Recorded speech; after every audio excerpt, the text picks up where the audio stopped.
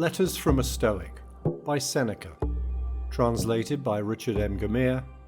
Read by Mark Cassidy. Introduction.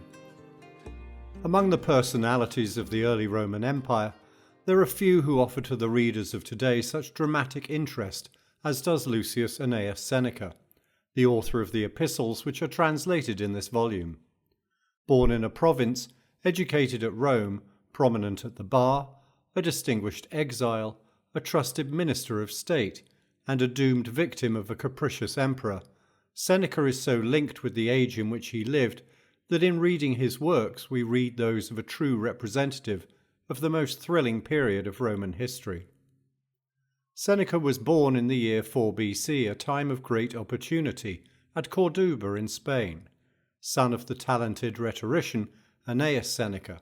We gather that the family moved to Rome during the boyhood of Lucius, that he was educated for the bar, and that he was soon attracted by the Stoic philosophy, the stern nurse of heroes during the first century of the empire.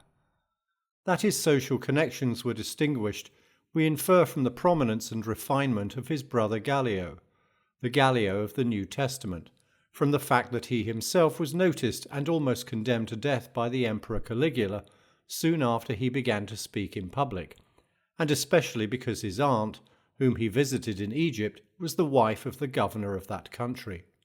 Up to the year 41 he prospered. He makes mention of his children, of his mother, who, like the mother of Goethe, seems to have imbued him with idealism and a certain amount of mysticism, and of many valued friends. But during that year, as a result of court intrigue, he was banished to the island of Corsica. The charge against him was a too great intimacy with Iulia Livilla, unfortunate sister of the late emperor, and the arch foe of Messalina, whose husband Claudius had recalled the princess from exile. We may discount any crime on Seneca's part because even if the gossip-laden Suetonius says the charge was vague and the accused was given no opportunity to defend himself. The 8 years of exile were productive of much literary work. The tragedies which have had such influence on later drama are the fruit of this period, besides certain essays on philosophic subjects and a rather cringing letter to Polybius, a rich freedman at the court of Claudius. In 49, however, Fortune, whom Seneca as a Stoic so often ridicules, came to his rescue. Agrippina had him recalled and appointed tutor to her young son, later to become the Emperor Nero. Holding the usual offices of state and growing in prominence, Seneca administered the affairs of the prince in partnership with Burrus, the praetorian. Together they maintained the balance of power between throne and senate until the death of Burrus in the year 62. After that time, a philosopher without the support of military power was unable to cope with the vices and whims of the monster on the throne. The last 2 years of Seneca's life were spent in travelling about southern Italy, composing essays on natural history, and relieving his burdened soul by correspondence with his friend Lucilius. In the year 65 came his suicide, anticipating an act of violence on the emperor's part. In this deed of heroism he was nobly supported by his young wife Paulina. The best account of these dark days is given in Tacitus. These letters are all addressed to Lucilius. From internal evidence we gather that the native country of this Lucilius was Campania, and his native city Pompeii or Naples. He was a Roman knight, having gained that position, as Seneca tells us, by sheer industry. Prominent in the civil service, he had filled many important positions, and was, at the time when the letters were written, procurator in Sicily. He seems to have had Epicurean tendencies like so many men from this part of Italy. The author argues and tries to win him over to Stoicism in the kindliest manner. Lucilius wrote books, was interested in philosophy and geography, knew intimately many persons in high places, and is thought by some to be the author of the extant poem Etna. When their friendship began, we cannot say. The Naturalis Questiones and the letters are the work of Seneca's closing years. Both were addressed to Lucilius.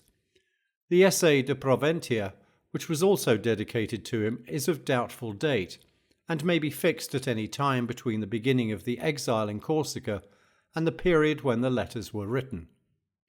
In spite of the many problems which confront us, It may be safely said that the years 63 to 65 constitute the period of the letters. We find possible allusions to the Campanian earthquake of 63, a reference to the conflagration at Lyon, which took place either in 64 or in 65, and various hints that the philosopher was travelling about Italy in order to forget politics. The form of this work, as Bacon says, is a collection of essays rather than of letters. The recipient is often mentioned by name, but his identity is secondary to the main purpose. The language at the beginning of the 75th letter, for example, might lead one to suppose that they were dashed off in close succession. You complain that you receive from me letters which are rather carelessly written, but the ingenious juxtaposition of effective words, the balance in style and thought, and the continual striving after point indicate that the language of the diatribe had affected the informality of the epistle. The structure of each letter is interesting. A concrete fact such as the mention of an illness, a voyage by sea or land, an incident like the adventure in the Naples tunnel, a picnic party, or an assemblage of friends who discuss questions from Plato or Aristotle or Epicurus. These are the elements which serve to justify the reflections which follow. After such an introduction, the writer takes up his theme. He deals with abstract subjects such as the contempt of death, the stout-heartedness of the sage, or the quality of the supreme good. We shall not mention the sources of all these topics in footnotes, but shall aim only to explain that which is obscure in meaning or unusual in its import. Plato's theory of ideas, Aristotle's categories, Theophrastus on friendship, Epicurus on pleasure, and all the countless doctrinal shades of difference which we find in the Stoic leaders are at least sketched in outline. But we must give full credit to the philosopher's own originality. In these letters it is impossible to ignore the advance from a somewhat stiff and Ciceronian point of view into the attractive and debatable land of what one may fairly call modern ideas. The style of the epistles is bold, and so is the thought. Considered en masse, the letters form a fruitful and helpful handbook of the very widest scope and interest. The value of intelligent reading and the studies which make for culture is presented to Lucilius with frequency, notably in numbers 2 and 88. Seneca agrees with the definition of higher studies as those which have no reference to mere utility. The dignity of the orator's profession is brought to the attention of a young self-made merchant who seems inclined towards platform display. The modern note is struck when the author protests against the swinish and debasing effects of slavery or gladiatorial combats, preaches against the degeneracy of drunkenness, portrays the charms of plain living and love of nature, recommends retirement, or manifests a Baconian interest in scientific inventions. Most striking of all is the plea for the equality of the sexes and for conjugal fidelity in the husband, to be interpreted no less strictly than honour on the part of the wife. The craze for athletics is also analysed and rebuked. The epistles contain also, of course, the usual literary types which every Roman epistolographer would feel bound to introduce. There is the consolatio, there is the theme of friendship, there are second-hand lectures on philosophy taken from Plato and Aristotle and Theophrastus, as we have indicated above, and several characteristically Roman laudations of certain old men, including the author himself, who wrestle with physical infirmities. But the Stoic doctrine is interpreted better from the Roman point of view by no other Latin writer. The facts of Seneca's life prove the sincerity of his utterances, and blunt the edge of many of the sneers which we find in Dio Cassius, regarding the fabulous sums which he had out at interest and the costly tables purchased for the palace of a millionaire. Finally, in no pagan author, save perhaps Virgil, is the beauty of holiness so sincerely presented from a Roman standpoint. Although his connection with the early church has been disproved, Seneca shows the modern, the Christian spirit. Three of the ideals mentioned above, the hatred of combats in the arena, the humane treatment of slaves, and the sanctity of marriage, draw us towards Seneca as towards a teacher like Jeremy Taylor. There is no pretense of originality in the Latin text. The translator has adopted, with very few deviations, that of Ohense's second edition. This text he has found to be excellent, and he has also derived assistance from the notes accompanying the selected letters of W.C. Summers. Letter 1. On Saving Time. Continue to act thus, my dear Lucilius. Set yourself free for your own sake. Gather and save your time, which till lately has been forced from you, or filched away, or has merely slipped from your hands. Make yourself believe the truth of my words, that certain moments are torn from us, that some are gently removed, and that others glide beyond our reach. The most disgraceful kind of loss, however, is that due to carelessness. Furthermore, if you will pay close heed to the problem, you will find that the largest portion of our life passes while we are doing ill, a goodly share while we are doing nothing, and the whole while we are doing that which is not to the purpose. What man can you show me who places any value on his time, who reckons the worth of each day, who understands that he is dying daily? For we are mistaken when we look forward to death. The major portion of death has already passed. Whatever years lie behind us are in death's hands. Therefore, Lucilius, do as you write me that you are doing. Hold every hour in your grasp. Lay hold of today's task, and you will not need to depend so much upon tomorrow's. While we are postponing, life speeds by. Nothing, Lucilius, is ours except time. We were entrusted by nature with the ownership of this single thing, so fleeting and slippery that anyone who will can oust us from possession. What fools these mortals be! They allow the cheapest and most useless things, which can easily be replaced, to be charged in the reckoning after they have acquired them. But they never regard themselves as in debt when they have received some of that precious commodity, time. And yet time is the one loan which even a grateful recipient cannot repay. You may desire to know how I, who preach to you so freely, am practising. I confess frankly, my expense account balances, as you would expect from one who is free-handed but careful. I cannot boast that I waste nothing, but I can at least tell you what I am wasting, and the cause and manner of the loss. I can give you the reasons why I am a poor man. My situation, however, is the same as that of many who are reduced to slender means through no fault of their own. Everyone forgives them, but no one comes to their rescue. What is the state of things, then? It is this: I do not regard a man as poor, if the little which remains is enough for him. I advise you, however, to keep what is really yours, and you cannot begin too early. For, as our ancestors believed, it is too late to spare when you reach the dregs of the cask. Of that which remains at the bottom, the amount is slight, and the quality is vile. Farewell. Letter 2. On discursiveness in reading. Judging by what you write me and by what I hear, I am forming a good opinion regarding your future. You do not run hither and thither and distract yourself by changing your abode, for such restlessness is the sign of a disordered spirit. The primary indication to my thinking of a well-ordered mind is a man's ability to remain in one place and linger in his own company. Be careful, however, lest this reading of many authors and books of every sort may tend to make you discursive and unsteady.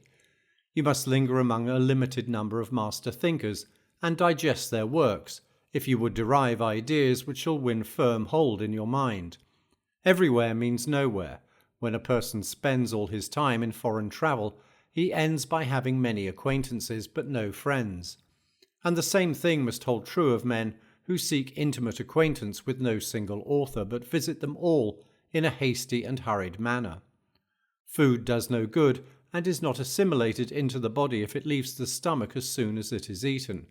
Nothing hinders a cure so much as frequent change of medicine. No wound will heal when one salve is tried after another. A plant which is moved can never grow strong. There is nothing so efficacious that it can be helpful while it is being shifted about. And in reading of many books is distraction. Accordingly, since you cannot read all the books which you may possess, it is enough to possess only as many books as you can read. But, you reply, I wish to dip first into one book and then into another. I tell you that it is the sign of an over-nice appetite to toy with many dishes, for when they are manifold and varied, they cloy but do not nourish. So you should always read standard authors, and when you crave a change, fall back upon those whom you read before. Each day acquire something that will fortify you against poverty, against death, indeed against other misfortunes as well. And after you have run over many thoughts, select one to be thoroughly digested that day. This is my own custom. From the many things which I have read, I claim some one part for myself. The thought for today is one which I discovered in Epicurus, for I am wont to cross over even into the enemy's camp, not as a deserter, but as a scout. He says contented poverty is an honourable estate. Indeed, if it be contented, it is not poverty at all. It is not the man who has too little, but the man who craves more that is poor. What does it matter how much a man has laid up in his safe, or in his warehouse, how large are his flocks, and how fat his dividends, if he covets his neighbour's property and reckons not his past gains, but his hopes of gains to come? Do you ask what is the proper limit to wealth? It is first to have what is necessary, and second to have what is enough. Farewell. Letter 3. On True and False Friendship. You have sent a letter to me through the hand of a friend of yours, as you call him, and in your very next sentence you warn me not to discuss with him all the matters that concern you, saying that even you yourself are not accustomed to do this. In other words, you have in the same letter affirmed and denied that he is your friend. Now, if you used this word of ours in the popular sense, and called him friend in the same way in which we speak of all candidates for election as honourable gentlemen, and as we greet all men whom we meet casually, if their names slip us for the moment with the salutation, my dear sir, so be it. But if you consider any man a friend whom you do not trust as you trust yourself, you are mightily mistaken, and you do not sufficiently understand what true friendship means. Indeed, I would have you discuss everything with a friend, but first of all discuss the man himself. When friendship is settled, you must trust. Before friendship is formed, you must pass judgment. Those persons indeed put last first and confound their duties, who, violating the rules of Theophrastus, judge a man after they have made him their friend, instead of making him their friend after they have judged him. Ponder for a long time whether you shall admit a given person to your friendship, but when you have decided to admit him, welcome him with all your heart and soul. Speak as boldly with him as with yourself. As to yourself, although you should live in such a way that you trust your own self with nothing which you could not entrust even to your enemy, yet since certain matters occur which convention keeps secret, you should share with a friend at least all your worries and reflections. Regard him as loyal, and you will make him loyal. Some, for example, fearing to be deceived, have taught men to deceive. By their suspicions they have given their friend the right to do wrong. Why need I keep back any words in the presence of my friend? Why should I not regard myself as alone when in his company? There is a class of men who communicate, to anyone whom they meet, matters which should be revealed to friends alone, and unload upon the chance listener whatever irks them. Others again fear to confide in their closest intimates, and if it were possible, they would not trust even themselves, burying their secrets deep in their hearts. But we should do neither. It is equally faulty to trust everyone and to trust no one. Yet the former fault is, I should say, the more ingenuous, the latter the more safe. In like manner you should rebuke these two kinds of men, both those who always lack repose and those who are always in repose. For love of bustle is not industry. It is only the restlessness of a hunted mind. And true repose does not consist in condemning all motion as merely vexation. That kind of repose is slackness and inertia. Therefore you should note the following saying, taken from my reading in Pomponius. Some men shrink into dark corners to such a degree that they see darkly by day. No, men should combine these tendencies, and he who reposes should act, and he who acts should take repose. Discuss the problem with nature. She will tell you that she has created both day and night. Farewell. Letter 4. On the Terrors of Death.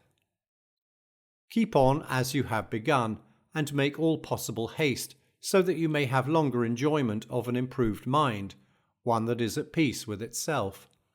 Doubtless you will derive enjoyment during the time when you are improving your mind and setting it at peace with itself.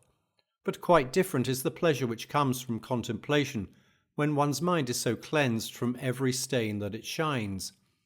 You remember, of course, what joy you felt when you laid aside the garments of boyhood and donned the man's toga, and were escorted to the forum. Nevertheless, you may look for a still greater joy when you have laid aside the mind of boyhood, and when wisdom has enrolled you among men. For it is not boyhood that still stays with us, but something worse, boyishness. And this condition is all the more serious because we possess the authority of old age, together with the follies of boyhood, yea, even the follies of infancy. Boys fear trifles, children fear shadows, we fear both. All you need to do is to advance. You will thus understand that some things are less to be dreaded, precisely because they inspire us with great fear. No evil is great, which is the last evil of all. Death arrives. It would be a thing to dread if it could remain with you, but death must either not come at all, or else must come and pass away. It is difficult, however, you say, to bring the mind to a point where it could scorn life. But do you not see what trifling reasons impel men to scorn life? One hangs himself before the door of his mistress, another hurls himself from the housetop that he may no longer be compelled to bear the taunts of a bad-tempered master. A third, to be saved from arrest after running away, drives a sword into his vitals. Do you not suppose that virtue will be as efficacious as excessive fear? No man can have a peaceful life who thinks too much about lengthening it, or believes that living through many consulships is a great blessing. Rehearse this thought every day, that you may be able to depart from life contentedly, for many men clutch and cling to life, even as those who are carried down a rushing stream clutch and cling to briars and sharp rocks. Most men ebb and flow in wretchedness between the fear of death and the hardships of life. They are unwilling to live, and yet they do not know how to die. For this reason, make life as a whole agreeable to yourself by banishing all worry about it. No good thing renders its possessor happy unless his mind is reconciled to the possibility of loss. Nothing, however, is lost with less discomfort than that which, when lost, cannot be missed. Therefore, encourage and toughen your spirit against the mishaps that afflict even the most powerful. For example, the fate of Pompey was settled by a boy and a eunuch, that of Crassus by a cruel and insolent Parthian. Gaius Caesar ordered Lepidus to bare his neck for the axe of the tribune Dexter, and he himself offered his own throat to Cheria. No man has ever been so far advanced by fortune that she did not threaten him as greatly as she had previously indulged him. Do not trust her seeming calm. In a moment the sea is moved to its depths. The very day the ships have made a brave show in the games, they are engulfed. Reflect that a highwayman or an enemy may cut your throat, and though he is not your master, every slave wields the power of life and death over you. Therefore I declare to you, he is lord of your life that scorns his own. Think of those who have perished through plots in their own homes, slain either openly or by guile. You will then understand that just as many have been killed by angry slaves as by angry kings. What matter, therefore, how powerful he be whom you fear, when everyone possesses the power which inspires your fear? But, you will say, if you should chance to fall into the hands of the enemy, the conqueror will command that you be led away. Yes, whither you are already being led. Why do you voluntarily deceive yourself and require to be told now for the first time what fate it is that you have long been labouring under? Take my word for it, since the day you were born, you are being led thither. We must ponder this thought and thoughts of the like nature, if we desire to be calm as we await that last hour, the fear of which makes all previous hours uneasy. But I must end my letter. Let me share with you the saying which pleased me today. It too is culled from another man's garden. Poverty brought into conformity with the law of nature is great wealth. Do you know what limits that law of nature ordains for us?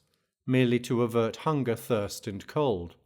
In order to banish hunger and thirst, it is not necessary for you to pay court at the doors of the purse-proud, or to submit to the stern frown or to the kindness that humiliates. Nor is it necessary for you to scour the seas or go campaigning. Nature's needs are easily provided and ready to hand. It is the superfluous things for which men sweat, the superfluous things that wear our togas threadbare, that force us to grow old in camp, that dash us upon foreign shores. That which is enough is ready to our hands. He who has made a fair compact with poverty is rich. Farewell. Letter 5. On the Philosopher's Mean. I commend you and rejoice in the fact that you are persistent in your studies, and that, putting all else aside, you make it each day your endeavour to become a better man. I do not merely exhort you to keep at it, I actually beg you to do so. I warn you, however, not to act after the fashion of those who desire to be conspicuous rather than to improve, by doing things which will rouse comment as regards your dress or general way of living. Repellent attire, unkempt hair, slovenly beard, open scorn of silver dishes, a couch on the bare earth, and any other perverted forms of self-display are to be avoided. The mere name of philosophy, however quietly pursued, is an object of sufficient scorn. And what would happen if we should begin to separate ourselves from the customs of our fellow men? Inwardly we ought to be different in all respects, but our exterior should conform to society. Do not wear too fine, nor yet too frowsy a toga. One needs no silver plate encrusted and embossed in solid gold, but we should not believe the lack of silver and gold to be proof of the simple life. Let us try to maintain a higher standard of life than that of the multitude, but not a contrary standard. Otherwise we shall frighten away and repel the very persons whom we are trying to improve. We also bring it about that they are unwilling to imitate us in anything, because they are afraid lest they might be compelled to imitate us in everything. The first thing which philosophy undertakes to give is fellow feeling with all men, in other words, sympathy and sociability. We part company with our promise if we are unlike other men. We must see to it that the means by which we wish to draw admiration be not absurd and odious. Our motto, as you know, is live according to nature, but it is quite contrary to nature to torture the body, to hate unlaboured elegance, to be dirty on purpose, to eat food that is not only plain but disgusting and forbidding. Just as it is a sign of luxury to seek out dainties, so it is madness to avoid that which is customary and can be purchased at no great price. Philosophy calls for plain living, but not for penance, and we may perfectly well be plain and neat at the same time. This is the mean of which I approve. Our life should observe a happy medium between the ways of a sage and the ways of the world at large. All men should admire it, but they should understand it also. Well then, shall we act like other men? Shall there be no distinction between ourselves and the world? Yes, a very great one. Let men find that we are unlike the common herd if they look closely. If they visit us at home, they should admire us rather than our household appointments. He is a great man who uses earthenware dishes as if they were silver, but he is equally great who uses silver as if it were earthenware. It is the sign of an unstable mind not to be able to endure riches. But I wish to share with you today's profit also. I find in the writings of our Hecato that the limiting of desires helps also to cure fears. Cease to hope, he says, and you will cease to fear. But how, you will reply, can things so different go side by side? In this way, my dear Lucilius. Though they do seem at variance, yet they are really united. Just as the same chain fastens the prisoner and the soldier who guards him, so hope and fear, dissimilar as they are, keep step together. Fear follows hope. I am not surprised that they proceed in this way. Each alike belongs to a mind that is in suspense, a mind that is fretted by looking forward to the future. But the chief cause of both these ills is that we do not adapt ourselves to the present, but send our thoughts a long way ahead. And so foresight, the noblest blessing of the human race, becomes perverted. Beasts avoid the dangers which they see, and when they have escaped them are free from care. But we men torment ourselves over that which is to come, as well as over that which is past. Many of our blessings bring bane to us, for memory recalls the tortures of fear, while foresight anticipates them. The present alone can make no man wretched. Farewell. Letter 6. On sharing knowledge. I feel, my dear Lucilius, that I am being not only reformed but transformed. I do not yet, however, assure myself or indulge the hope that there are no elements left in me which need to be changed. Of course, there are many that should be made more compact, or made thinner, or be brought into greater prominence. And indeed this very fact is proof that my spirit is altered into something better, that it can see its own faults of which it was previously ignorant. In certain cases sick men are congratulated because they themselves have perceived that they are sick. I therefore wish to impart to you this sudden change in myself. I should then begin to place a surer trust in our friendship, the true friendship which hope and fear and self-interest cannot sever, the friendship in which, and for the sake of which, men meet death. I can show you many who have lacked not a friend but a friendship. This, however, cannot possibly happen when souls are drawn together by identical inclinations into an alliance of honourable desires. And why can it not happen? Because in such cases men know that they have all things in common, especially their troubles. You cannot conceive what distinct progress I notice that each day brings to me. And when you say, "Give me also a share in these gifts which you have found so helpful," I reply that I am anxious to heap all these privileges upon you, and that I am glad to learn in order that I may teach.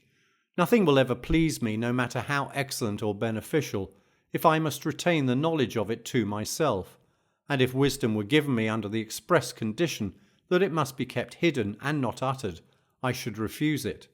No good thing is pleasant to possess without friends to share it. I shall therefore send to you the actual books, and in order that you may not waste time in searching here and there for profitable topics, I shall mark certain passages so that you can turn at once to those which I approve and admire. Of course, however, the living voice and the intimacy of a common life will help you more than the written word. You must go to the scene of the action first, because men put more faith in their eyes than in their ears, and second, because the way is long if one follows precepts, but short and helpful if one follows patterns. Cleanthes could not have been the express image of Zeno if he had merely heard his lectures. He shared in his life, saw into his hidden purposes, and watched him to see whether he lived according to his own rules. Plato, Aristotle, and the whole throng of sages who were destined to go each his different way, derived more benefit from the character than from the words of Socrates. It was not the classroom of Epicurus, but living together under the same roof, that made great men of Metrodorus, Hermarchus, and Polyaenus. Therefore I summon you not merely that you may derive benefit, but that you may confer benefit, for we can assist each other greatly. Meanwhile, I owe you my little daily contribution. You shall be told what pleased me today in the writings of Hecato. It is these words: "What progress, you ask, have I made? I have begun to be a friend to myself." That was indeed a great benefit. Such a person can never be alone. You may be sure that such a man is a friend to all mankind. Farewell. Letter 7. On crowds. Do you ask me what you should regard as especially to be avoided? I say crowds, for as yet you cannot trust yourself to them with safety. I shall admit my own weakness at any rate, for I never bring back home the same character that I took abroad with me. Something of that which I have forced to be calm within me is disturbed. Some of the foes that I have routed return again. Just as the sick man who has been weak for a long time is in such a condition that he cannot be taken out of the house without suffering a relapse, so we ourselves are affected when our souls are recovering from a lingering disease. To consort with the crowd is harmful. There is no person who does not make some vice attractive to us, or stamp it upon us, or taint us unconsciously therewith. Certainly the greater the mob with which we mingle, the greater the danger. But nothing is so damaging to good character as the habit of lounging at the games, for then it is that vice steals subtly upon one through the avenue of pleasure. What do you think I mean? I mean that I come home more greedy, more ambitious, more voluptuous, and even more cruel and inhuman, because I have been among human beings. By chance I attended a midday exhibition, expecting some fun, wit, and relaxation, an exhibition at which men's eyes have respite from the slaughter of their fellow men. But it was quite the reverse. The previous combats were the essence of compassion, but now all the trifling is put aside, and it is pure murder. The men have no defensive armour. They are exposed to blows at all points, and no one ever strikes in vain. Many persons prefer this programme to the usual pairs and to the bouts by request. Of course they do. There is no helmet or shield to deflect the weapon. What is the need of defensive armour or of skill? All these mean delaying death. In the morning they throw men to the lions and the bears. At noon they throw them to the spectators. The spectators demand that the slayer shall face the man who is to slay him in his turn, and they always reserve the latest conqueror for another butchering. The outcome of every fight is death, and the means are fire and sword. This sort of thing goes on while the arena is empty. You may retort, but he was a highway robber, he killed a man, and what of it? Granted that, as a murderer, he deserved this punishment, what crime have you committed, poor fellow, that you should deserve to sit and see this show? In the morning they cried, kill him, lash him, burn him. Why does he meet the sword in so cowardly a way? Why does he strike so feebly? Why doesn't he die game? Whip him to meet his wounds. Let them receive blow for blow, with chests bare and exposed to the stroke. And when the games stop for the intermission, they announce a little throat-cutting in the meantime, so that there may still be something going on. Come now, do you not understand even this truth, that a bad example reacts on the agent? Thank the immortal gods that you are teaching cruelty to a person who cannot learn to be cruel. The young character which cannot hold fast to righteousness must be rescued from the mob. It is too easy to side with the majority. Even Socrates, Cato, and Laelius might have been shaken in their moral strength by a crowd that was unlike them. So true it is that none of us, no matter how much he cultivates his abilities, can withstand the shock of faults that approach, as it were, with so great a retinue. Much harm is done by a single case of indulgence or greed. The familiar friend, if he be luxurious, weakens and softens us imperceptibly. The neighbour, if he be rich, rouses our covetousness. The companion, if he be slanderous, rubs off some of his rust upon us, even though we be spotless and sincere. What then do you think the effect will be on character when the world at large assaults it? You must either imitate or loathe the world. But both courses are to be avoided. You should not copy the bad simply because they are many, nor should you hate the many because they are unlike you. Withdraw into yourself as far as you can. Associate with those who will make a better man of you. Welcome those whom you yourself can improve. The process is mutual, for men learn while they teach. There is no reason why pride in advertising your abilities should lure you into publicity, so that you should desire to recite or harangue before the general public. Of course, I should be willing for you to do so if you had a stock in trade that suited such a mob. As it is, there is not a man of them who can understand you. One or two individuals will perhaps come in your way, but even these will have to be moulded and trained by you so that they will understand you. You may say, for what purpose did I learn all these things? But you need not fear that you have wasted your efforts. It was for yourself that you learned them. In order, however, that I may not today have learned exclusively for myself, I shall share with you 3 excellent sayings of the same general purport, which have come to my attention.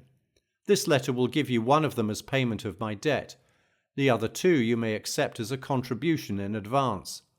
Democritus says one man means as much to me as a multitude, and a multitude only as much as one man. The following also was nobly spoken by some one or other, for it is doubtful who the author was. They asked him what was the object of all this study applied to an art that would reach but very few. He replied, I am content with few, content with one, content with none at all. The third saying, and a noteworthy one too, is by Epicurus, written to one of the partners of his studies. I write this not for the many, but for you. Each of us is enough of an audience for the other. Lay these words to heart, Lucilius, that you may scorn the pleasure which comes from the applause of the majority. Many men praise you, but have you any reason for being pleased with yourself, if you are a person whom the many can understand? Your good qualities should face inwards. Farewell. Letter 8. On the Philosopher's Seclusion. Did you bid me, you say, shun the throng and withdraw from men, and be content with my own conscience? Where are the counsels of your school which order a man to die in the midst of active work? As to the course which I seem to you to be urging on you now and then, my object in shutting myself up and locking the door is to be able to help a greater number. I never spend a day in idleness. I appropriate even a part of the night for study. I do not allow time for sleep, but yield to it when I must, and when my eyes are wearied with waking and ready to fall shut, I keep them at their task. I have withdrawn not only from men, but from affairs, especially from my own affairs. I am working for later generations, writing down some ideas that may be of assistance to them. There are certain wholesome counsels which may be compared to prescriptions of useful drugs. These I am putting into writing, for I have found them helpful in ministering to my own sores, which, if not wholly cured, have at any rate ceased to spread. I point other men to the right path, which I have found late in life, when wearied with wandering. I cry out to them, avoid whatever pleases the throng, avoid the gifts of chance, halt before every good which chance brings to you, in a spirit of doubt and fear. For it is the dumb animals and fish that are deceived by tempting hopes. Do you call these things the gifts of fortune? They are snares. And any man among you who wishes to live a life of safety will avoid, to the utmost of his power, these limed twigs of her favour, by which we mortals, most wretched in this respect also, are deceived. For we think that we hold them in our grasp, but they hold us in theirs. Such a career leads us into precipitous ways, and life on such heights ends in a fall. Moreover, we cannot even stand up against prosperity when she begins to drive us to leeward. Nor can we go down either, with the ship at least on her course, or once for all. Fortune does not capsize us. She plunges our bows under and dashes us on the rocks. Hold fast then to this sound and wholesome rule of life, that you indulge the body only so far as is needful for good health. The body should be treated more rigorously that it may not be disobedient to the mind. Eat merely to relieve your hunger. Drink merely to quench your thirst. Dress merely to keep out the cold. House yourself merely as a protection against personal discomfort. It matters little whether the house be built of turf or of variously coloured imported marble. Understand that a man is sheltered just as well by a thatch as by a roof of gold. Despise everything that useless toil creates as an ornament and an object of beauty, and reflect that nothing except the soul is worthy of wonder, for to the soul, if it be great, naught is great. When I commune in such terms with myself and with future generations, do you not think that I am doing more good than when I appear as counsel in court, or stamp my seal upon a will, or lend my assistance in the Senate by word or action to a candidate? Believe me, those who seem to be busied with nothing are busied with the greater tasks. They are dealing at the same time with things mortal and things immortal. But I must stop and pay my customary contribution to balance this letter. The payment shall not be made from my own property, for I am still conning Epicurus. I read today in his works the following sentence: if you would enjoy real freedom, you must be the slave of philosophy. The man who submits and surrenders himself to her is not kept waiting. He is emancipated on the spot. For the very service of philosophy is freedom. It is likely that you will ask me why I quote so many of Epicurus's noble words instead of words taken from our own school. But is there any reason why you should regard them as sayings of Epicurus and not common property? How many poets give forth ideas that have been uttered or may be uttered by philosophers? I need not touch upon the tragedians and our writers of national drama, for these last are also somewhat serious. and stand halfway between comedy and tragedy. What a quantity of sagacious verses lie buried in the mime! How many of Publilius's lines are worthy of being spoken by buskin-clad actors as well as by wearers of the slipper? I shall quote one verse of his which concerns philosophy, and particularly that phase of it which we were discussing a moment ago, wherein he says that the gifts of chance are not to be regarded as part of our possessions. Still alien is whatever you have gained by coveting. I recall that you yourself expressed this idea much more happily and concisely. What chance has made yours is not really yours. And a third spoken by you still more happily shall not be omitted. The good that could be given can be removed. I shall not charge this up to the expense account, because I have given it to you from your own stock. Farewell. Letter 9. On Philosophy and Friendship. You desire to know whether Epicurus is right when, in one of his letters, he rebukes those who hold that the wise man is self-sufficient, and for that reason does not stand in need of friendships. This is the objection raised by Epicurus against Stilbo and those who believe that the supreme good is a soul which is insensible to feeling. We are bound to meet with a double meaning if we try to express the Greek term lack of feeling summarily, in a single word rendering it by the Latin word impatientia, for it may be understood in the meaning the opposite to that which we wish it to have. What we mean to express is a soul which rejects any sensation of evil, but people will interpret the idea as that of a soul which can endure no evil. Consider, therefore, whether it is not better to say a soul that cannot be harmed, or a soul entirely beyond the realm of suffering. There is this difference between ourselves and the other school. Our ideal wise man feels his troubles, but overcomes them.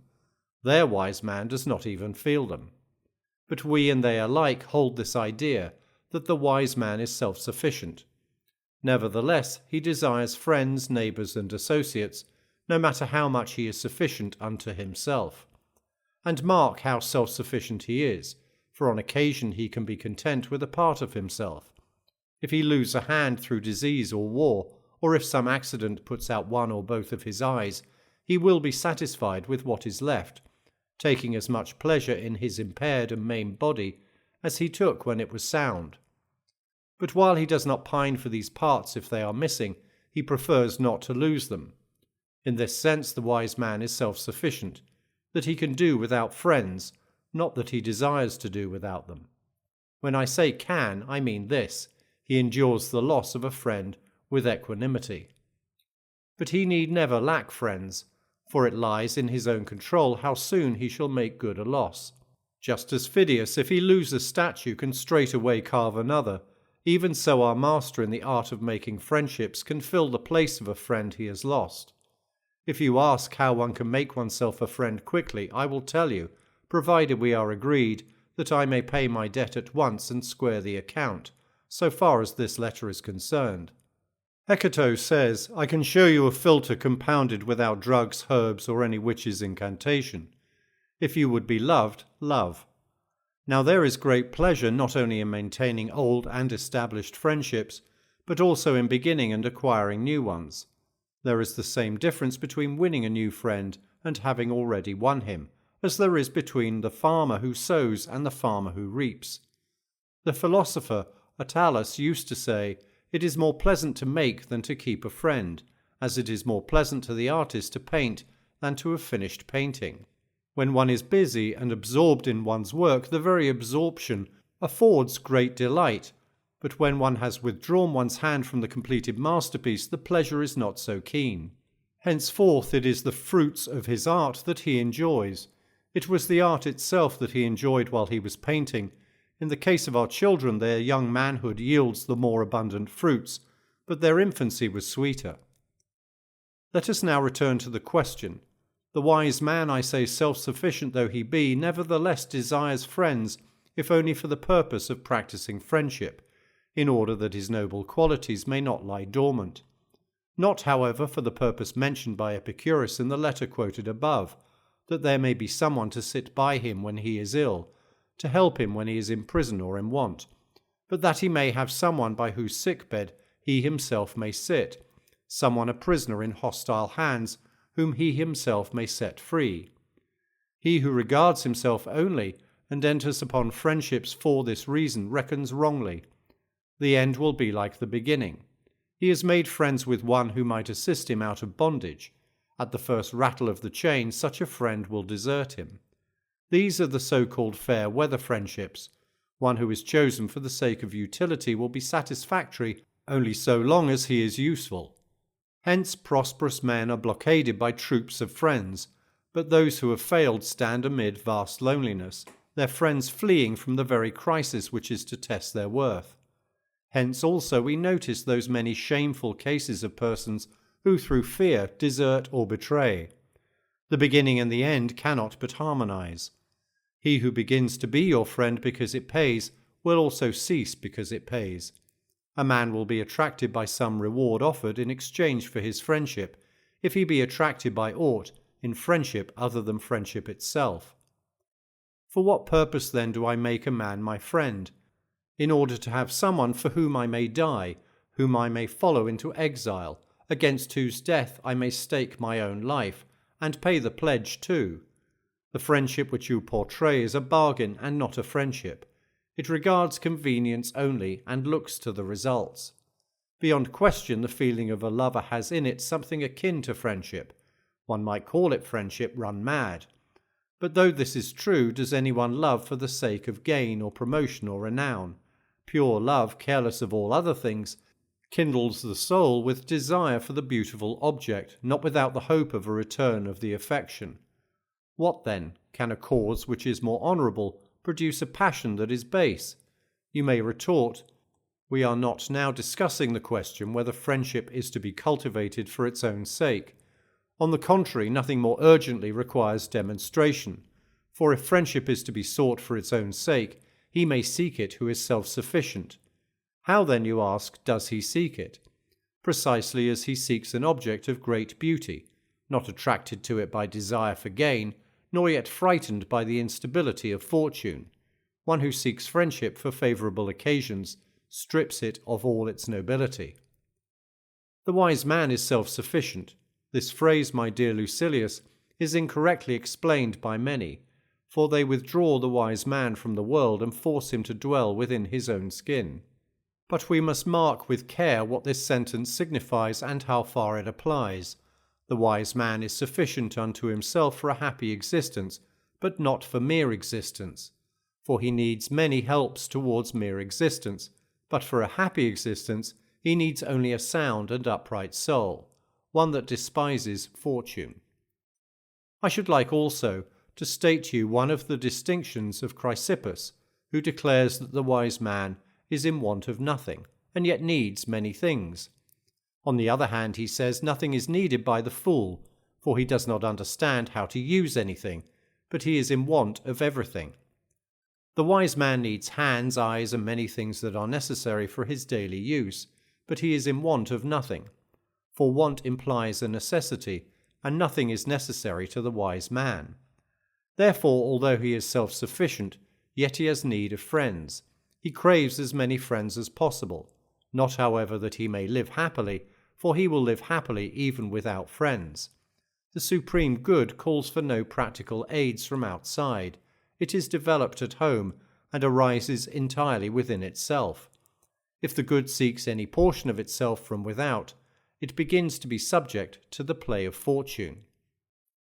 People may say, but what sort of existence will the wise man have if he be left friendless when thrown into prison, or when stranded in some foreign nation, or when delayed on a long voyage, or when cast upon a lonely shore? His life will be like that of Jupiter, who amid the dissolution of the world, when the gods are confounded together, and nature rests for a space from her work, can retire into himself and give himself over to his own thoughts. In some such way as this, the sage will act. He will retreat into himself and live with himself. As long as he is allowed to order his affairs according to his judgment, he is self-sufficient, and marries a wife. He is self-sufficient, and brings up children. He is self-sufficient, and yet could not live if he had to live without the society of man. Natural promptings and not his own selfish needs draw him into friendships, for just as other things have for us an inherent attractiveness, so has friendship. As we hate solitude and crave society, as nature draws men to each other, so in this matter also there is an attraction which makes us desirous of friendship. Nevertheless, though the sage may love his friends dearly, often comparing them with himself and putting them ahead of himself, yet all the good will be limited to his own being, and he will speak the words which were spoken by the very Stilbo, whom Epicurus criticizes in his letter. For Stilbo, after his country was captured and his children and his wife lost, as he emerged from the general desolation alone and yet happy, spoke as follows to Demetrius, called sacker of cities, because of the destruction he brought upon them, in answer to the question whether he had lost anything. I have all my goods with me. There is a brave and stout-hearted man for you. The enemy conquered, but Stilbo conquered his conqueror. I have lost nothing. He forced Demetrius to wonder whether he himself had conquered after all. My goods are all with me. In other words, he deemed nothing that might be taken from him to be a good. We marvel at certain animals because they can pass through fire and suffer no bodily harm, but how much more marvellous is a man who has marched forth unhurt and unscathed through fire and sword and devastation. Do you understand now how much easier it is to conquer a whole tribe than to conquer one man? This saying of Stilbo makes common ground with Stoicism. The Stoic also can carry his goods unimpaired through cities that have been burned to ashes, for he is self-sufficient. Such are the bounds which he sets to his own happiness. But you must not think that our school alone can utter noble words. Epicurus himself, the reviler of Stilbo, spoke similar language. Put it down to my credit, though I have already wiped out my debt for the present day. He says whoever does not regard what he has as most ample wealth is unhappy though he be master of the whole world. Or if the following seems to you a more suitable phrase, for we must try to render the meaning and not the mere words. A man may rule the world and still be unhappy, if he does not feel that he is supremely happy. In order, however, that you may know that these sentiments are universal, suggested of course by nature, you will find in one of the comic poets this verse: "Unblessed is he who thinks himself unblessed." For what does your condition matter if it is bad in your own eyes? You may say, what then, if yonder man, rich by base means, and yonder man, lord of many but slave of more, shall call themselves happy, will their own opinion make them happy? It matters not what one says, but what one feels. Also not how one feels on one particular day, but how one feels at all times. There is no reason, however, why you should fear that this great privilege will fall into unworthy hands. Only the wise man is pleased with his own. Folly is ever troubled with weariness itself. Farewell. Letter 10. On living to oneself. Yes, I do not change my opinion. Avoid the many, avoid the few, avoid even the individual. I know of no one with whom I should be willing to have you shared. And see what an opinion of you I have, for I dare to trust you with your own self. Crates, they say, the disciple of the very Stilbo whom I mentioned in a former letter, noticed a young man walking by himself, and asked him what he was doing all alone. I am communing with myself, replied the youth. Pray be careful then, said Crates, and take good heed, you are communing with a bad man. When persons are in mourning or fearful about something, we are accustomed to watch them, that we may prevent them from making a wrong use of their loneliness. No thoughtless person ought to be left alone. In such cases he only plans folly, and heaps up future dangers for himself or for others. He brings into play his base desires. The mind displays what fear or shame used to repress. It whets his boldness, stirs his passions, and goads his anger. And finally, the only benefit that solitude confers, the habit of trusting no man, and of fearing no witnesses, is lost to the fool, for he betrays himself. Mark therefore what my hopes are for you, nay rather what I am promising myself, inasmuch as hope is merely the title of an uncertain blessing. I do not know any person with whom I should prefer you to associate rather than yourself. I remember in what a great-souled way you hurled forth certain phrases, and how full of strength they were. I immediately congratulated myself and said, These words did not come from the edge of the lips. These utterances have a solid foundation. This man is not one of the many.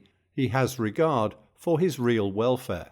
Speak and live in this way. See to it that nothing keeps you down. As for your former prayers, you may dispense the gods from answering them. Offer new prayers. Pray for a sound mind and for good health, first of soul and then of body. And of course you should offer those prayers frequently. Call boldly upon God. You will not be asking him for that which belongs to another. But I must, as is my custom, send a little gift along with this letter. It is a true saying which I have found in Athenodorus. Know that thou art freed from all desires when thou hast reached such a point that thou prayest to God for nothing except what thou canst pray for openly.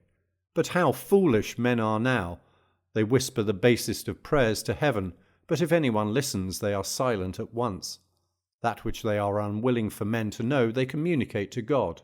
Do you not think, then, that some such wholesome advice as this could be given you? Live among men as if God beheld you. Speak with God as if men were listening. Farewell. Letter 11. On the blush of modesty.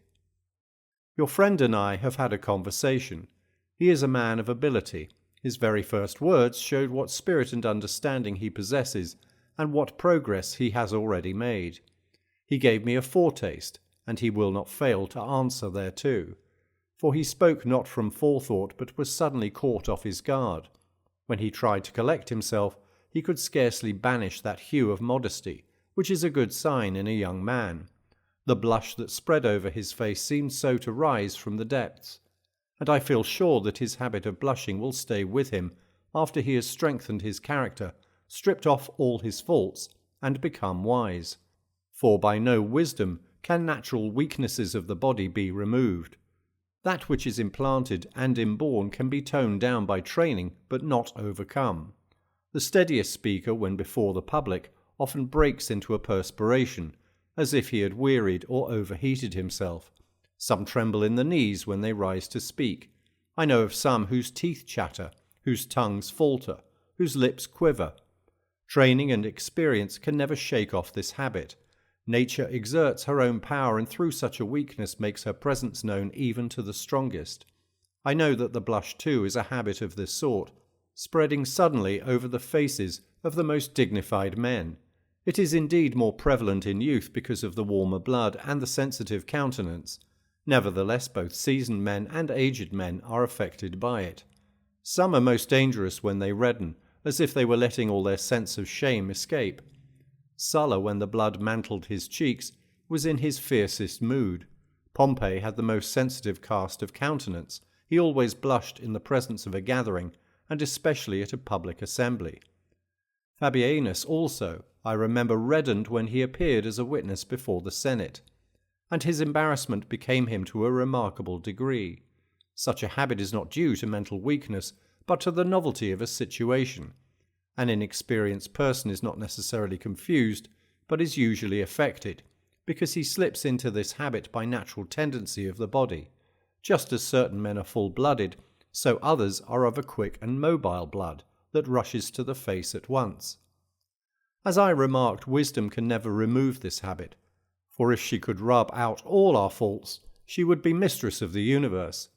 Whatever is assigned to us by the terms of our birth and the blend in our constitutions will stick with us, no matter how hard or how long the soul may have tried to master itself. And we cannot forbid these feelings any more than we can summon them. Actors in the theatre who imitate the emotions, who portray fear and nervousness, who depict sorrow, imitate bashfulness by hanging their heads, lowering their voices, and keeping their eyes fixed and rooted upon the ground. They cannot, however, muster a blush, for the blush cannot be prevented or acquired. Wisdom will not assure us of a remedy or give us help against it. It comes or goes unbidden, and is a law unto itself. But my letter calls for its closing sentence.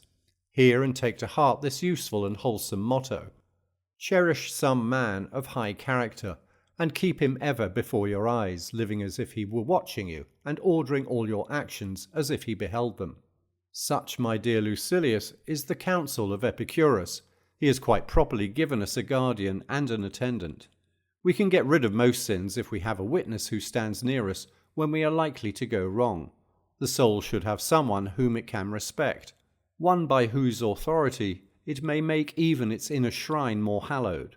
Happy is the man who can make others better, not merely when he is in their company, but even when he is in their thoughts. And happy also is he who can so revere a man as to calm and regulate himself by calling him to mind. One who can so revere another will soon be himself worthy of reverence. Choose therefore a Cato. Or if Cato seems too severe a model, choose some Laelius, a gentler spirit. Choose a master whose life, conversation, and soul-expressing face have satisfied you. Picture him always to yourself as your protector or your pattern. For we must indeed have someone according to whom we may regulate our characters. You can never straighten that which is crooked unless you use a ruler. Farewell. Letter 12. On Old Age. Wherever I turn, I see evidences of my advancing years. I visited lately my country place and protested against the money which was spent on the tumble-down building. My bailiff maintained that the floors were not due to his own carelessness. He was doing everything possible, but the house was old. And this was the house which grew under my own hands. What has the future in store for me if stones of my own age are already crumbling? I was angry, and I embraced the first opportunity to vent my spleen in the bailiff's presence. It is clear, I cried, that these plane trees are neglected. They have no leaves. Their branches are so gnarled and shriveled. The boles are so rough and unkempt. This would not happen if someone loosened the earth at their feet and watered them. The bailiff swore by my protecting deity that he was doing everything possible and never relaxed his efforts, but those trees were old. Between you and me, I had planted those trees myself. I had seen them in their first leaf. Then I turned to the door and asked, "Who is that broken-down dotard? You have done well to place him at the entrance, for he is outward bound. Where did you get him? What pleasure did it give you to take up for burial some other man's dead?" But the slave said, "Don't you know me, sir? I am Felicio. You used to bring me little images. My father was Philocetus, the steward, and I am your pet slave." "The man is clean crazy," I remarked. "Has my pet slave become a little boy again?" "But it is quite possible. His teeth are just dropping out." I owe it to my country place that my old age became apparent whithersoever I turned. Let us cherish and love old age, for it is full of pleasure if one knows how to use it. Fruits are most welcome when almost over. Youth is most charming at its close. The last drink delights the toper, the glass which souses him and puts the finishing touch on his drunkenness. Each pleasure reserves to the end the greatest delights which it contains. Life is most delightful when it is on the downward slope, but has not yet reached the abrupt decline. And I myself believe that the period which stands, so to speak, on the edge of the roof possesses pleasures of its own, or else the very fact of our not wanting pleasures has taken the place of the pleasures themselves. How comforting it is to have tired out one's appetites and to have done with them. But, you say, it is a nuisance to be looking death in the face. Death, however, should be looked in the face by young and old alike. We are not summoned according to our rating on the censor's list. Moreover, no one is so old that it would be improper for him to hope for another day of existence, and one day, mind you, is a stage on life's journey. Our span of life is divided into parts. It consists of large circles enclosing smaller. One circle embraces and bounds the rest. It reaches from birth to the last day of existence. The next circle limits the period of our young manhood. The third confines all of childhood in its circumference. Again, there is in a class by itself the year. It contains within itself all the divisions of time by the multiplication of which we get the total of life. The month is bounded by a narrower ring. The smallest circle of all is the day, but even a day has its beginning and its ending, its sunrise and its sunset. Hence Heraclitus, whose obscure style gave him his surname, remarked, "One day is equal to every day." Different persons have interpreted the saying in different ways. Some hold that days are equal in number of hours, and this is true. For if by day we mean 24 hours' time, all days must be equal. inasmuch as the night acquires what the day loses. But others maintain that one day is equal to all days through resemblance, because the very longest space of time possesses no element which cannot be found in a single day, namely light and darkness. And even to eternity day makes these alternations more numerous, not different when it is shorter, and different again when it is longer. Hence every day ought to be regulated as if it closed the series, as if it rounded out and completed our existence. Pacuvius, who by long occupancy made Syria his own, used to hold a regular burial sacrifice in his own honour, with wine and the usual funeral feasting, and then would have himself carried from the dining room to his chamber, while eunuchs applauded and sang in Greek to a musical accompaniment. He has lived his life, he has lived his life. Thus Pacuvius had himself carried out to burial every day. Let us, however, do from a good motive what he used to do from a debased motive. Let us go to our sleep with joy and gladness. Let us say, I have lived, the course which fortune set for me is finished. And if God is pleased to add another day, we should welcome it with glad hearts. That man is happiest and is secure in his own possession of himself, who can await the morrow without apprehension. When a man has said, I have lived, every morning he arises, he receives a bonus. But now I ought to close my letter. What you say, shall it come to me without any little offering? Be not afraid, it brings something, nay, more than something, a great deal. For what is more noble than the following saying, of which I make this letter the bearer? It is wrong to live under constraint, but no man is constrained to live under constraint. Of course not. On all sides lie many short and simple paths to freedom. And let us thank God that no man can be kept in life. We may spurn the very constraints that hold us. Epicurus, you reply, uttered these words. What are you doing with another man's property? Any truth I maintain is my own property, and I shall continue to heap quotations from Epicurus upon you, so that all persons who swear by the words of another, and put a value upon the speaker and not upon the things spoken, may understand that the best ideas are common property. Farewell. Letter 13.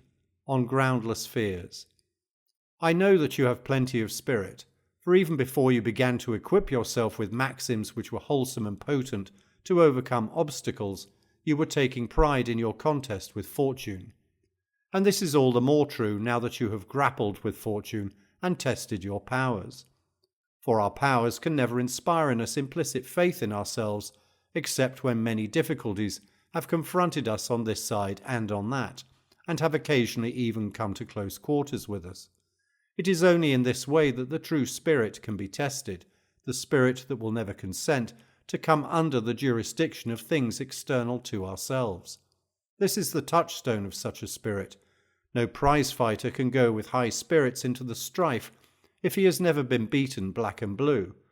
The only contestant who can confidently enter the lists is the man who has seen his own blood, who has felt his teeth rattle beneath his opponent's fist, who has been tripped and felt the full force of his adversary's charge, who has been downed in body but not in spirit, one who, as often as he falls, rises again with greater defiance than ever.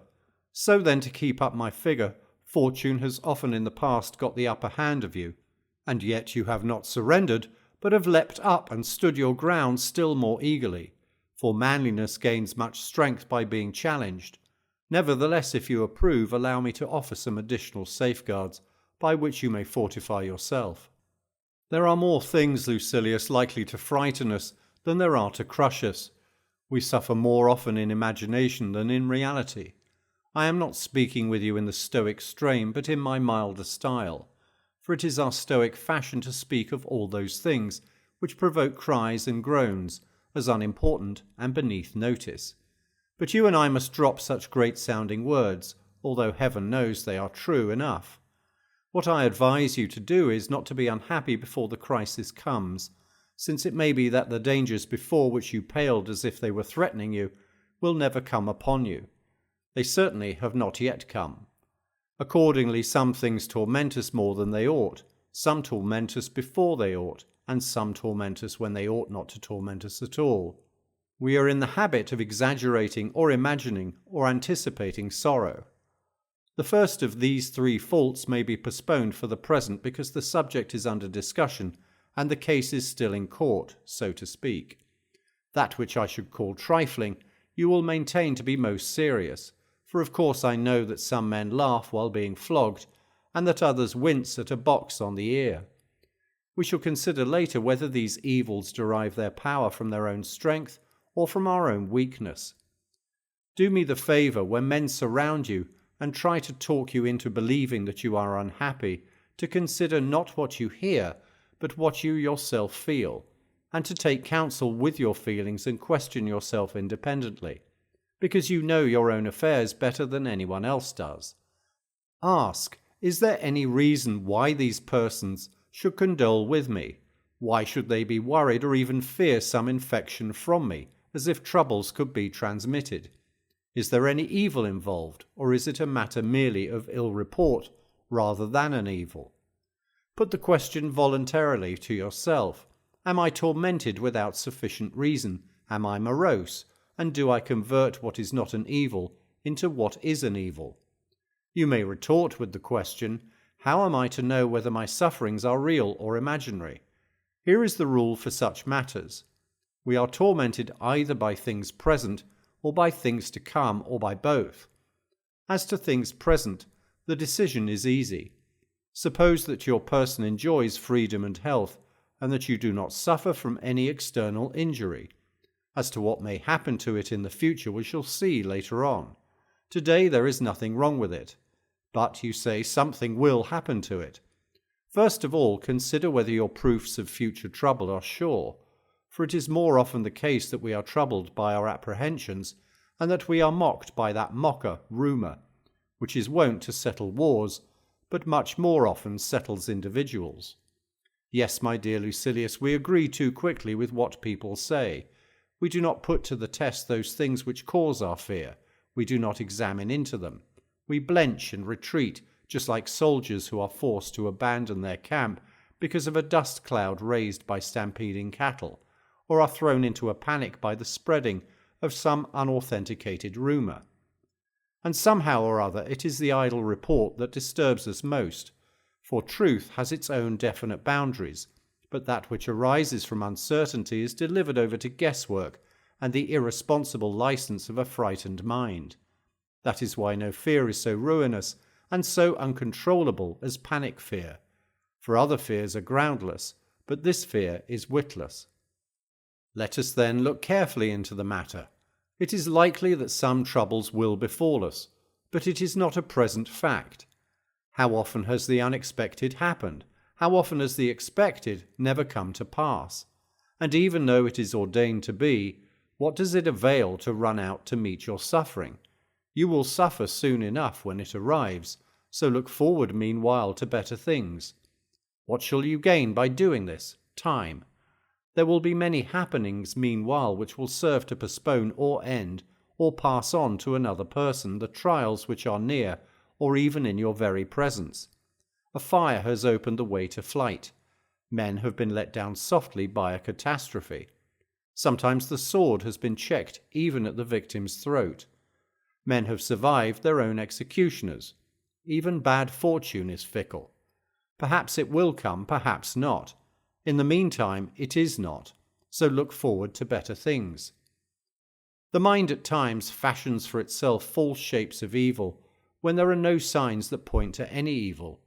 It twists into the worst construction some word of doubtful meaning, or it fancies some personal grudge to be more serious than it really is, considering not how angry the enemy is, but to what lengths he may go if he is angry.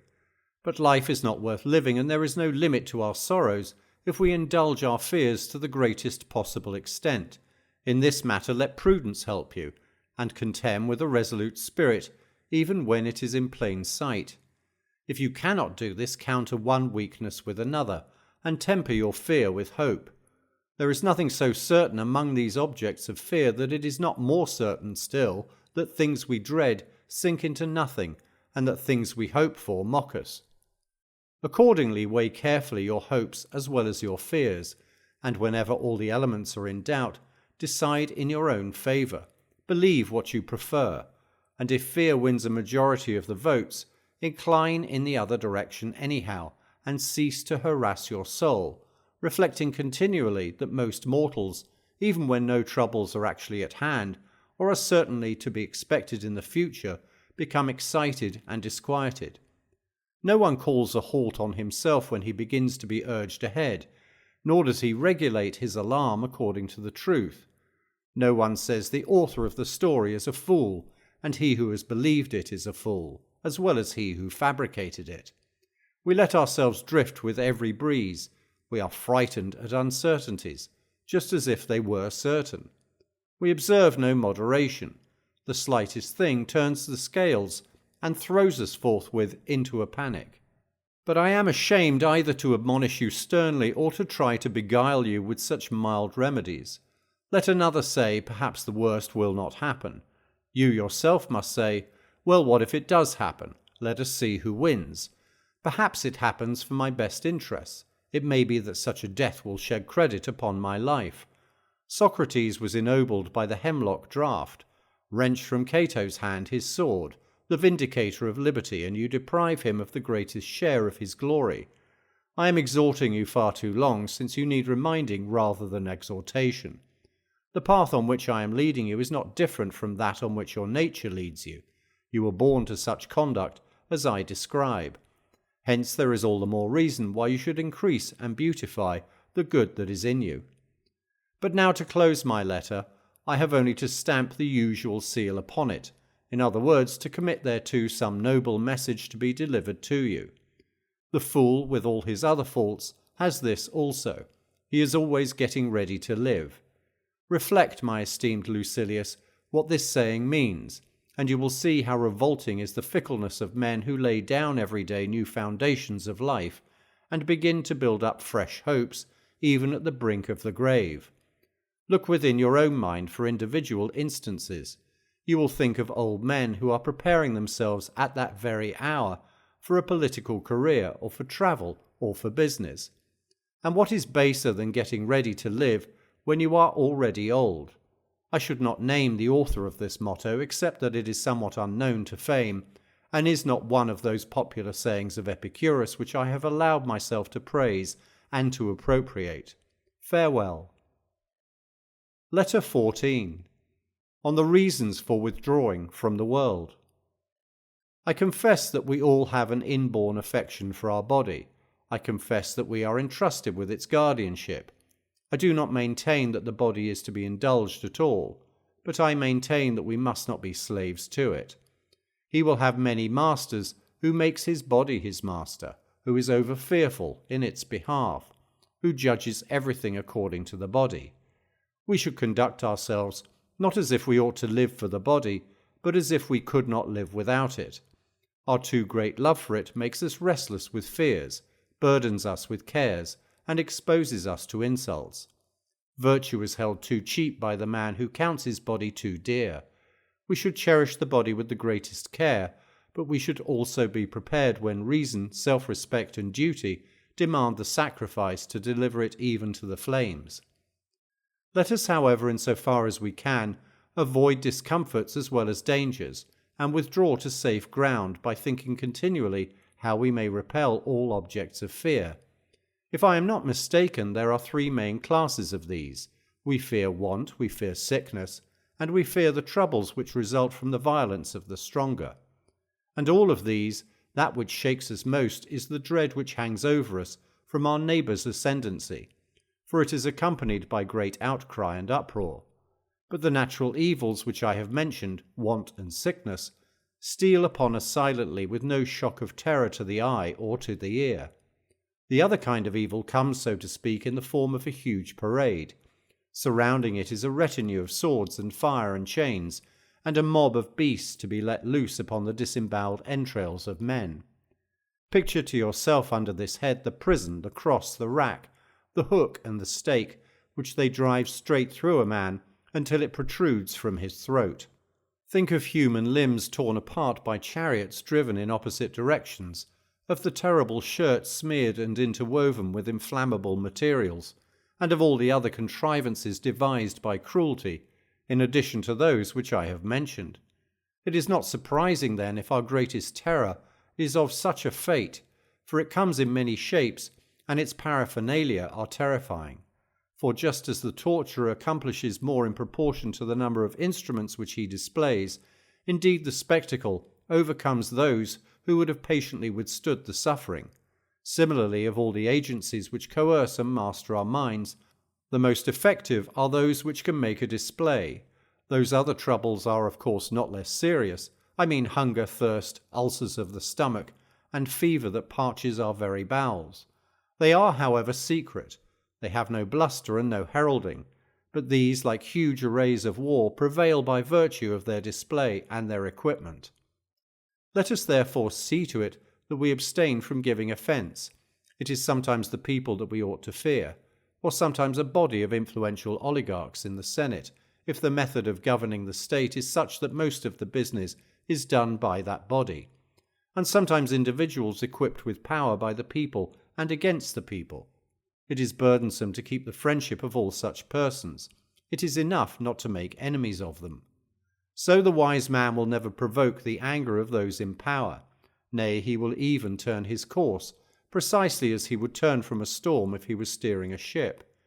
When you travelled to Sicily, you crossed the straits. The reckless pilot scorned the blustering south wind, the wind which roughens the Sicilian sea and forces it into choppy currents. He sought not the shore on the left, but the strand hard by the place where Charybdis throws the seas into confusion. Your more careful pilot, however, questions those who know the locality as to the tides and the meaning of the clouds. He holds his course far from that region notorious for its swirling waters. Our wise man does the same. He shuns a strong man who may be injurious to him, making a point of not seeming to avoid him, because an important part of one's safety lies not in seeking safety openly, for what one avoids, one condemns. We should therefore look about us and see how we may protect ourselves from the mob, and first of all we should have no cravings like theirs, for rivalry results in strife. Again, let us possess nothing that can be snatched from us to the great profit of a plotting foe. Let there be as little booty as possible on your person. No one sets out to shed the blood of his fellow men for the sake of bloodshed, at any rate very few. More murderers speculate on their profits that give vent to hatred. If you are empty-handed, the highwayman passes you by. Even along an infested road the poor may travel in peace. Next we must follow the old adage and avoid three things with special care: hatred, jealousy, and scorn. And wisdom alone can show you how this may be done. It is hard to observe a mean. We must be chary of letting the fear of jealousy lead us into becoming objects of scorn, lest when we choose not to stamp others down, we let them think that they can stamp us down. The power to inspire fear has caused many men to be in fear. Let us withdraw ourselves in every way, for it is as harmful to be scorned as to be admired. One must therefore take refuge in philosophy. This pursuit, not only in the eyes of good men, but also in the eyes of those who are even moderately bad, is a sort of protecting emblem. For speech-making at the bar, or any other pursuit that claims the people's attention, wins enemies for a man. But philosophy is peaceful and minds her own business. Men cannot scorn her. She is honoured by every profession, even the vilest among them. Evil can never grow strong, and nobility of character can never be so plotted against that the name of philosophy shall cease to be worshipful and sacred. Philosophy itself, however, should be practised with calmness and moderation. Very well, then, you retort. Do you regard the philosophy of Marcus Cato as moderate? Cato's voice strove to check a civil war. Cato parted the swords of maddened chieftains. When some fell foul of Pompey and others fell foul of Caesar, Cato defied both parties at once. Nevertheless, one may well question whether in those days a wise man ought to have taken any part in public affairs, and ask, what do you mean, Marcus Cato?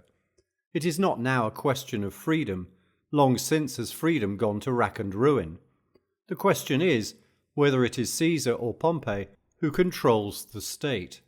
Why, Cato, should you take sides in that dispute? It is no business of yours. A tyrant is being selected. What does it concern you who conquers? The better man may win, but the winner is bound to be the worse man. I have referred to Cato's final role, but even in previous years the wise man was not permitted to intervene in such plundering of the state. For what would Cato do but raise his voice and utter unavailing words? At one time he was hustled by the mob and spat upon, and forcibly removed from the forum and marked for exile. At another, he was taken straight to prison from the Senate chamber. However, we shall consider later whether the wise man ought to give his attention to politics.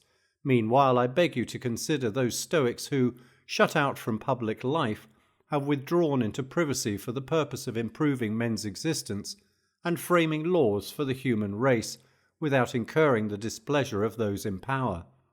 The wise man will not upset the customs of the people, nor will he invite the attention of the populace by any novel ways of living. What then can one who follows out this plan be safe in any case? I cannot guarantee you this any more than I can guarantee good health in the case of a man who observes moderation, although as a matter of fact, good health results from such moderation. Sometimes a vessel perishes in harbour, but what do you think happens on the open sea? And how much more beset with danger that man would be, who even in his leisure is not secure, if he were busily working at many things. Innocent persons sometimes perish, who would deny that? But the guilty perish more frequently. A soldier's skill is not at fault if he receives the death blow through his armour. And finally, the wise man regards the reason for all his actions, but not the results. The beginning is in our own power. Fortune decides the issue, but I do not allow her to pass sentence upon myself. You may say, but she can inflict a measure of suffering and of trouble. The highwayman does not pass sentence when he slays. Now you are stretching forth your hand for the daily gift. Golden indeed will be the gift with which I shall load you, and inasmuch as we have mentioned gold, let me tell you how its use and enjoyment may bring you greater pleasure. He who needs riches least enjoys riches most. Author's name please, you say. Now to show you how generous I am, it is my intent to praise the dicta of other schools. The phrase belongs to Epicurus or Metrodorus, or someone of that particular thinking shop. But what difference does it make who spoke the words? They were uttered for the world. He who craves riches feels fear on their account. No man, however, enjoys a blessing that brings anxiety. He is always trying to add a little more. While he puzzles over increasing his wealth, he forgets how to use it. He collects his accounts, he wears out the pavement in the forum, he turns over his ledger. In short, he ceases to be master and becomes a steward. Farewell. Letter 15. On Brawn and Brains. The old Romans had a custom which survived even into my lifetime. They would add to the opening words of a letter, "If you are well, it is well. I also am well." Persons like ourselves would do well to say, "If you are studying philosophy, it is well." For this is just what being well means. Without philosophy the mind is sickly and the body too, though it may be very powerful, is strong only as that of a madman or a lunatic is strong. This then is the sort of health you should primarily cultivate. The other kind of health comes second and will involve little effort if you wish to be well physically. It is indeed foolish, my dear Lucilius, and very unsuitable for a cultivated man, to work hard over developing the muscles and broadening the shoulders and strengthening the lungs. For although your heavy feeding produce good results and your sinews grow solid, you can never be a match either in strength or in weight for a first-class bull. Besides, by overloading the body with food, you strangle the soul and render it less active. Accordingly, limit the flesh as much as possible and allow free play to the spirit. Many inconveniences beset those who devote themselves to such pursuits.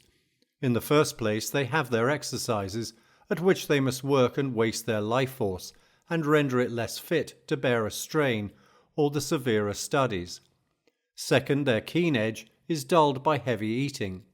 Besides, they must take orders from slaves of the vilest stamp, men who alternate between the oil flask and the flagon, whose day passes satisfactorily if they have got up a good perspiration and quaffed, to make good what they have lost in sweat, huge draughts of liquor which will sink deeper because of their fasting. Drinking and sweating. It's the life of a dyspeptic. Now there are short and simple exercises which tire the body rapidly, and so save our time, and time is something of which we ought to keep strict account. These exercises are running, brandishing weights, and jumping. High jumping or broad jumping, or the kind which I may call the priest's dance, or in slighting terms, the clothes cleaner's jump. Select for practice any one of these, and you will find it plain and easy. But whatever you do, come back soon from body to mind. The mind must be exercised both day and night, for it is nourished by moderate labour, and this form of exercise need not be hampered by cold or hot weather, or even by old age. Cultivate that good which improves with the years. Of course, I do not command you to be always bending over your books and your writing materials. The mind must have a change, but a change of such a kind that it is not unnerved but merely unbent. Riding in a litter shakes up the body and does not interfere with study. One may read, dictate, converse, or listen to another, nor does walking prevent any of these things. You need not scorn voice culture, but I forbid you to practice raising and lowering your voice by scales and specific intonations. What if you should next propose to take lessons in walking?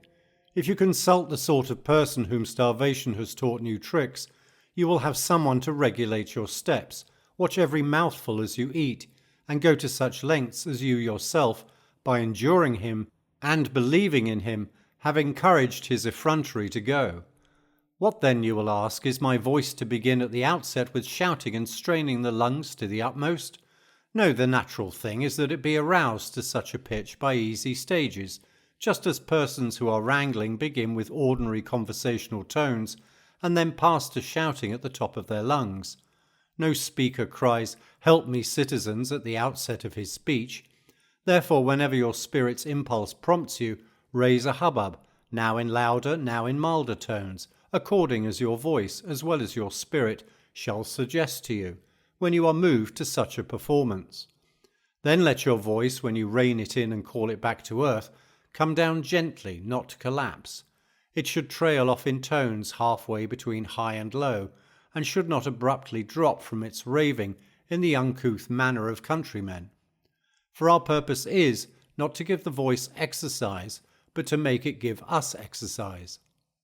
You see, I have relieved you of no slight bother, and I shall throw in a little complimentary present. It is Greek too. Here is the proverb. It is an excellent one. The fool's life is empty of gratitude and full of fears. Its course lies wholly toward the future. Who uttered these words, you say? The same writer whom I mentioned before. And what sort of life do you think is meant by the fool's life? That of Barber and Isio?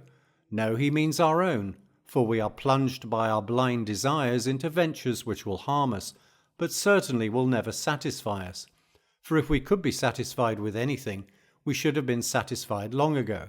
Nor do we reflect how pleasant it is to demand nothing, how noble it is to be contented and not to be dependent upon fortune. Therefore continually remind yourself, Lucilius, how many ambitions you have attained. When you see many ahead of you, think how many are behind. If you would thank the gods and be grateful for your past life, you should contemplate how many men you have outstripped. But what have you to do with the others? You have outstripped yourself.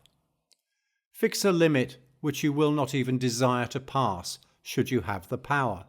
At last, then, away with all these treacherous goods. They look better to those who hope for them than to those who have attained them. If there were anything substantial in them, they would sooner or later satisfy you. As it is, they merely rouse the drinker's thirst. Away with fripperies which only serve for show. As to what the future's uncertain lot has in store, why should I demand of fortune that she give, rather than demand of myself that I should not crave? And why should I crave? Shall I heap up my winnings and forget that man's lot is unsubstantial? For what end should I toil? Lo, today is the last. If not, it is near the last. Farewell. Letter 16. on philosophy, the guide of life. It is clear to you, I am sure, Lucilius, that no man can live a happy life, or even a supportable life, without the study of wisdom. You know also that a happy life is reached when our wisdom is brought to completion, but that life is at least endurable, even when our wisdom is only begun. This idea, however, clear though it is, must be strengthened and implanted more deeply by daily reflection. It is more important for you to keep the resolutions you have already made than to go on and make noble ones. You must persevere, must develop new strength by continuous study, until that which is only a good inclination becomes a good settled purpose. Hence you no longer need to come to me with much talk and protestations. I know that you have made great progress. I understand the feelings which prompt your words. They are not feigned or specious words. Nevertheless, I shall tell you what I think, that at present I have hopes for you, but not yet perfect trust, and I wish that you would adopt the same attitude towards yourself. There is no reason why you should put confidence in yourself too quickly and readily. Examine yourself, scrutinize and observe yourself in divers ways, but mark before else, whether it is in philosophy or merely in life itself, that you have made progress. Philosophy is no trick to catch the public. It is not devised for show. It is a matter not of words, but of facts.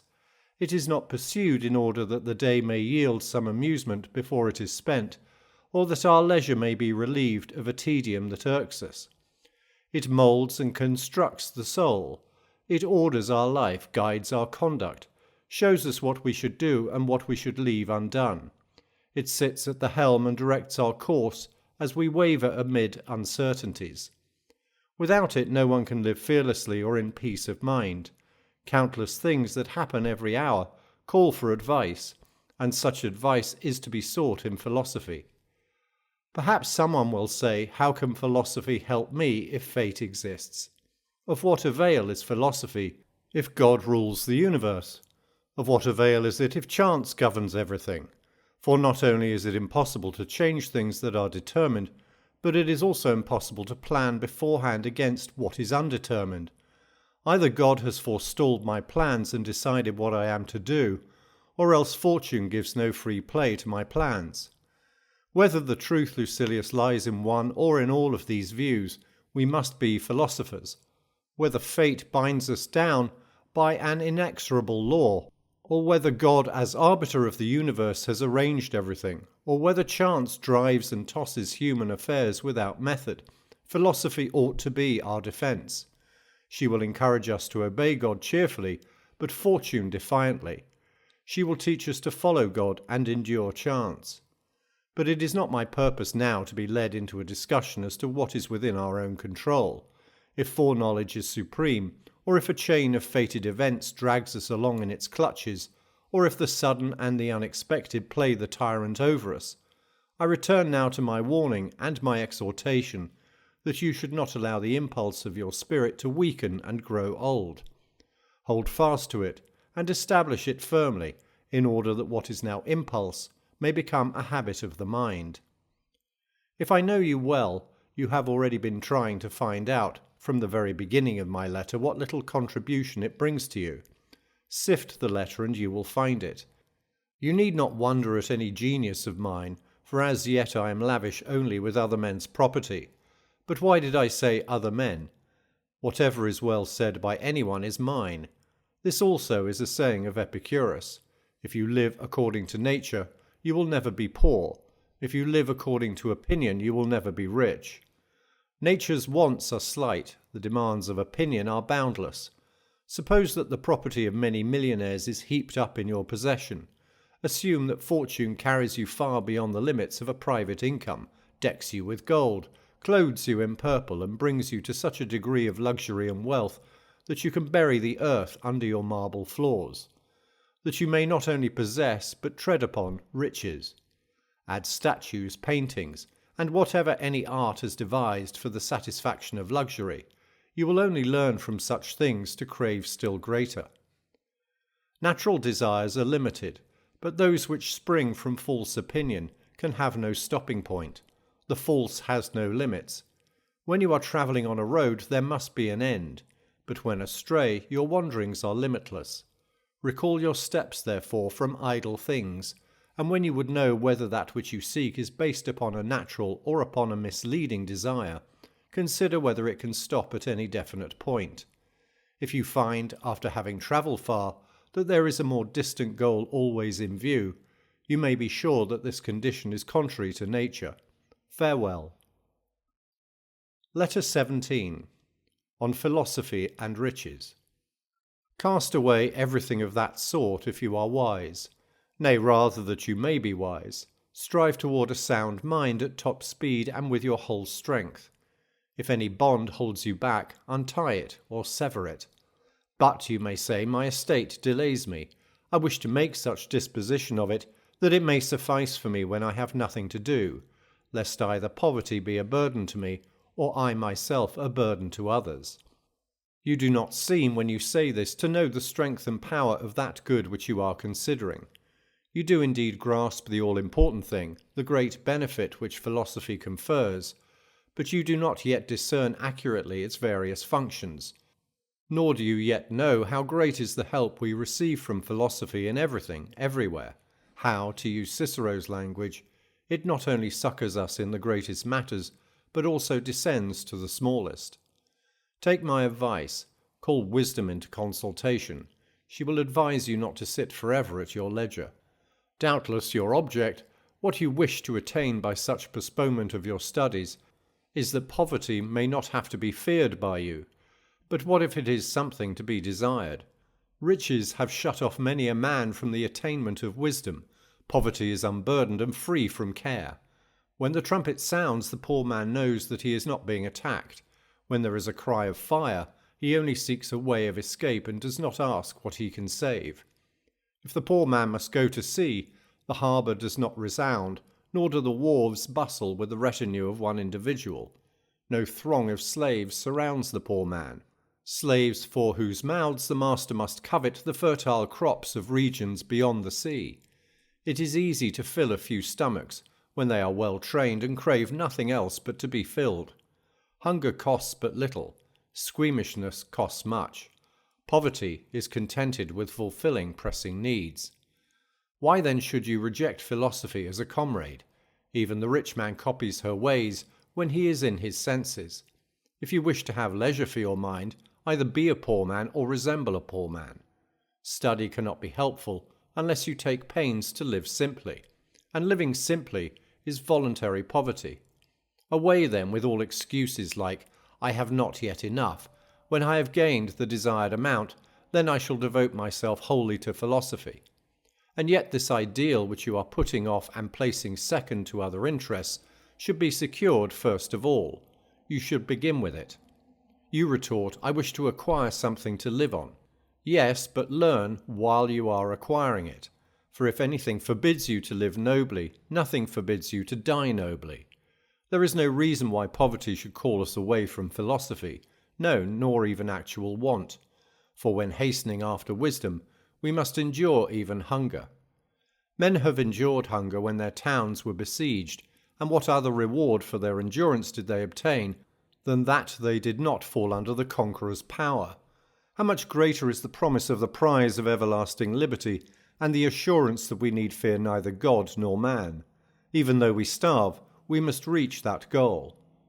Armies have endured all manner of want, have lived on roots, and have resisted hunger by means of food too revolting to mention. All this they have suffered to gain a kingdom, and, what is more marvellous, to gain a kingdom that will be another's. Will any man hesitate to endure poverty in order that he may free his mind from madness? Therefore one should not seek to lay up riches first. One may attain to philosophy, however, even without money for the journey. It is indeed so. After you have come to possess all other things, shall you then wish to possess wisdom also? Is philosophy to be the last requisite in life, a sort of supplement? Nay, your plan should be this.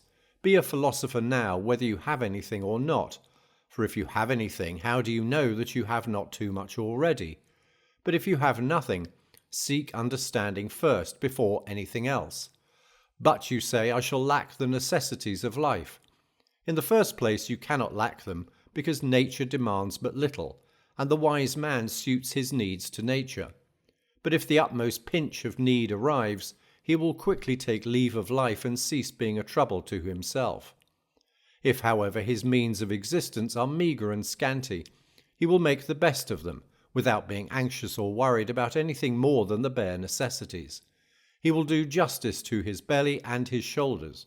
With free and happy spirit, he will laugh at the bustling of rich men and the flurried ways of those who are hastening after wealth, and say, why, of your own accord, postpone your real life to the distant future? Shall you wait for some interest to fall due, or for some income on your merchandise, or for a place in the will of some wealthy old man, when you can be rich here and now?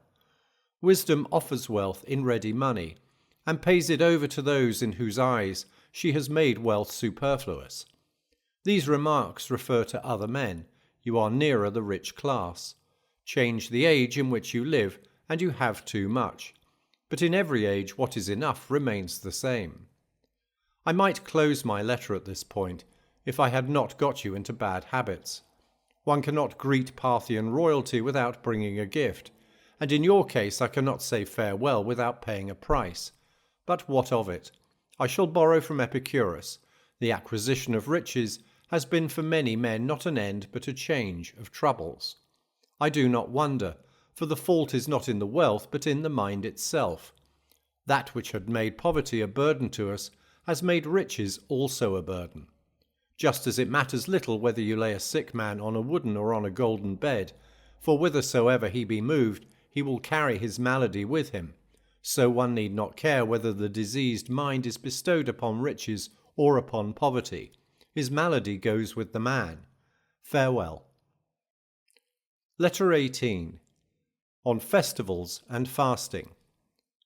It is the month of December, and yet the city is at this very moment in a sweat.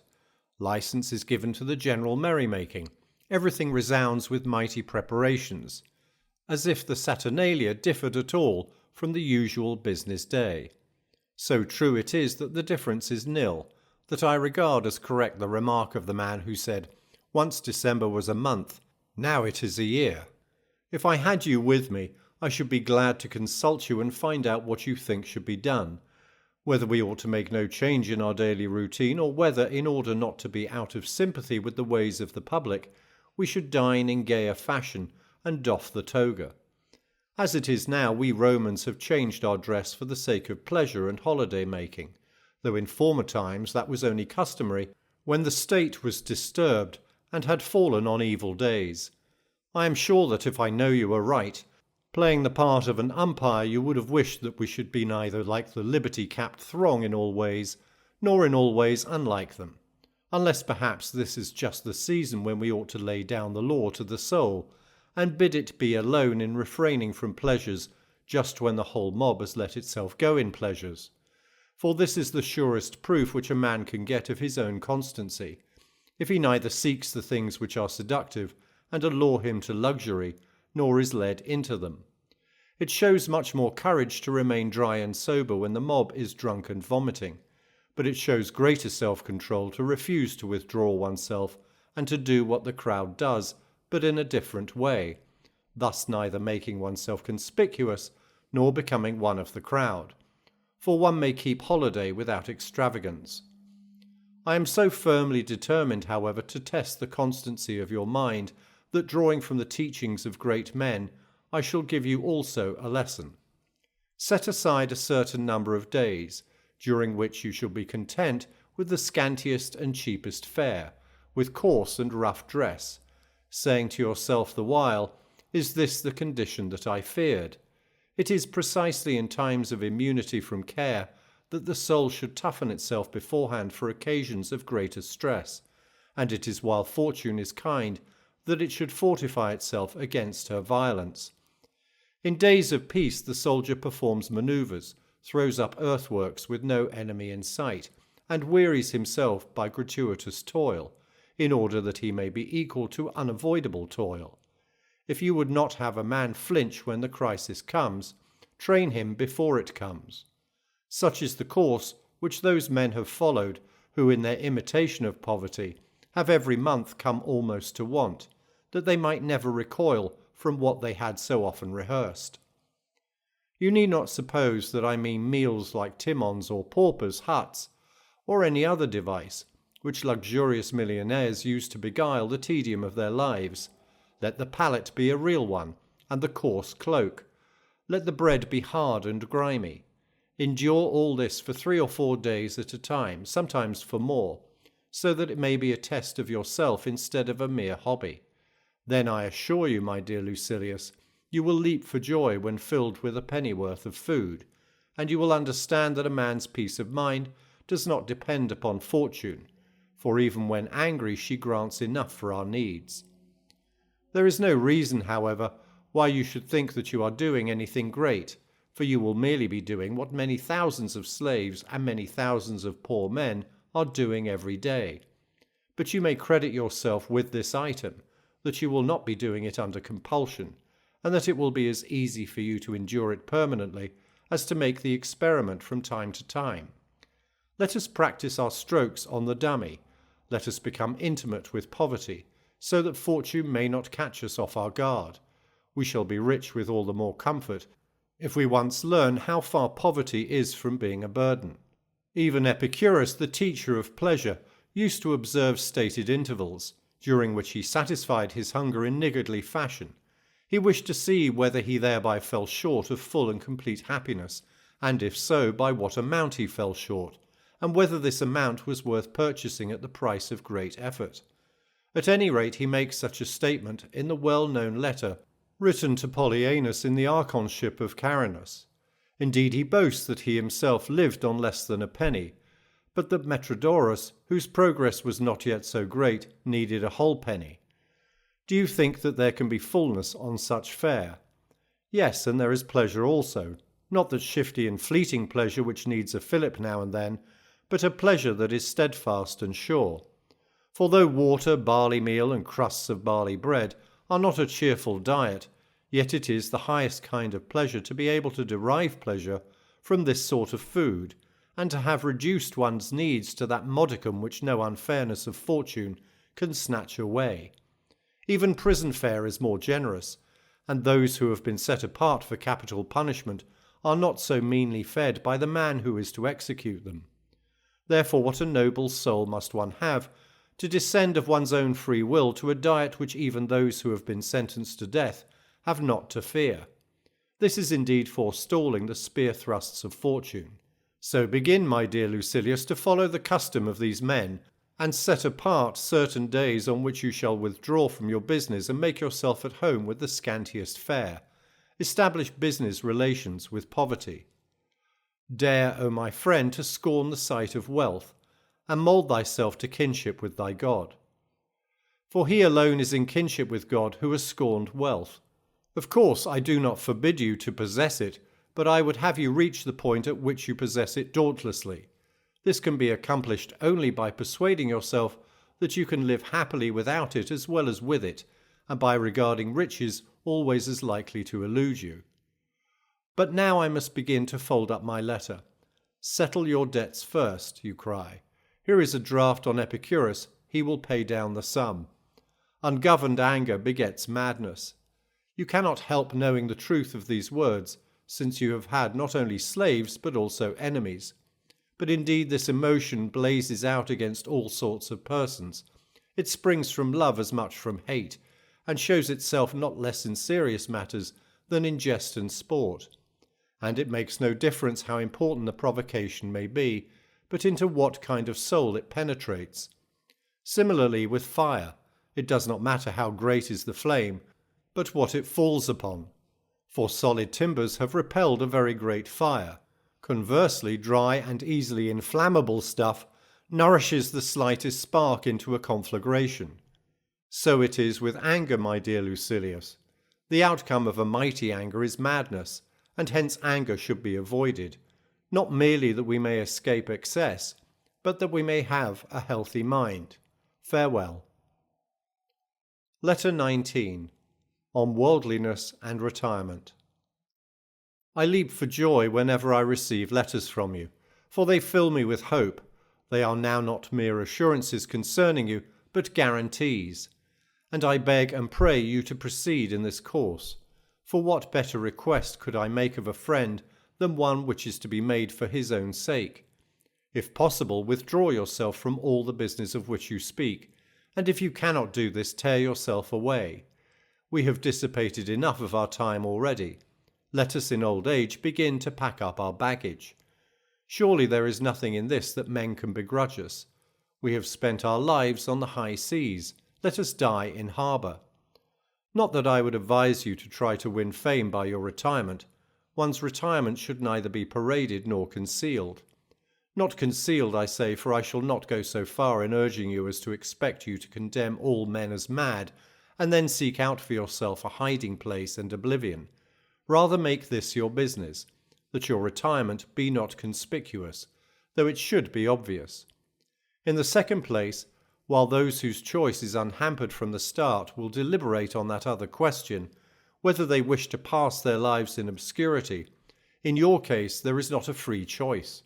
Your ability and energy have thrust you into the work of the world, so have the charm of your writings and the friendships you have made with famous and notable men. Renown has already taken you by storm.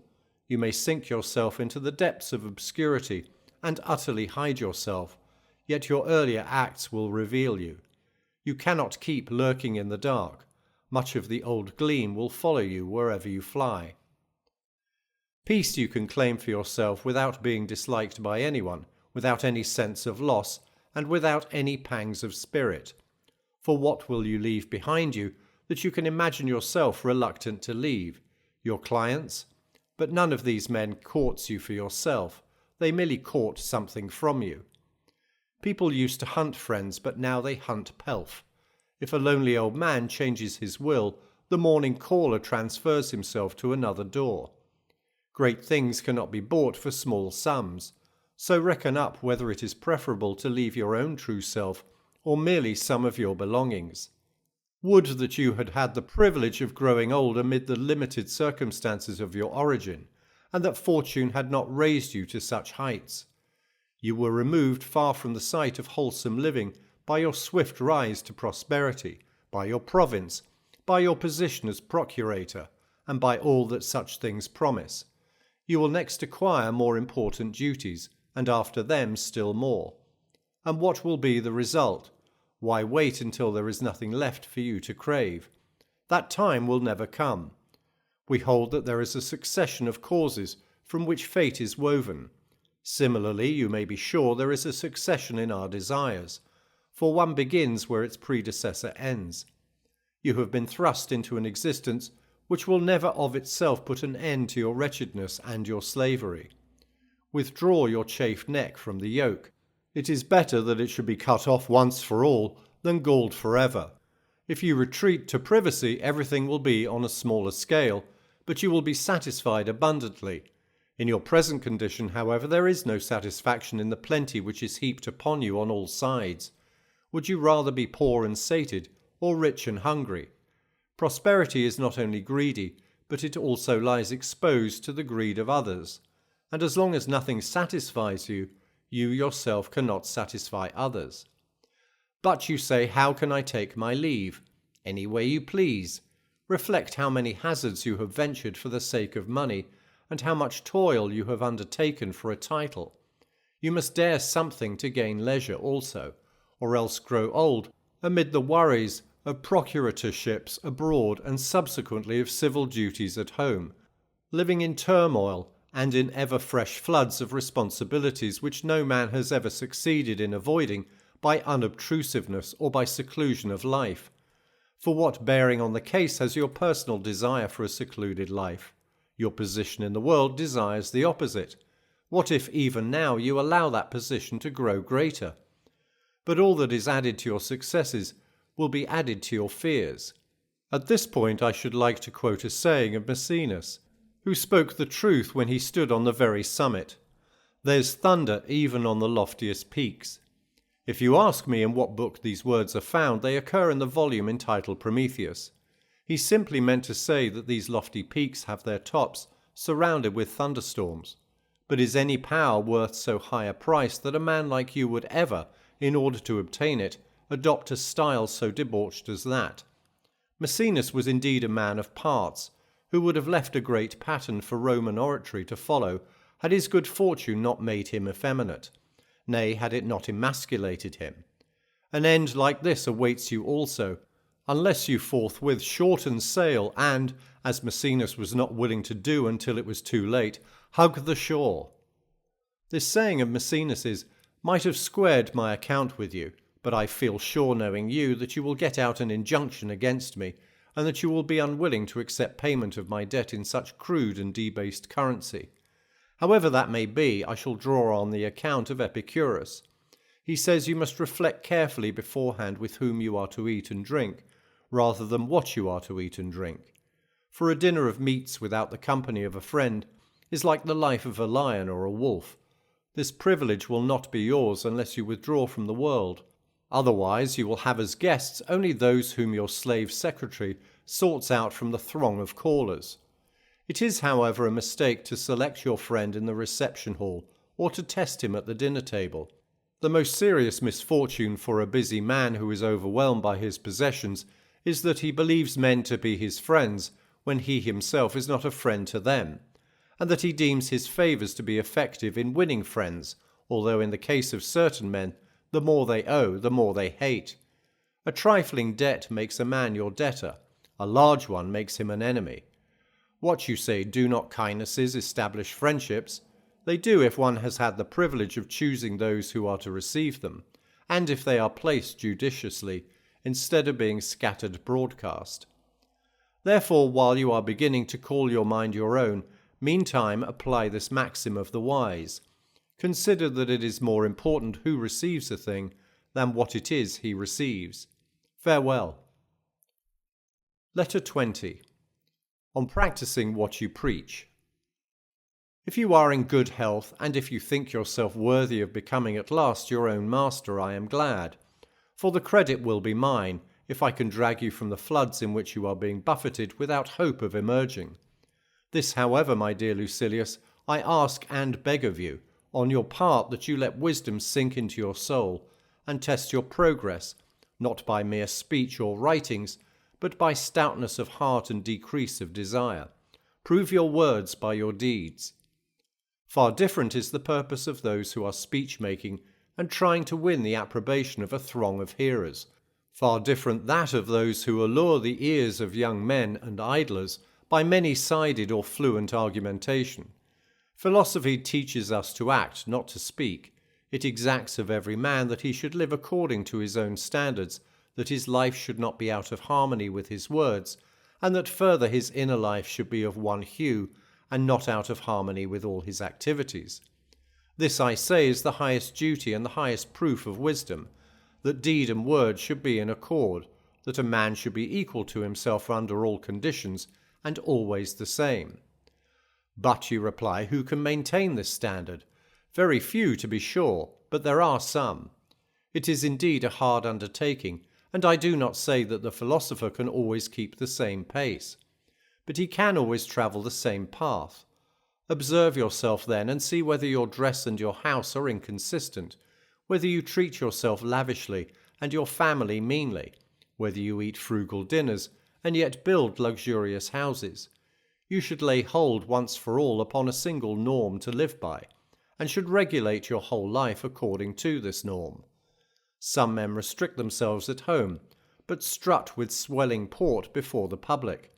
Such discordance is a fault, and it indicates a wavering mind which cannot yet keep its balance. And I can tell you further, whence arise this unsteadiness and disagreement of action and purpose. It is because no man resolves upon what he wishes, and even if he has done so, he does not persist in it but jumps the track. Not only does he change, but he returns and slips back to the conduct which he has abandoned and abjured.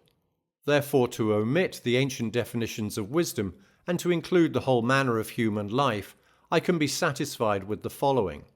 What is wisdom? Always desiring the same things and always refusing the same things. You may be excused from adding the little proviso that what you wish should be right, since no man can always be satisfied with the same thing unless it is right. For this reason men do not know what they wish except at the actual moment of wishing. No man ever decided once and for all to desire or to refuse. Judgment varies from day to day, and changes to the opposite, making many a man pass his life in a kind of game. Press on, therefore, as you have begun. Perhaps you will be led to perfection, or to a point which you alone understand is still short of perfection. But what, you say, will become of my crowded household without a household income? If you stop supporting that crowd, it will support itself, or perhaps you will learn by the bounty of poverty what you cannot learn by your own bounty. Poverty will keep for you your true and tried friends. You will be rid of the men who are not seeking you for yourself, but for something which you have. Is it not true, however, that you should love poverty, if only for this single reason, that it will show you those by whom you are loved?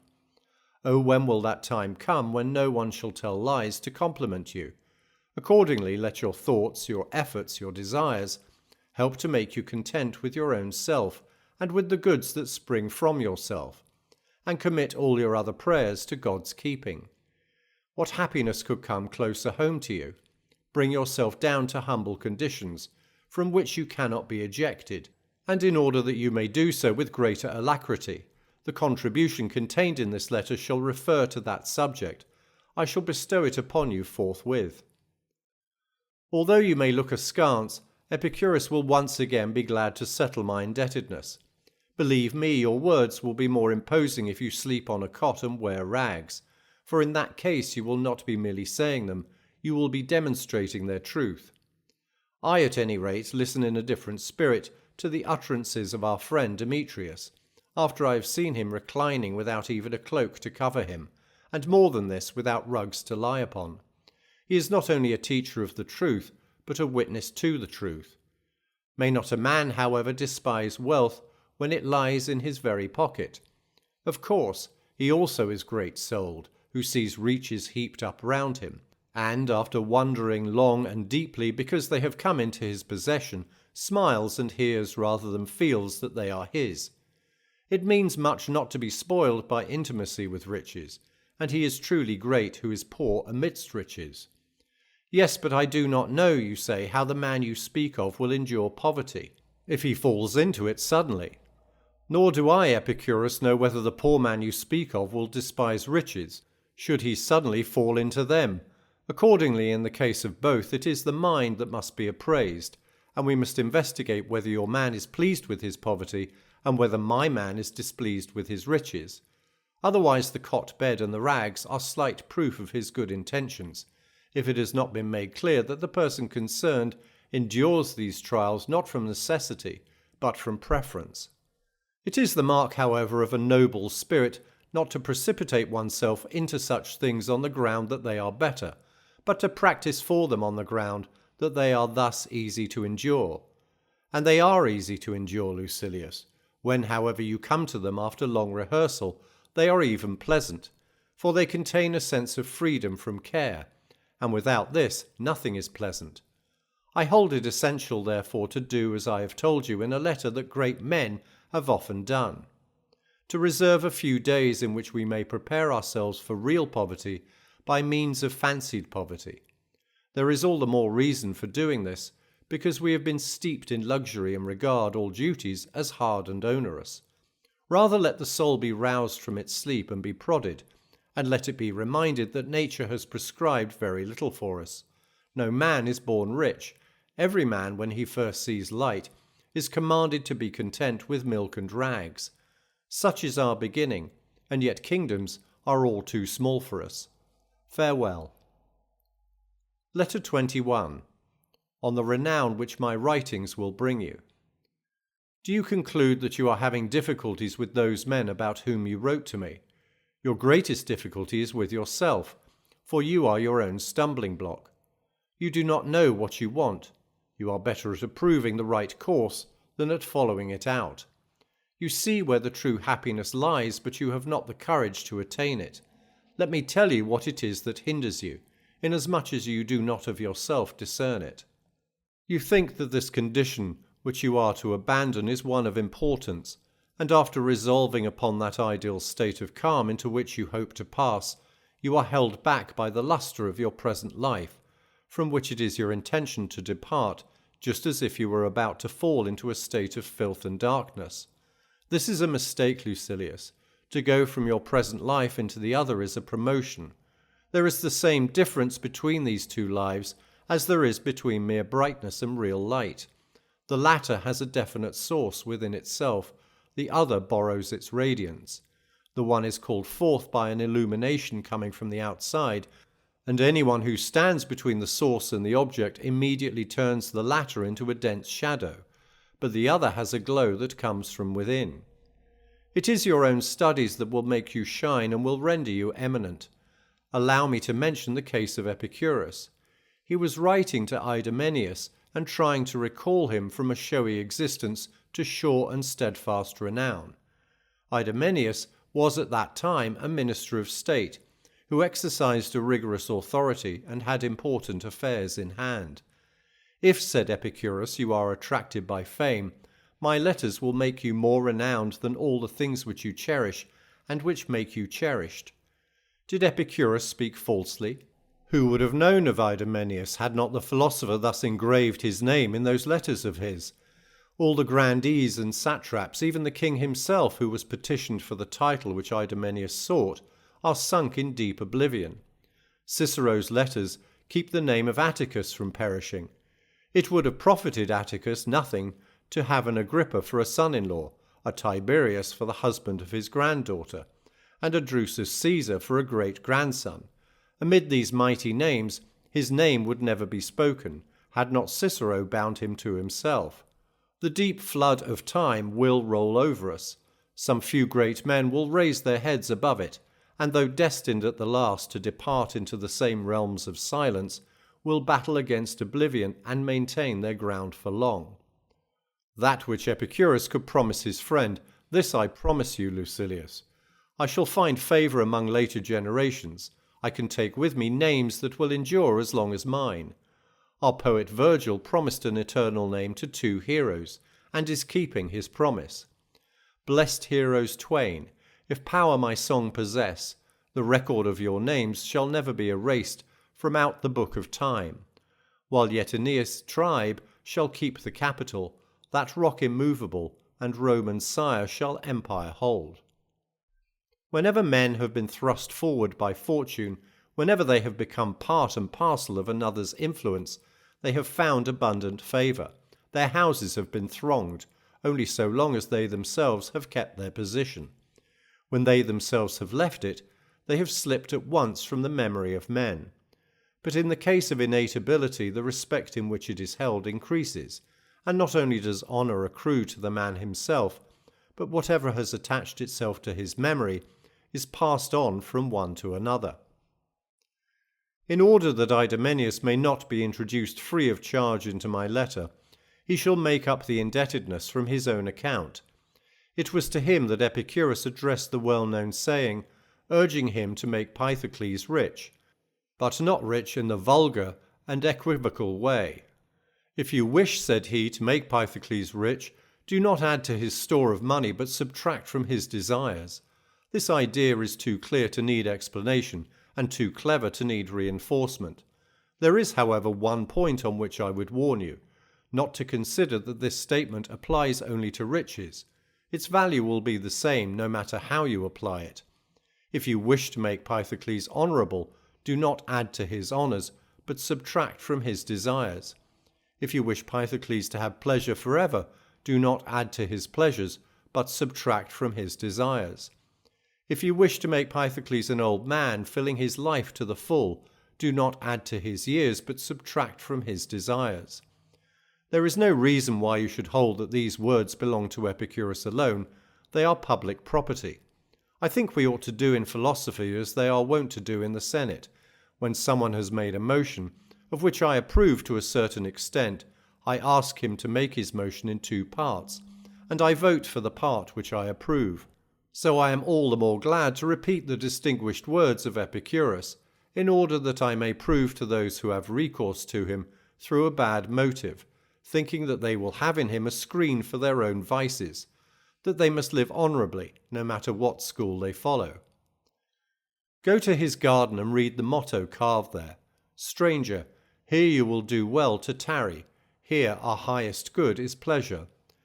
The caretaker of that abode, a kindly host, will be ready for you. He will welcome you with barley meal and serve you water also in abundance, with these words, "Have you not been well entertained?"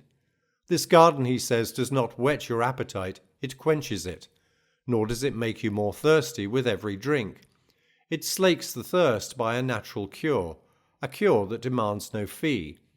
This is the pleasure in which I have grown old. In speaking with you, however, I refer to those desires which refuse alleviation, which must be bribed to cease. For in regard to the exceptional desires which may be postponed, which may be chastened and checked, I have this one thought to share with you. A pleasure of that sort is according to our nature, but it is not according to our needs. One owes nothing to it. Whatever is expended upon it is a free gift. The belly will not listen to advice. It makes demands. It importunes. And yet it is not a troublesome creditor. You can send it away at small cost, provided only that you give it what you owe, not merely all you are able to give. Farewell. Letter 22. On the futility of halfway measures.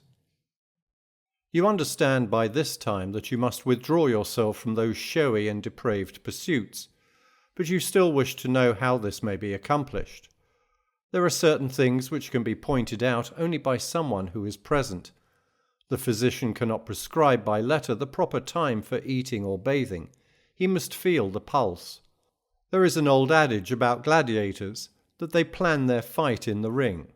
As they intently watch, something in the adversary's glance, some movement of his hand, even some slight bending of his body, gives a warning.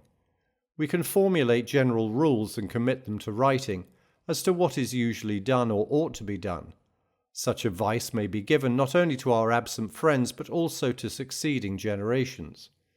In regard, however, to that second question, when or how your plan is to be carried out, no one will advise at long range. We must take counsel in the presence of the actual situation. You must be not only present in the body but watchful in mind, if you would avail yourself of the fleeting opportunity.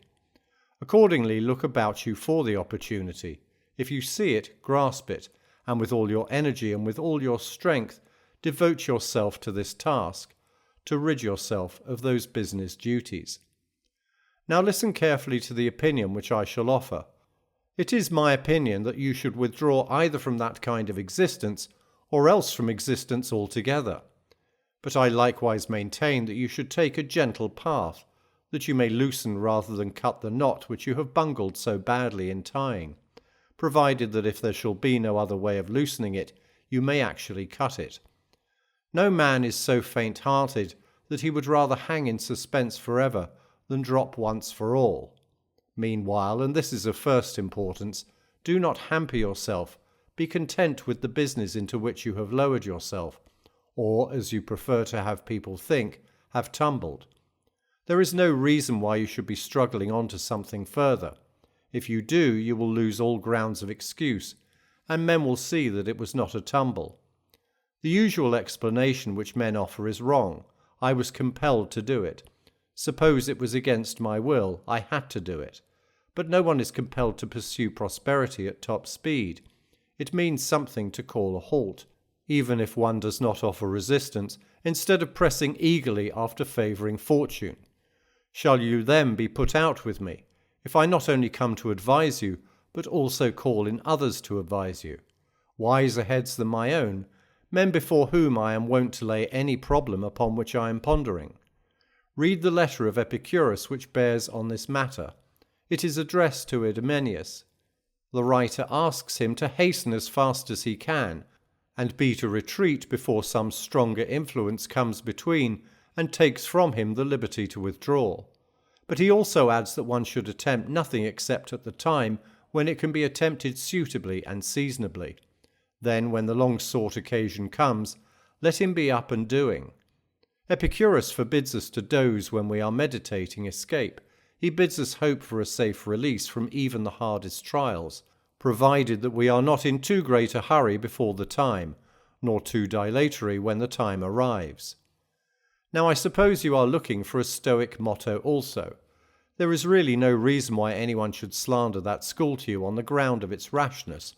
As a matter of fact, its caution is greater than its courage. You are perhaps expecting the sect to utter such words as these: "It is base to flinch under a burden. Wrestle with the duties which you have once undertaken. No man is brave and earnest if he avoids danger, if his spirit does not grow with the very difficulty of his task." Words like these will indeed be spoken to you, if only your perseverance shall have an object that is worth while, if only you will not have to do or to suffer anything unworthy of a good man. Besides, a good man will not waste himself upon mean and discreditable work, or be busy merely for the sake of being busy. Neither will he, as you imagine, become so involved in ambitious schemes that he will have continually to endure their ebb and flow.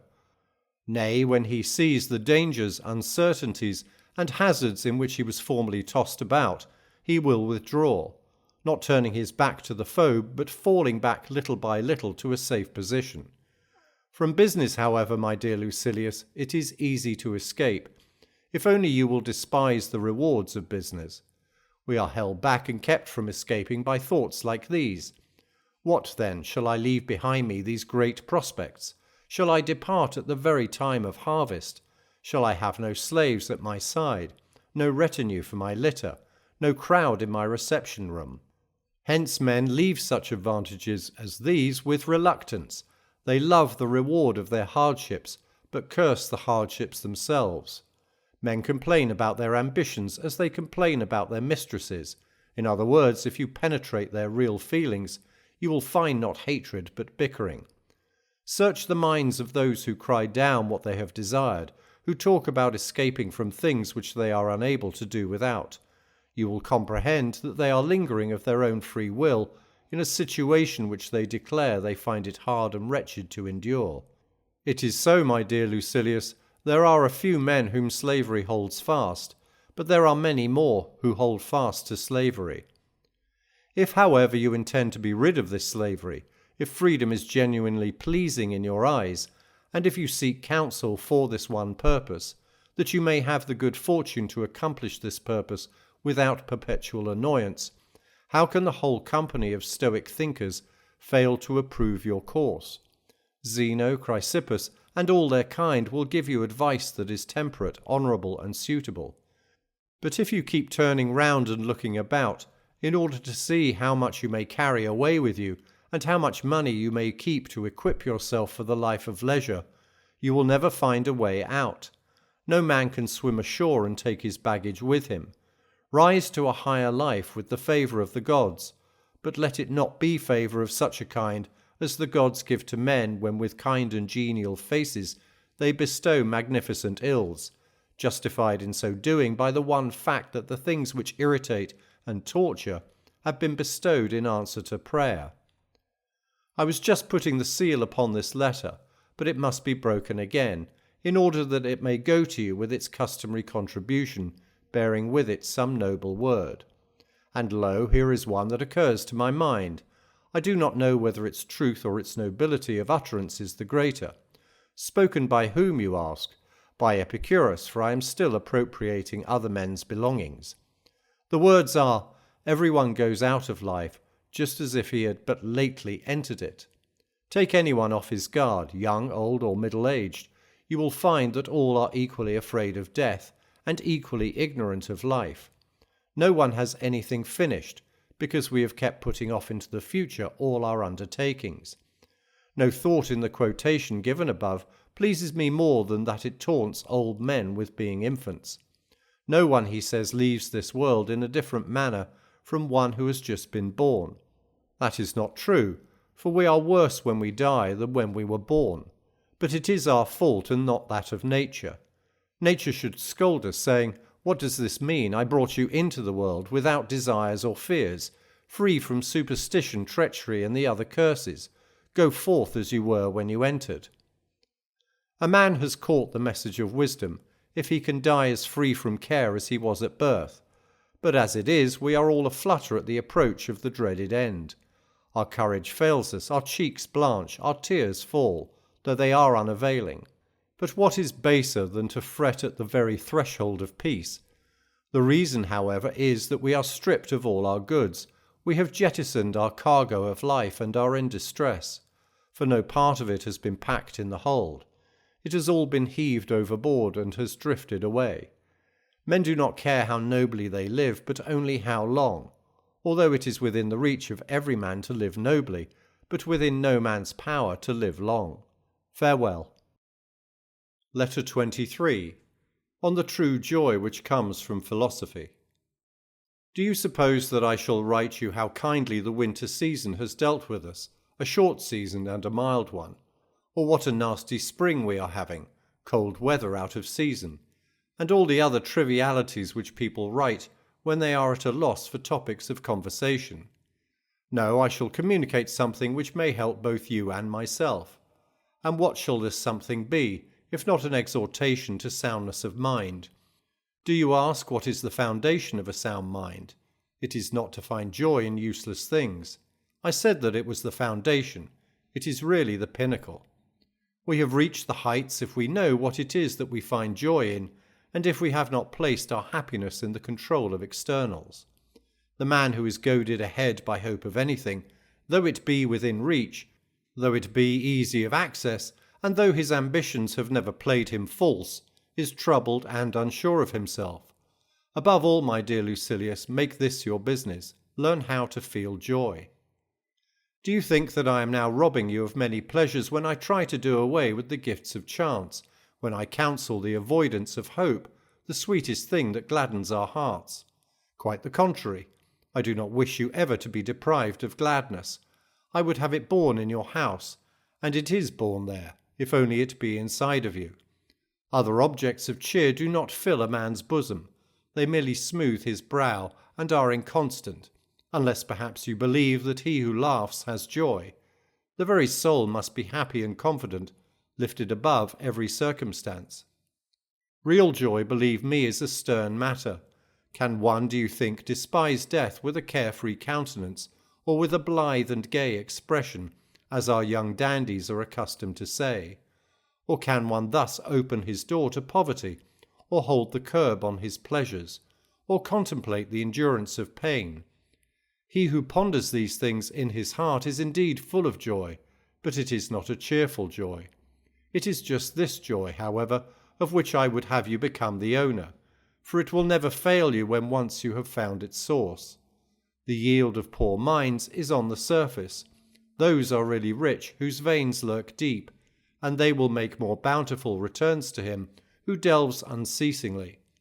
So too those baubles which delight the common crowd afford but a thin pleasure, laid on as a coating, and every joy that is only plated lacks a real basis. But the joy of which I speak, that to which I am endeavouring to lead you, is something solid, disclosing itself the more fully as you penetrate into it.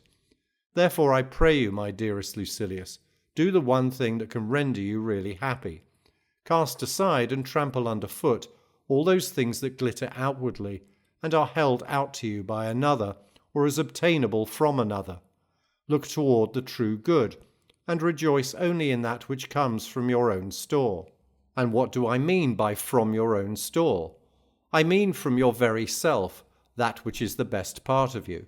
The frail body also, even though we can accomplish nothing without it, is to be regarded as necessary rather than as important. It involves us in vain pleasures, short-lived and soon to be regretted, which, unless they are reined in by extreme self-control, will be transformed into the opposite. This is what I mean. Pleasure, unless it has been kept within bounds, tends to rush headlong into the abyss of sorrow. But it is hard to keep within bounds in that which you believe to be good. The real good may be coveted with safety. Do you ask me what this real good is, and whence it derives? I will tell you. It comes from a good conscience, from honourable purposes, from right actions, from contempt of the gifts of chance, from an even and calm way of living which treads but one path. For men who leap from one purpose to another, or do not even leap but are carried over by a sort of hazard, how can such wavering and unstable persons possess any good that is fixed and lasting? There are only a few who control themselves and their affairs by a guiding purpose. The rest do not proceed. They are merely swept along like objects afloat in a river. And of these objects some are held back by sluggish waters and are transported gently. Others are torn along by a more violent current. Some, which are nearest the bank, are left there as the current slackens, and others are carried out to sea by the onrush of the stream. Therefore we should decide what we wish, and abide by the decision. Now is the time for me to pay my debt. I can give you a saying of your friend Epicurus, and thus clear this letter of its obligation. It is bothersome always to be beginning life. Or another which will perhaps express the meaning better. They live ill who are always beginning to live. You are right in asking why. The saying certainly stands in need of a commentary. It is because the life of such persons is always incomplete. But a man cannot stand prepared for the approach of death if he has just begun to live. We must make it our aim already to have lived long enough. No one deems that he has done so, if he is just on the point of planning his life. You need not think that there are few of this kind. Practically everyone is of such a stamp. Some men indeed only begin to live when it is time for them to leave off living. And if this seems surprising to you, I shall add that which will surprise you still more. Some men have left off living before they have begun. Farewell.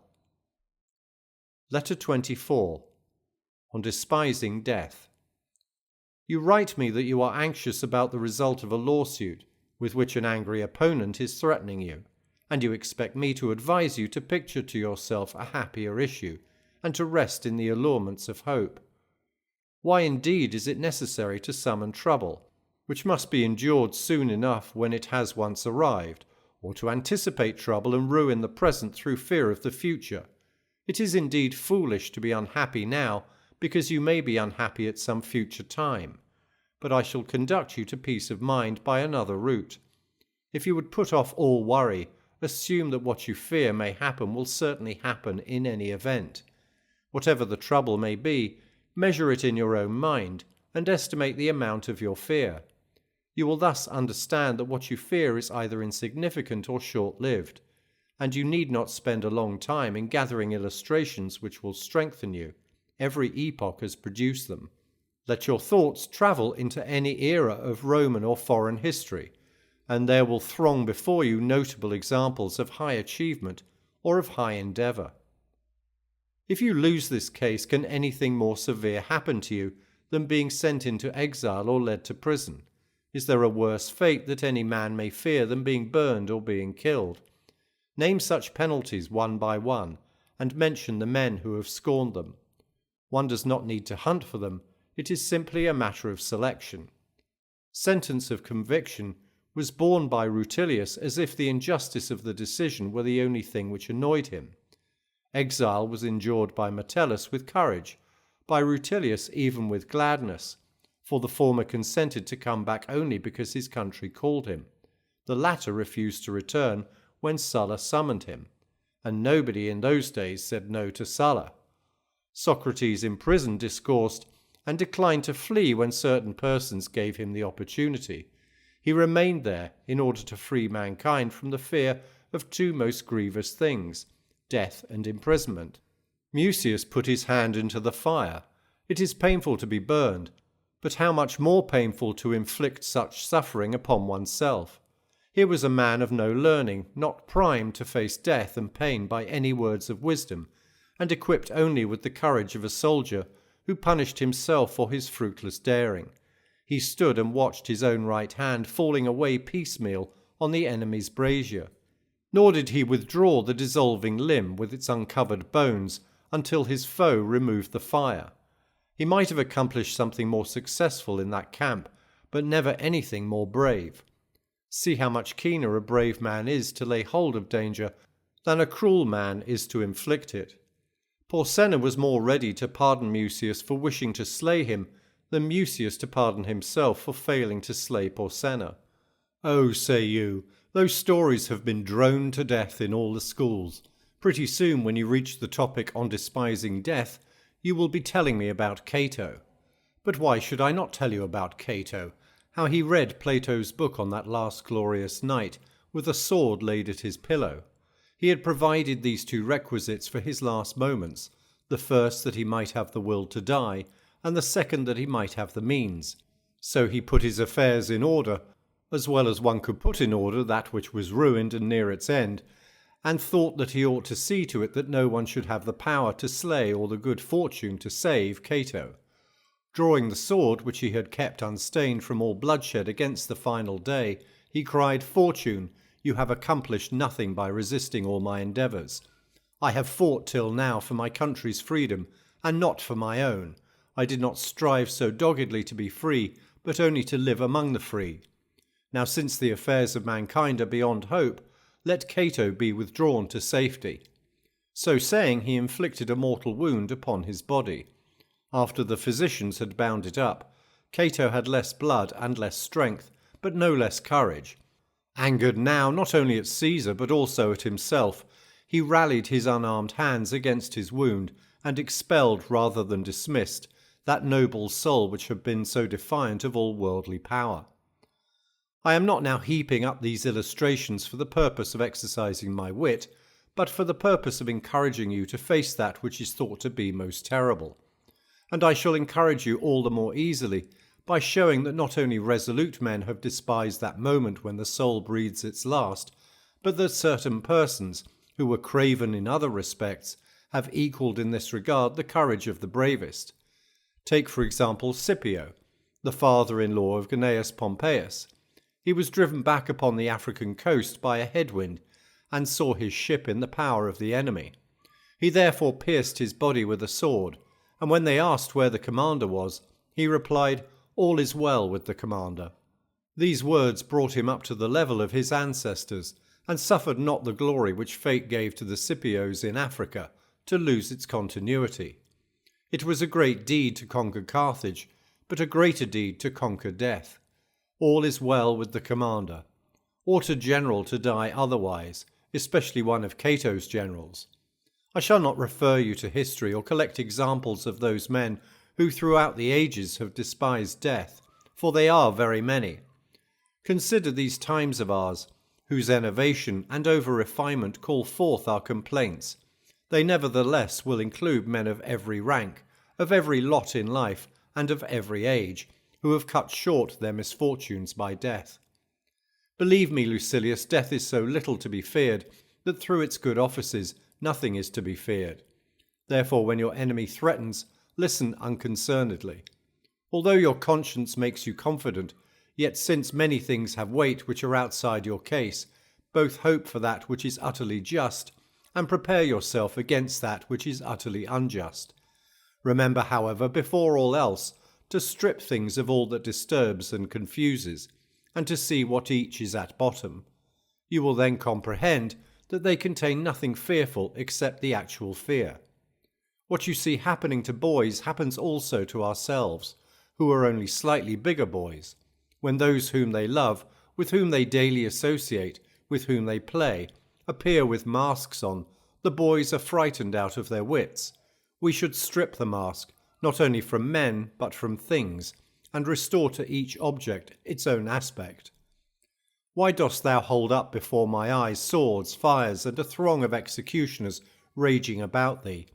Take away all that vain show, behind which thou lurkest and scarest fools. Ah, thou art naught but death, whom only yesterday a manservant of mine and a maidservant did despise. Why dost thou again unfold and spread before me, with all that great display, the whip and the rack? Why are those engines of torture made ready, one for each several member of the body, and all the other innumerable machines for tearing a man apart piecemeal? Away with all such stuff which makes us numb with terror, and thou silence the groans, the cries, and the bitter shrieks ground out of the victim as he is torn on the rack. Forsooth thou art naught but pain, scorned by yonder gout-ridden wretch, endured by yonder dyspeptic in the midst of his dainties, borne bravely by the girl in travail.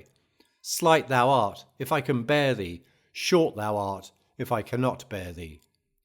Ponder those words which you have often heard and often uttered. Moreover, prove by the result whether that which you have heard and uttered is true. For there is a very disgraceful charge often brought against our school, that we deal with the words and not with the deeds of philosophy. What, have you only at this moment learned that death is hanging over your head, at this moment exile, at this moment grief? You were born to these perils. Let us think of everything that can happen as something which will happen. I know that you have really done what I advise you to do. I now warn you not to drown your soul in these petty anxieties of yours. If you do, the soul will be dulled, and will have too little vigour left when the time comes for it to arise. Remove the mind from this case of yours to the case of men in general. Say to yourself that our petty bodies are mortal and frail. Pain can reach them from other sources than from wrong or the might of the stronger. Our pleasures themselves become torments. Banquets bring indigestion. Carousels paralysis of the muscles and palsy. Sensual habits affect the feet, the hands, and every joint of the body. I may become a poor man. I shall then be one among many. I may be exiled. I shall then regard myself as born in the place to which I shall be sent. They may put me in chains. What then? Am I free from bonds now? Behold this clogging burden of a body, to which nature has fettered me. I shall die, you say. You mean to say I shall cease to run the risk of sickness. I shall cease to run the risk of imprisonment. I shall cease to run the risk of death. I am not so foolish as to go through at this juncture the arguments which Epicurus harps upon, and say that the terrors of the world below are idle, that Ixion does not whirl round on his wheel, that Sisyphus does not shoulder his stone uphill, that a man's entrails cannot be restored and devoured every day. No one is so childish as to fear Cerberus, or the shadows, or the spectral garb of those who are held together by naught but their unfleshed bones. Death either annihilates us or strips us bare. If we are then released, there remains the better part after the burden has been withdrawn. If we are annihilated, nothing remains. Good and bad are alike removed.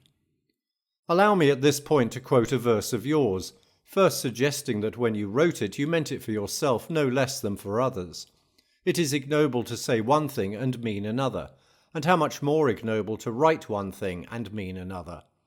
I remember one day you were handling the well-known commonplace, that we do not suddenly fall on death but advance towards it by slight degrees. We die every day. For every day a little of our life is taken from us. Even when we are growing, our life is on the wane. We lose our childhood, then our boyhood, and then our youth. Counting even yesterday, all past time is lost time. The very day which we are now spending is shared between ourselves and death. It is not the last drop that empties the water clock, but all that which previously has flowed out. Similarly, the final hour when we cease to exist does not of itself bring death. It merely of itself completes the death process. We reach death at that moment, but we have been a long time on the way. In describing this situation, you said in your customary style, for you are always impressive, but never more pungent than when you are putting the truth in appropriate words, "Not single is the death which comes. The death which takes us off is but the last of all." I prefer that you should read your own words rather than my letter, for then it will be clear to you that this death of which we are afraid is the last, but not the only death. I see what you are looking for. You are asking what I have packed into my letter, what inspiring saying from some mastermind, what useful precept. So I shall send you something dealing with this very subject which has been under discussion. Epicurus upbraids those who crave as much as those who shrink from death. It is absurd, he says, to run towards death because you are tired of life, when it is your manner of life that has made you run towards death. And in another passage, what is so absurd as to seek death, when it is through fear of death that you have robbed your life of peace? And you may add a third statement of the same stamp. Men are so thoughtless, nay, so mad, that some, through fear of death, force themselves to die.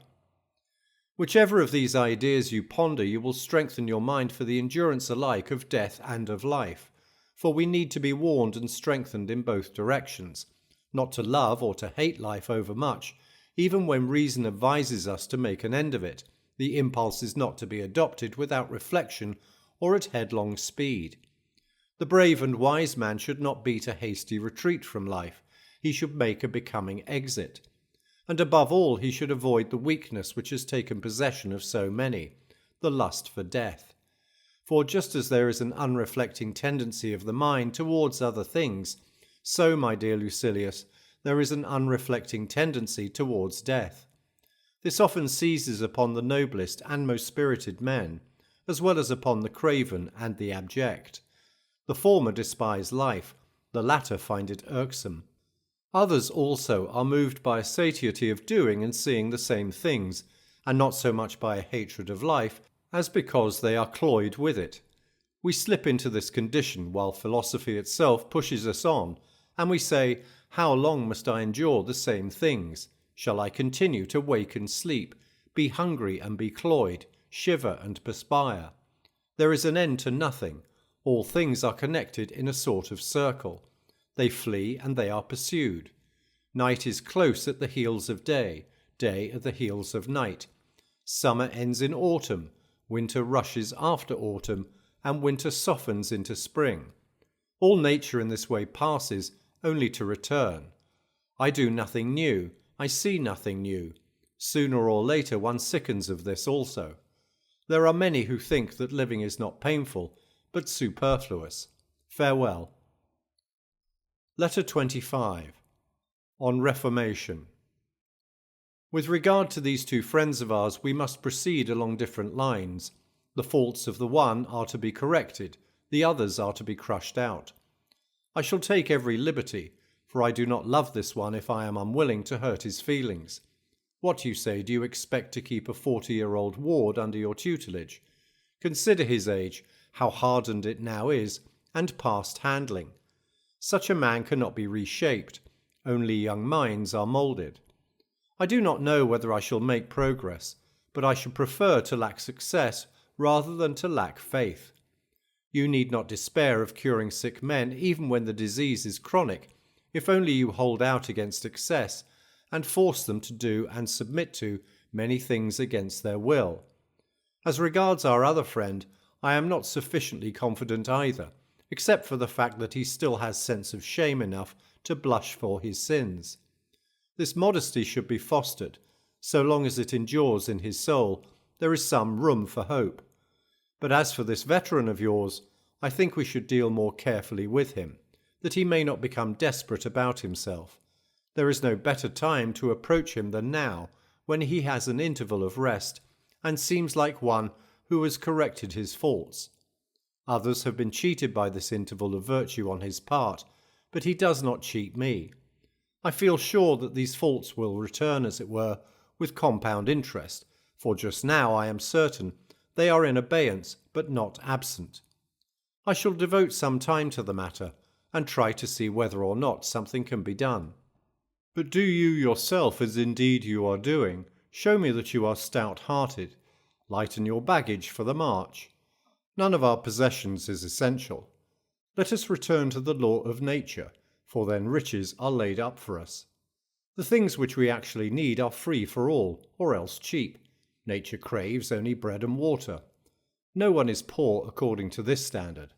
When a man has limited his desires within these bounds, he can challenge the happiness of Jove himself, as Epicurus says. I must insert in this letter one or two more of his sayings. Do everything as if Epicurus were watching you. There is no real doubt that it is good for one to have appointed a guardian over oneself, and to have someone whom you may look up to, someone whom you may regard as a witness of your thoughts. It is indeed nobler by far to live as you would live under the eyes of some good man, always at your side. But nevertheless I am content if you only act, in whatever you do, as you would act if anyone at all were looking on, because solitude prompts us to all kinds of evil. And when you have progressed so far that you have also respect for yourself, you may send away your attendant. But until then, set as a guard over yourself the authority of some man, whether your choice be the great Cato or Scipio or Laelius, or any man in whose presence even abandoned wretches would check their bad impulses. Meantime, you are engaged in making of yourself the sort of person in whose company you would not dare to sin. When this aim has been accomplished and you begin to hold yourself in some esteem, I shall gradually allow you to do what Epicurus in another passage suggests. The time when you should most of all withdraw into yourself is when you are forced to be in a crowd. You ought to make yourself of a different stamp from the multitude. Therefore, while it is not yet safe to withdraw into solitude, seek out certain individuals, for everyone is better off in the company of somebody or other, no matter who, than in his own company alone. The time when you should most of all withdraw into yourself is when you are forced to be in a crowd, yes, provided that you are a good, tranquil, and self-restrained man. Otherwise you had better withdraw into a crowd in order to get away from yourself. Alone you are too close to a rascal. Farewell. Letter 26. On Old Age and Death. I was just lately telling you that I was within sight of old age. I am now afraid that I have left old age behind me, for some other word would now apply to my years, or at any rate to my body, since old age means a time of life that is weary rather than crushed. You may rate me in the worn-out class, of those who are nearing the end. Nevertheless, I offer thanks to myself with you as witness, for I feel that age has done no damage to my mind, though I feel its effects on my constitution. Only my vices and the outward aids to these vices have reached senility. My mind is strong and rejoices that it has but slight connection with the body. It has laid aside the greater part of its load. It is alert. It takes issue with me on the subject of old age. It declares that old age is its time of bloom. Let me take it at its word, and let it make the most of the advantages it possesses. The mind bids me do some thinking, and consider how much of this peace of spirit and moderation of character I owe to wisdom, and how much to my time of life. It bids me distinguish carefully what I cannot do, and what I do not want to do. For why should one complain or regard it as a disadvantage, if powers which ought to come to an end have failed? But, you say, it is the greatest possible disadvantage to be worn out and to die off, or rather, if I may speak literally, to melt away. For we are not suddenly smitten and laid low, we are worn away, and every day reduces our powers to a certain extent. But is there any better end to it all than to glide off to one's proper haven, when nature slips the cable? Not that there is anything painful in a shock and a sudden departure from existence, it is merely because this other way of departure is easy, a gradual withdrawal. I, at any rate, as if the test were at hand and the day were come, which is to pronounce its decision concerning all the years of my life, watch over myself and commune thus with myself. The showing which we have made up to the present time, in word or deed, counts for nothing. All this is but a trifling and deceitful pledge of our spirit, and is wrapped in much charlatanism. I shall leave it to death to determine what progress I have made. Therefore, with no faint heart, I am making ready for the day when, putting aside all stage artifice and actors' rouge, I am to pass judgment upon myself, whether I am merely declaiming brave sentiments, or whether I really feel them, whether all the bold threats I have uttered against fortune are a pretence and a farce. Put aside the opinion of the world. It is always wavering, and always takes both sides. Put aside the studies which you have pursued throughout your life. Death will deliver the final judgment in your case. This is what I mean. Your debates and learned talks, your maxims gathered from the teachings of the wise, your cultured conversation, all these afford no proof of the real strength of your soul. Even the most timid man can deliver a bold speech. What you have done in the past will be manifest only at the time when you draw your last breath. I accept the terms. I do not shrink from the decision. This is what I say to myself, but I would have you think that I have said it to you also. You are younger, but what does that matter? There is no fixed count of our years. You do not know where death awaits you, so be ready for it everywhere. I was just intending to stop and my hand was making ready for the closing sentence, but the rites are still to be performed and the travelling money for the letter dispersed. And just assume that I am not telling where I intend to borrow the necessary sum. You know upon whose coffers I depend. Wait for me but a moment, and I will pay you from my own account. Meanwhile Epicurus will oblige me with these words. Think on death, or rather, if you prefer the phrase, on migration to heaven. The meaning is clear, that it is a wonderful thing to learn thoroughly how to die. You may deem it superfluous to learn a text that can be used only once, but that is just the reason why we ought to think on a thing. When we can never prove whether we really know a thing, we must always be learning it. Think on death. In saying this, he bids us think on freedom. He who has learned to die has unlearned slavery. He is above any external power, or at any rate he is beyond it.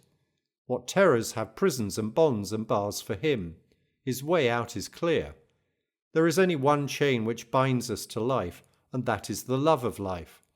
The chain may not be cast off, but it may be rubbed away, so that when necessity shall demand, nothing may retard or hinder us from being ready to do at once that which at some time we are bound to do. Farewell. Letter 27. On the good which abides. What say you? Are you giving me advice? Indeed, have you already advised yourself, already corrected your own faults? Is this the reason why you have leisure to reform other men? No, I am not so shameless as to undertake to cure my fellow men when I am ill myself. I am, however, discussing with you troubles which concern us both, and sharing the remedy with you, just as if we were lying ill in the same hospital. Listen to me, therefore, as you would if I were talking to myself. I am admitting you to my inmost thoughts, and am having it out with myself, merely making use of you as my pretext. I keep crying out to myself, count your years, and you will be ashamed to desire and pursue the same things you desired in your boyhood days. Of this one thing make sure against your dying day. Let your faults die before you die. Away with those disordered pleasures, which must be dearly paid for. It is not only those which are to come that harm me, but also those which have come and gone.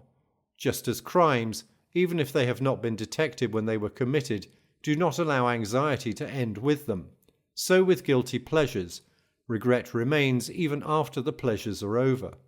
They are not substantial, they are not trustworthy, even if they do not harm us, they are fleeting.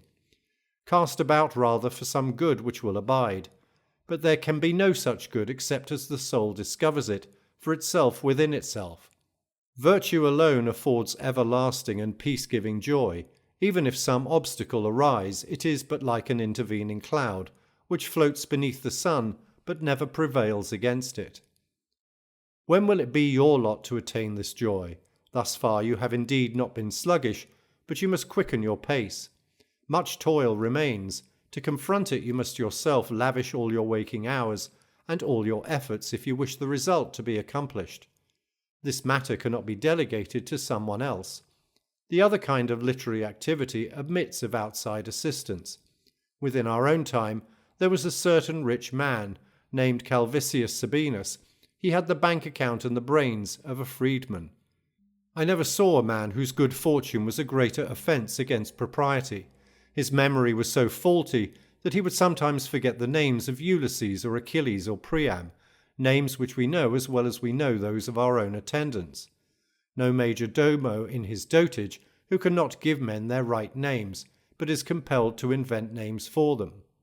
No such man, I say, calls off the names of his master's tribesmen so atrociously as Sabinus used to call off the Trojan and Achaean heroes. But none the less did he desire to appear learned. So he devised this shortcut to learning. He paid fabulous prices for slaves, one to know Homer by heart, and another to know Hesiod. He also delegated a special slave to each of the 9 lyric poets. You need not wonder that he paid high prices for these slaves. If he did not find them ready to hand, he had them made to order. After collecting this retinue, he began to make life miserable for his guests.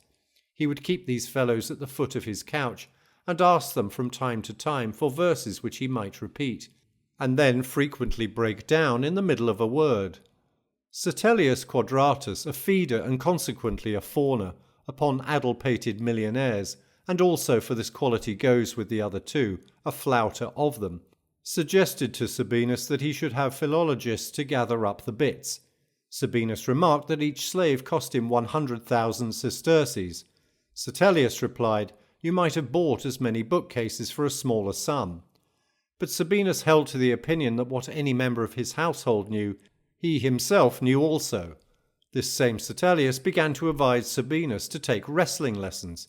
Sickly pale and thin as he was, Sabinus answered, "How can I? I can scarcely stay alive now." "Don't say that, I implore you," replied the other. "Consider how many perfectly healthy slaves you have. No man is able to borrow or buy a sound mind. In fact, as it seems to me, even though sound minds were for sale, they would not find buyers. Depraved minds, however, are bought and sold every day. But let me pay off my debt and say farewell. Real wealth is poverty adjusted to the law of nature. Epicurus has this saying in various ways and contexts, but it can never be repeated too often, since it can never be learned too well. For some persons the remedy should be merely prescribed. In the case of others, it should be forced down their throats. Farewell. Letter 28. On travel as a cure for discontent. Do you suppose that you alone have had this experience? Are you surprised, as if it were a novelty, that after such long travel and so many changes of scene, you have not been able to shake off the gloom and heaviness of your mind? You need a change of soul rather than a change of climate. Though you may cross vast spaces of sea, and though, as our Virgil remarks, lands and cities are left astern, your faults will follow you whithersoever you travel. Socrates made the same remark to one who complained. He said, "Why do you wonder that globe-trotting does not help you, seeing that you always take yourself with you? The reason which sets you wandering is ever at your heels. What pleasure is there in seeing new lands, or in surveying cities and spots of interest? All your bustle is useless. Do you ask why such flight does not help you? It is because you flee along with yourself. You must lay aside the burdens of the mind. Until you do this, no place will satisfy you. Reflect that your present behaviour is like that of the prophetess whom Virgil describes. She is excited and goaded into fury, and contains within herself much inspiration that is not her own. The priestess raves, if haply she may shake the great God from her heart. You wander hither and yon to rid yourself of the burden that rests upon you, though it becomes more troublesome by reason of your very restlessness, just as in a ship the cargo when stationary makes no trouble, but when it shifts to this side or that, it causes the vessel to heel more quickly in the direction where it has settled. Anything you do tells against you, and you hurt yourself by your very unrest, for you are shaking up a sick man. The trouble once removed, all change of scene will become pleasant, though you may be driven to the uttermost ends of the earth. In whatever corner of a savage land you may find yourself, that place, however bidding, will be to you a hospitable abode. The person you are matters more than the place to which you go.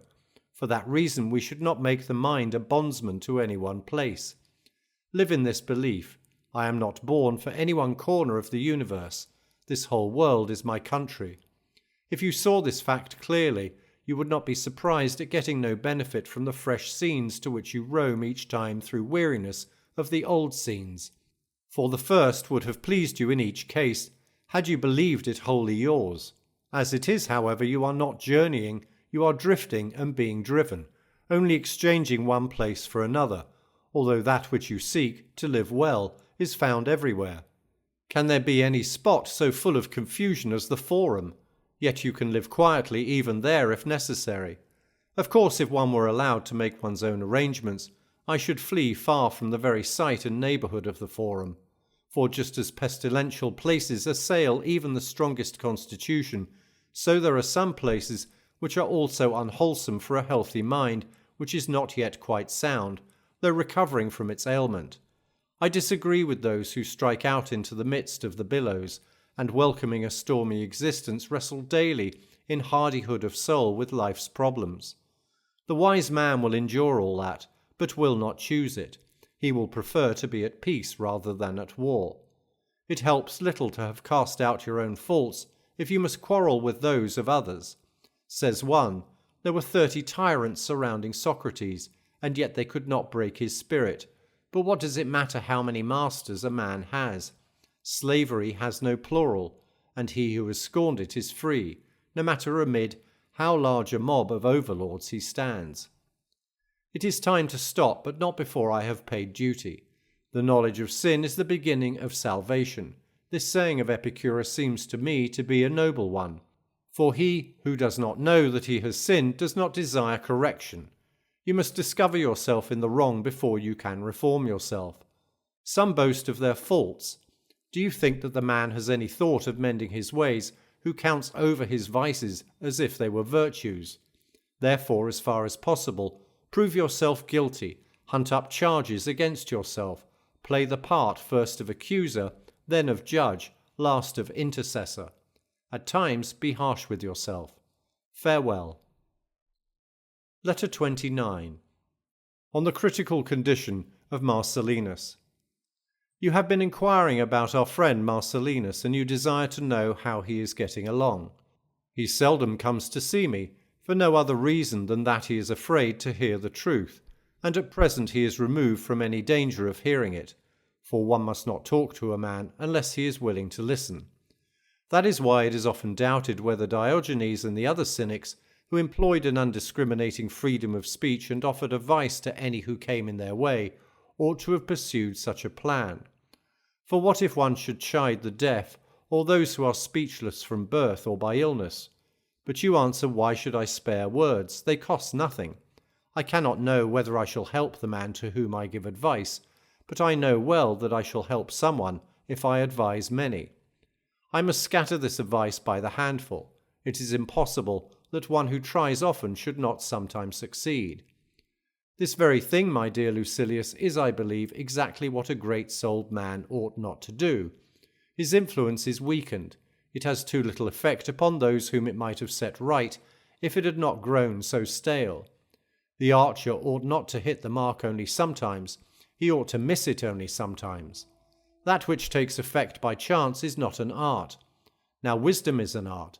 It should have a definite aim, choosing only those who will make progress, but withdrawing from those whom it has come to regard as hopeless, yet not abandoning them too soon, and just when the case is becoming hopeless, trying drastic remedies. As to our friend Marcellinus, I have not yet lost hope. He can still be saved, but the helping hand must be offered soon. There is indeed danger that he may pull his helper down, for there is in him a native character of great vigour, though it is already inclining to wickedness. Nevertheless, I shall brave this danger and be bold enough to show him his faults. He will act in his usual way.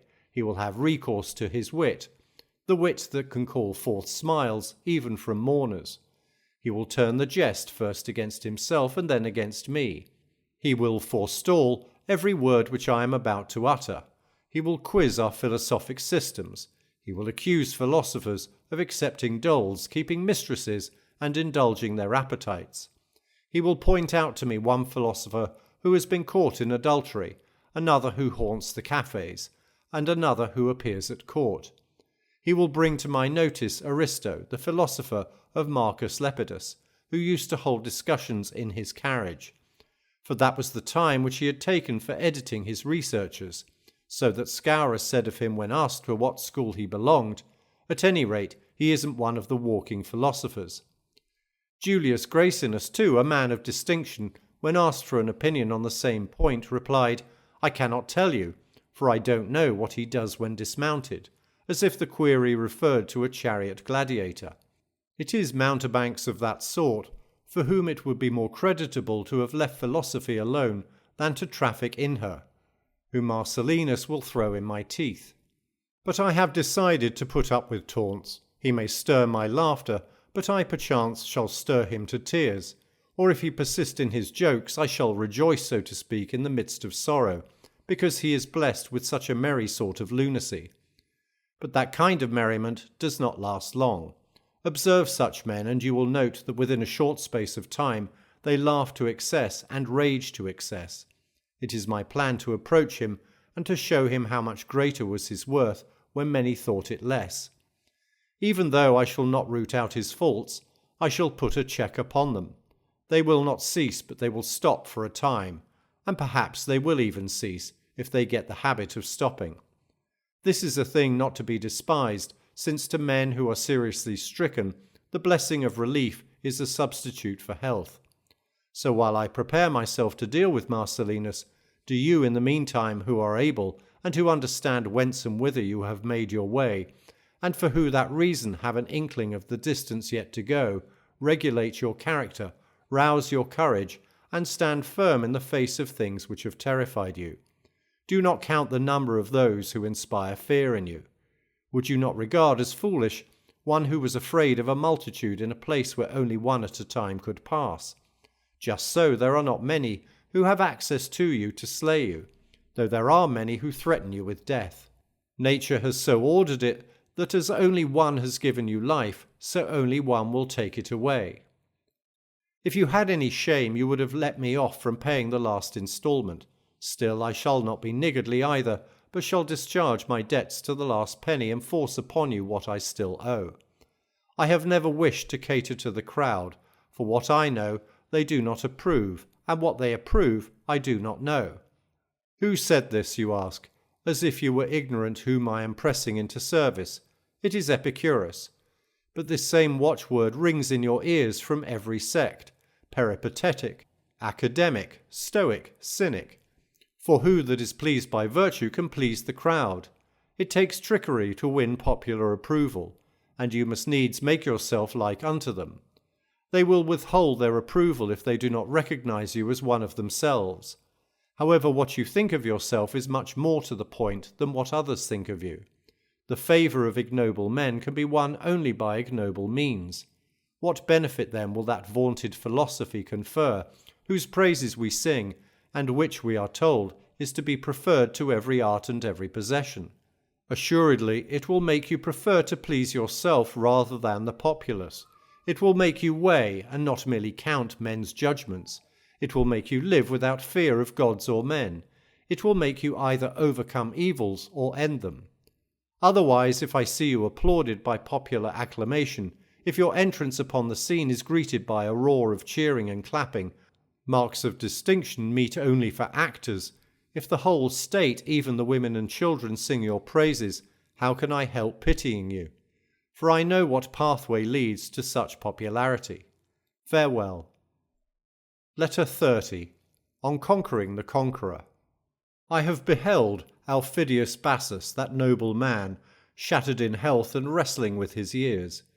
But they already bear upon him so heavily that he cannot be raised up. Old age has settled down upon him with great, yes, with its entire weight. You know that his body was always delicate and sapless. For a long time he has kept it in hand, or, to speak more correctly, has kept it together. Of a sudden it has collapsed. Just as in a ship that springs a leak, you can always stop the first or the second fissure. But when many holes begin to open and let in water, the gaping hull cannot be saved. Similarly, in an old man's body, there is a certain limit up to which you can sustain and prop its weakness. But when it comes to resemble a decrepit building, when every joint begins to spread, and while one is being repaired another falls apart, then it is time for a man to look about him and consider how he may get out. But the mind of our friend Bassus is active. Philosophy bestows this boon upon us. It makes us joyful in the very sight of death, strong and brave no matter in what state the body may be, cheerful and never failing though the body fail us. A great pilot can sail even when his canvas is rent. If his ship be dismantled, he can yet put in trim what remains of her hull and hold her to her course. This is what our friend Bassus is doing, and he contemplates his own end with the courage and countenance which you would regard as undue indifference in a man who so contemplated another's. This is a great accomplishment, Lucilius, and one which needs long practice to learn, to depart calmly when the inevitable hour arrives. Other kinds of death contain an ingredient of hope. A disease comes to an end, a fire is quenched, falling houses have set down in safety those whom they seemed certain to crush. The sea has cast ashore, unharmed those whom it had engulfed, by the same force through which it drew them down. The soldier has drawn back his sword from the very neck of his doomed foe. But those whom old age is leading away to death have nothing to hope for. Old age alone grants no reprieve. No ending, to be sure, is more painless, but there is none more lingering. Our friend Bassus seemed to me to be attending his own funeral, and laying out his own body for burial, and living almost as if he had survived his own death, and bearing with wise resignation his grief at his own departure. For he talks freely about death, trying hard to persuade us that if this process contains any element of discomfort or of fear, it is the fault of the dying person and not of death itself. Also that there is no more inconvenience at the actual moment than there is after it is over. And it is just as insane, he adds, for a man to fear what will not happen to him, as to fear what he will not feel if it does happen. Or does anyone imagine it to be possible that the agency by which feeling is removed can be itself felt? Therefore, says Bassus, death stands so far beyond all evil that it is beyond all fear of evils. I know that all this has often been said and should be often repeated, but neither when I read them were such precepts so effective with me, nor when I heard them from the lips of those who were at a safe distance from the fear of the things which they declared were not to be feared. But this old man had the greatest weight with me when he discussed death, and death was near. For I must tell you what I myself think. I hold that one is braver at the very moment of death than when one is approaching death. For death, when it stands near us, gives even to inexperienced men the courage not to seek to avoid the inevitable. So the gladiator, who throughout the fight has been no matter how faint-hearted, offers his throat to his opponent and directs the wavering blade to the vital spot. But an end that is near at hand and is bound to come calls for tenacious courage of soul. This is a rarer thing, and none but the wise man can manifest it. Accordingly, I listened to Bassus with the deepest pleasure. He was casting his vote concerning death and pointing out what sort of a thing it is when it is observed, so to speak, nearer at hand. I suppose that a man would have your confidence in a larger degree, and would have more weight with you, if he had come back to life and should declare from experience that there is no evil in death. And so regarding the approach of death, those will tell you best what disquiet it brings who have stood in its path, who have seen it coming, and have welcomed it. Bassus may be included among these men, and he had no wish to deceive us. He says that it is as foolish to fear death as to fear old age. For death follows old age precisely as old age follows youth. He who does not wish to die cannot have wished to live. For life is granted to us with the reservation that we shall die. To this end our path leads. Therefore, how foolish it is to fear it, since men simply await that which is sure, but fear only that which is uncertain. Death has its fixed rule, equitable and unavoidable. Who can complain when he is governed by terms which include everyone? The chief part of equity, however, is equality. But it is superfluous at the present time to plead nature's cause, for she wishes our laws to be identical with her own. She but resolves that which she has compounded, and compounds again that which she has resolved. Moreover, if it falls to the lot of any man to be set gently adrift by old age, not suddenly torn from life, but withdrawn bit by bit, oh, verily he should thank the gods, one and all, because after he has had his fill, he is removed to a rest which is ordained for mankind, a rest that is welcome to the weary. You may observe certain men who crave death even more earnestly than others are wont to beg for life, and I do not know which men give us greater courage, those who call for death, or those who meet it cheerfully and tranquilly. For the first attitude is sometimes inspired by madness and sudden anger, the second is the calm which results from fixed judgment. Before now men have gone to meet death in a fit of rage, but when death comes to meet him, no one welcomes it cheerfully, except the man who has long since composed himself for death. I admit, therefore, that I have visited this dear friend of mine more frequently on many pretexts, but with the purpose of learning whether I should find him always the same, and whether his mental strength was perhaps waning in company with his bodily powers. but it was on the increase, just as the joy of the charioteer is wont to show itself more clearly when he is on the 7th round of the course and nears the prize.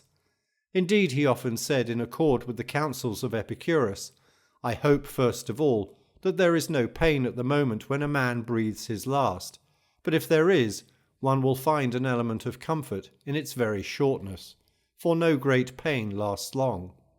And at all events a man will find relief at the very time when soul and body are being torn asunder, even though the process be accompanied by excruciating pain, in the thought that after this pain is over, he can feel no more pain. I am sure, however, that an old man's soul is on his very lips, and that only a little force is necessary to disengage it from the body. A fire which has seized upon a substance that sustains it needs water to quench it, or sometimes the destruction of the building itself. But the fire which lacks sustaining fuel dies away of its own accord. I am glad to hear such words, my dear Lucilius, not as new to me, but as leading me into the presence of an actual fact. And what then? Have I not seen many men break the thread of life? I have indeed seen such men, but those who have more weight with me, who approach death without any loathing for life, letting death in, so to speak, and not pulling it towards them. Bassus kept saying, "It is due to our own fault that we feel this torture, because we shrink from dying only when we believe that our end is near at hand." But who is not near death? It is ready for us in all places and at all times. Let us consider, he went on to say, when some agency of death seems imminent, how much nearer are other varieties of dying which are not feared by us. A man is threatened with death by an enemy, but this form of death is anticipated by an attack of indigestion. And if we are willing to examine critically the various causes of our fear, we shall find that some exist and others only seem to be. We do not fear death, we fear the thought of death, for death itself is always the same distance from us. Wherefore, if it is to be feared at all, it is to be feared always. For what season of our life is exempt from death? But what I really ought to fear is that you will hate this long letter worse than death itself, so I shall stop. Do you, however, always think on death, in order that you may never fear it. Farewell. Letter 31. On Siren Songs. Now I recognize my Lucilius. He is beginning to reveal the character of which he gave promise. Follow up the impulse which prompted you to make for all that is best, treading under your feet that which is approved by the crowd. I would not have you greater or better than you planned, for in your case the mere foundations have covered a large extent of ground. Only finish all that you have laid out, and take in hand the plans which you have had in mind. In short, you will be a wise man if you stop up your ears. Nor is it enough to close them with wax. You need a denser stopple than that which they say Ulysses used for his comrades. The song which he feared was alluring, but came not from every side.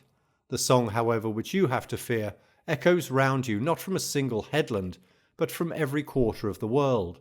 Sail, therefore, not past one region which you mistrust because of its treacherous delights, but past every city. Be deaf to those who love you most of all. They pray for bad things with good intentions. And if you would be happy, entreat the gods that none of their fond desires for you may be brought to pass. What they wish to have heaped upon you are not really good things. There is only one good, the cause and the support of a happy life. Trust in oneself. But this cannot be attained unless one has learned to despise toil and to reckon it among the things which are neither good nor bad. For it is not possible that a single thing should be bad at one time and good at another, at times light and to be endured, and at times a cause of dread. Work is not a good. Then what is a good? I say the scorning of work. That is why I should rebuke men who toil to no purpose.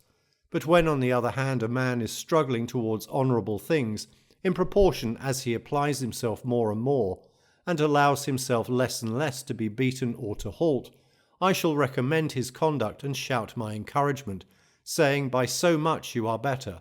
Rise, draw a fresh breath, and surmount that hill, if possible, at a single spurt. Work is the sustenance of noble minds, There is then no reason why, in accordance with that old vow of your parents, you should pick and choose what fortune you wish should fail to your lot, or what you should pray for. Besides, it is base for a man who has already travelled the whole round of highest honours to be still importuning the gods. What need is there of vows? Make yourself happy through your own efforts. You can do this if once you comprehend that whatever is blended with virtue is good, and that whatever is joined to vice is bad. Just as nothing gleams if it has no light blended with it, and nothing is black unless it contains darkness or draws to itself something of dimness, and as nothing is hot without the aid of fire, and nothing cold without air, so it is the association of virtue and vice that makes things honourable or base. What then is good? The knowledge of things. What is evil? The lack of knowledge of things. Your wise man, who is also a craftsman, will reject or choose in each case as it suits the occasion. But he does not fear that which he rejects, nor does he admire that which he chooses, if only he has a stout and unconquerable soul. I forbid you to be cast down or depressed. It is not enough if you do not shrink from work, ask for it. But, you say, is not trifling and superfluous work, and work that has been inspired by ignoble causes, a bad sort of work? No, no more than that which is expended upon noble endeavours, since the very quality that endures toil and rouses itself to hard and uphill effort is of the spirit, which says, "Why do you grow slack? It is not the part of a man to fear sweat." And besides this, in order that virtue may be perfect, there should be an even temperament and a scheme of life that is consistent with itself throughout. And this result cannot be attained without knowledge of things, and without the art which enables us to understand things human and things divine. That is the greatest good. If you seize this good, you begin to be the associate of the gods, and not their suppliant. But how, you ask, does one attain that goal? You do not need to cross the Pennine or Grayan hills, or traverse the Candavian waste, or face the Syrtes, or Scylla, or Charybdis, although you have travelled through all these places for the bribe of a petty governorship. The journey for which nature has equipped you is safe and pleasant. She has given you such gifts that you may, if you do not prove false to them, rise level with God. Your money, however, will not place you on a level with God, for God has no property. Your bordered robe will not do this, for God is not clad in raiment, nor will your reputation, nor a display of self, nor a knowledge of your name widespread throughout the world, for no one has knowledge of God. Many even hold him in low esteem, and do not suffer for so doing. The throng of slaves which carries your litter along the city streets and in foreign places will not help you, for this God of whom I speak, though the highest and most powerful of beings, carries all things on his own shoulders. Neither can beauty or strength make you blessed, for none of these qualities can withstand old age. What we have to seek for, then, is that which does not each day pass more and more under the control of some power which cannot be withstood. And what is this? It is the soul, but the soul that is upright, good, and great. What else could you call such a soul than a God dwelling as a guest in a human body? A soul like this may descend into a Roman knight just as well as into a freedman's son or a slave. For what is a Roman knight, or a freedman's son, or a slave? They are mere titles born of ambition or of wrong. One may leap to heaven from the very slums. Only rise and mould thyself to kinship with thy God. This moulding will not be done in gold or silver. An image that is to be in the likeness of God cannot be fashioned of such materials. Remember that the gods, when they were kind unto men, were moulded in clay. Farewell. Letter 32. On Progress. I have been asking about you and inquiring of everyone who comes from your part of the country what you are doing, and where you are spending your time and with whom. You cannot deceive me, for I am with you. Live just as if I were sure to get news of your doings, nay, as if I were sure to behold them.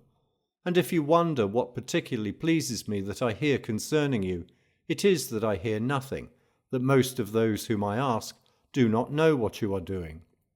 This is sound practice, to refrain from associating with men of different stamp and different aims. And I am indeed confident that you cannot be warped, that you will stick to your purpose, even though the crowd may surround and seek to distract you. What then is on my mind? I am not afraid lest they work a change in you, but I am afraid lest they may hinder your progress. And much harm is done even by one who holds you back, especially since life is so short, and we make it still shorter by our unsteadiness, by making ever fresh beginnings at life, now one and immediately another. We break up life into little bits and fritter it away. Hasten ahead then, dearest Lucilius, and reflect how greatly you would quicken your speed if an enemy were at your back, or if you suspected the cavalry were approaching and pressing hard upon your steps as you fled. It is true, the enemy is indeed pressing upon you. You should therefore increase your speed and escape away and reach a safe position, remembering continually what a noble thing it is to round out your life before death comes, and then await in peace the remaining portion of your time, claiming nothing for yourself, since you are in possession of the happy life. For such a life is not made happier for being longer. Oh, when shall you see the time when you shall know that time means nothing to you, when you shall be peaceful and calm, careless of the morrow, because you are enjoying your life to the full? Would you know what makes men greedy for the future? It is because no one has yet found himself. Your parents, to be sure, asked other blessings for you, but I myself pray rather that you may despise all those things which your parents wished for you in abundance. Their prayers plunder many another person, simply that you may be enriched. Whatever they make over to you must be removed from someone else. I pray that you may get such control over yourself that your mind, now shaken by wandering thoughts, may at last come to rest and be steadfast, that it may be content with itself, and, having attained an understanding of what things are truly good, and they are in our possession as soon as we have this knowledge, that it may have no need of added years. He has at length passed beyond all necessities. He has won his honourable discharge and is free, who still lives after his life has been completed. Farewell. Letter 33. On the futility of learning maxims. You wish me to close these letters also as I closed my former letters, with certain utterances taken from the chiefs of our school. But they did not interest themselves in choice extracts. The whole texture of their work is full of strength. There is unevenness, you know, when some objects rise conspicuous above others. A single tree is not remarkable if the whole forest rises to the same height. Poetry is crammed with utterances of this sort, and so is history. For this reason, I would not have you think that these utterances belong to Epicurus. They are common property, and are emphatically our own. They are, however, more noteworthy in Epicurus, because they appear at infrequent intervals, and when you do not expect them, and because it is surprising that brave words should be spoken at any time by a man who made a practice of being effeminate, for that is what most persons maintain. In my own opinion, however, Epicurus is really a brave man, even though he did wear long sleeves. Fortitude, energy, and readiness for battle are to be found among the Persians, just as much as among men who have girded themselves up high. Therefore you need not call upon me for extracts and quotations. Such thoughts as one may extract here and there in the works of other philosophers run through the whole body of our writings. Hence we have no show-window goods, nor do we deceive the purchaser in such a way that if he enters our shop, he will find nothing except that which is displayed in the window. We allow the purchasers themselves to get their samples from anywhere they please. Suppose we should desire to sort out each separate motto from the general stock. To whom shall we credit them? To Zeno, Cleanthes, Chrysippus, Panetios, or Posidonius? We Stoics are not subjects of a despot. Each of us lays claim to his own freedom. With them, on the other hand, whatever Hermarchus says, or Metrodorus, is ascribed to one source. In that brotherhood, everything that any man utters is spoken under the leadership and commanding authority of one alone. We cannot, I maintain, no matter how we try, pick out anything from so great a multitude of things equally good. Only the poor man counts his flock. Wherever you direct your gaze, you will meet with something that might stand out from the rest, if the context in which you read it were not equally notable. For this reason, give over hoping that you may skim, by means of epitomes, the wisdom of distinguished men. Look into their wisdom as a whole, study it as a whole. They are working out a plan and weaving together, line upon line, a masterpiece from which nothing can be taken away without injury to the whole. Examine the separate parts, if you like, provided you examine them as parts of the man himself. She is not a beautiful woman whose ankle or arm is praised, but she whose general appearance makes you forget to admire her single attributes. If you insist, however, I shall not be niggardly with you, but lavish, for there is a huge multitude of these passages. They are scattered about in profusion. They do not need to be gathered together, but merely to be picked up. They do not drip forth occasionally, they flow continuously. They are unbroken and are closely connected. Doubtless they would be of much benefit to those who are still novices and worshipping outside the shrine, for single maxims sink in more easily when they are marked off and bounded like a line of verse.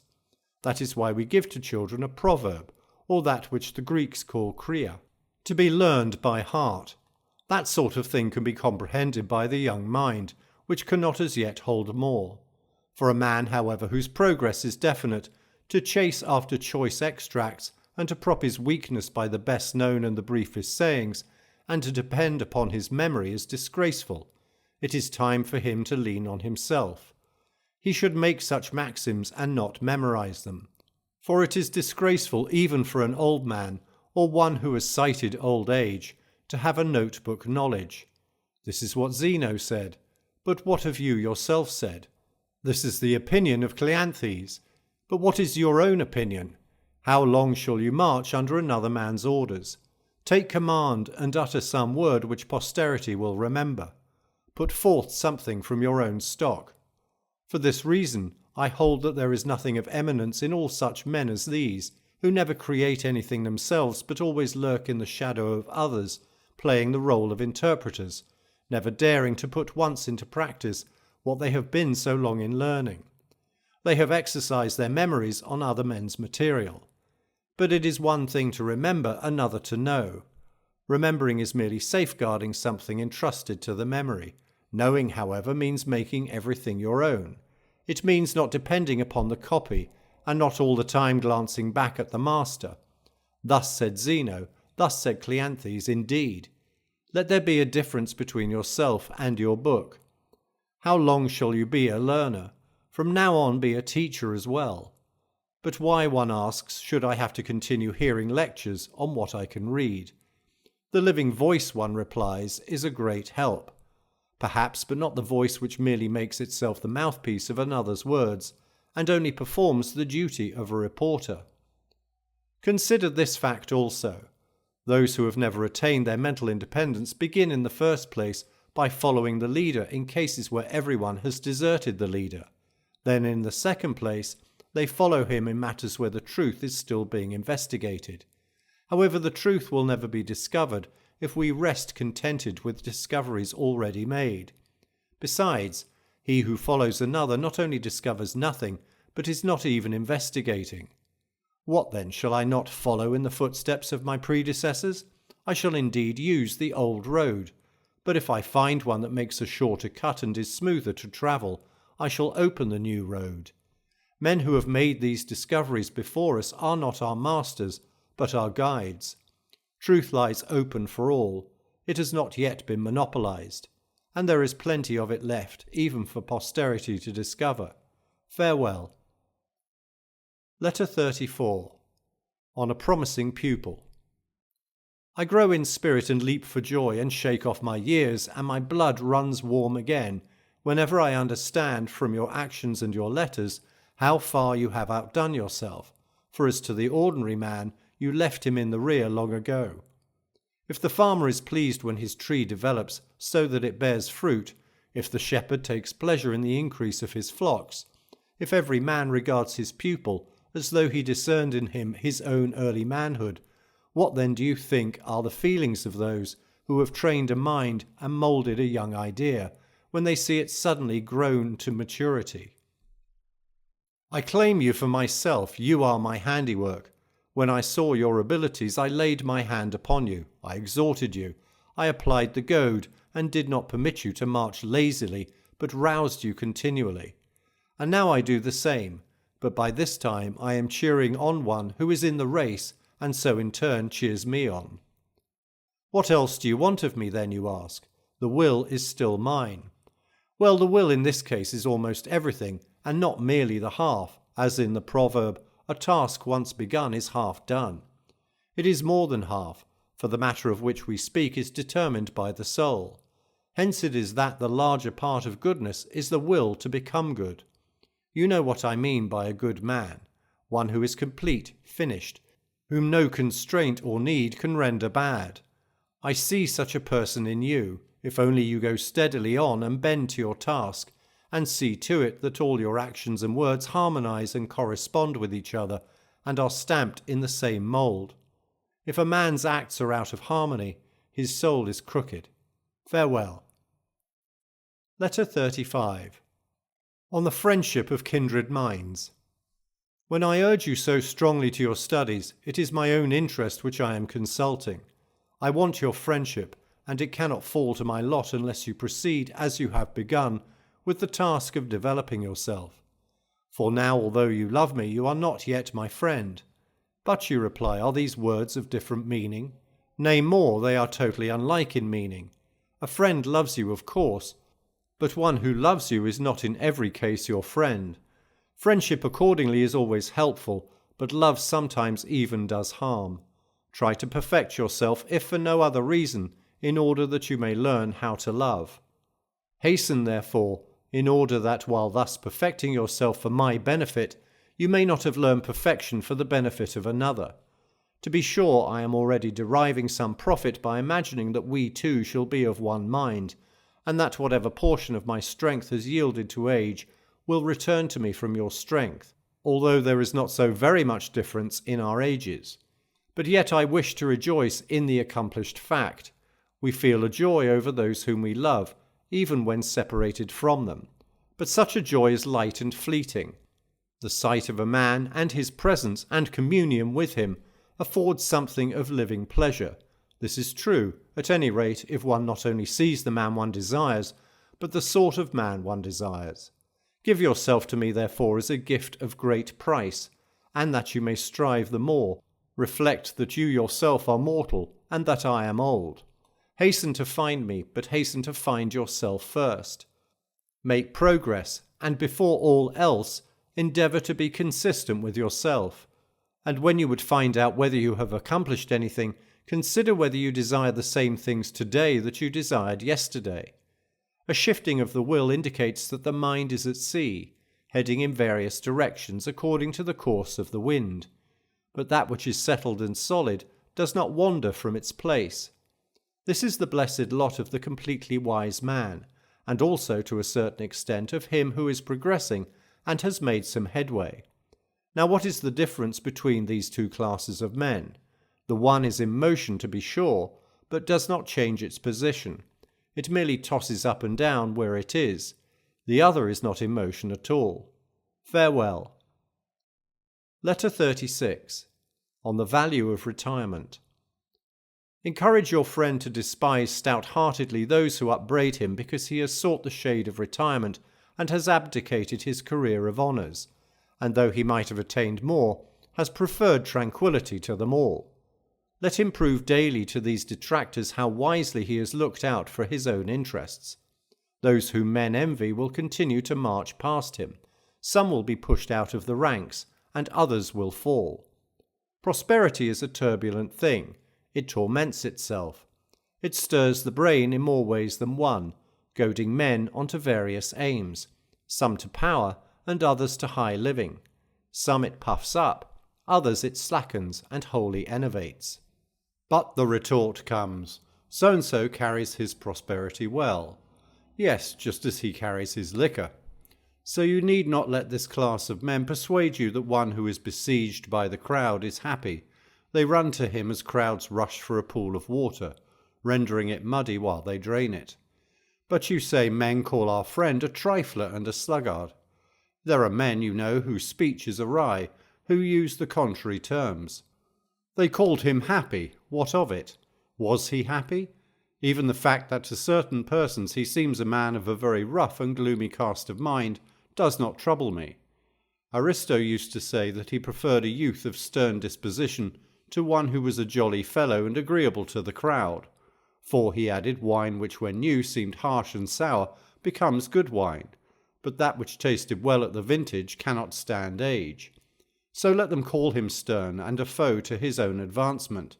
It is just this sternness that will go well when it is aged, provided only that he continues to cherish virtue and to absorb thoroughly the studies which make for culture, not those with which it is sufficient for a man to sprinkle himself, but those in which the mind should be steeped. Now is the time to learn. What, is there any time when a man should not learn? By no means. But just as it is creditable for every age to study, so it is not creditable for every age to be instructed. An old man learning his ABC is a disgraceful and absurd object. The young man must store up, the old man must use. You will therefore be doing a thing most helpful to yourself if you make this friend of yours as good a man as possible. Those kindnesses, they tell us, are to be both sought for and bestowed, which benefit the giver no less than the receiver, and they are unquestionably the best kind. Finally, he has no longer any freedom in the matter. He has pledged his word, and it is less disgraceful to compound with a creditor than to compound with a promising future. To pay his debt of money, the businessman must have a prosperous voyage, the farmer must have fruitful fields and kindly weather, but the debt which your friend owes can be completely paid by mere goodwill. Fortune has no jurisdiction over character. Let him so regulate his character that in perfect peace he may bring to perfection that spirit within him which feels neither loss nor gain, but remains in the same attitude, no matter how things fall out. A spirit like this, if it is heaped with worldly goods, rises superior to its wealth. If, on the other hand, chance has stripped him of a part of his wealth, or even all, it is not impaired. If your friend had been born in Parthia, he would have begun, when a child, to bend the bow. If in Germany, he would forthwith have been brandishing his slender spear. If he had been born in the days of our forefathers, he would have learned to ride a horse and smite his enemy hand to hand. These are the occupations which the system of each race recommends to the individual, yes, prescribes for him. To what then shall this friend of yours devote his attention? I say, let him learn that which is helpful against all weapons, against every kind of foe, contempt of death, because no one doubts that death has in it something that inspires terror, so that it shocks even our souls, which nature has so moulded that they love their own existence. For otherwise there would be no need to prepare ourselves, and to whet our courage, to face that towards which we should move with a sort of voluntary instinct, precisely as all men tend to preserve their existence. No man learns a thing in order that, if necessity arises, he may lie down with composure upon a bed of roses, but he steels his courage to this end, that he may not surrender his plighted faith to torture, and that, if need be, he may some day stay out his watch in the trenches, even though wounded, without even leaning on his spear, because sleep is likely to creep over men who support themselves by any prop whatsoever. In death there is nothing harmful, for there must exist something to which it is harmful, and yet if you are possessed by so great a craving for a longer life, reflect that none of the objects which vanish from our gaze and are reabsorbed into the world of things from which they have come forth and are soon to come forth again is annihilated. They merely end their course and do not perish, and death which we fear and shrink from merely interrupts life, but does not steal it away. The time will return when we shall be restored to the light of day, and many men would object to this, were they not brought back in forgetfulness of the past.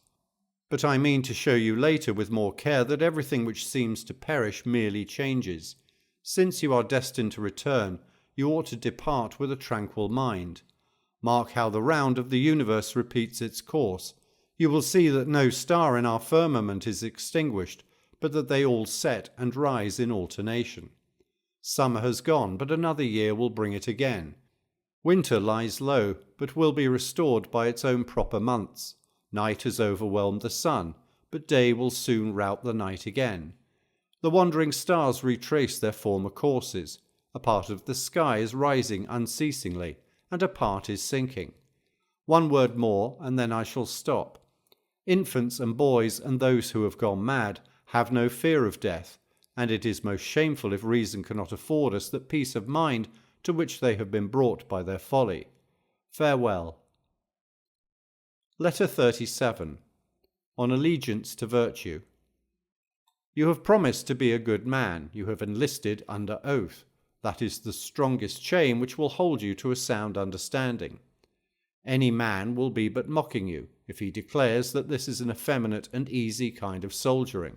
I will not have you deceived.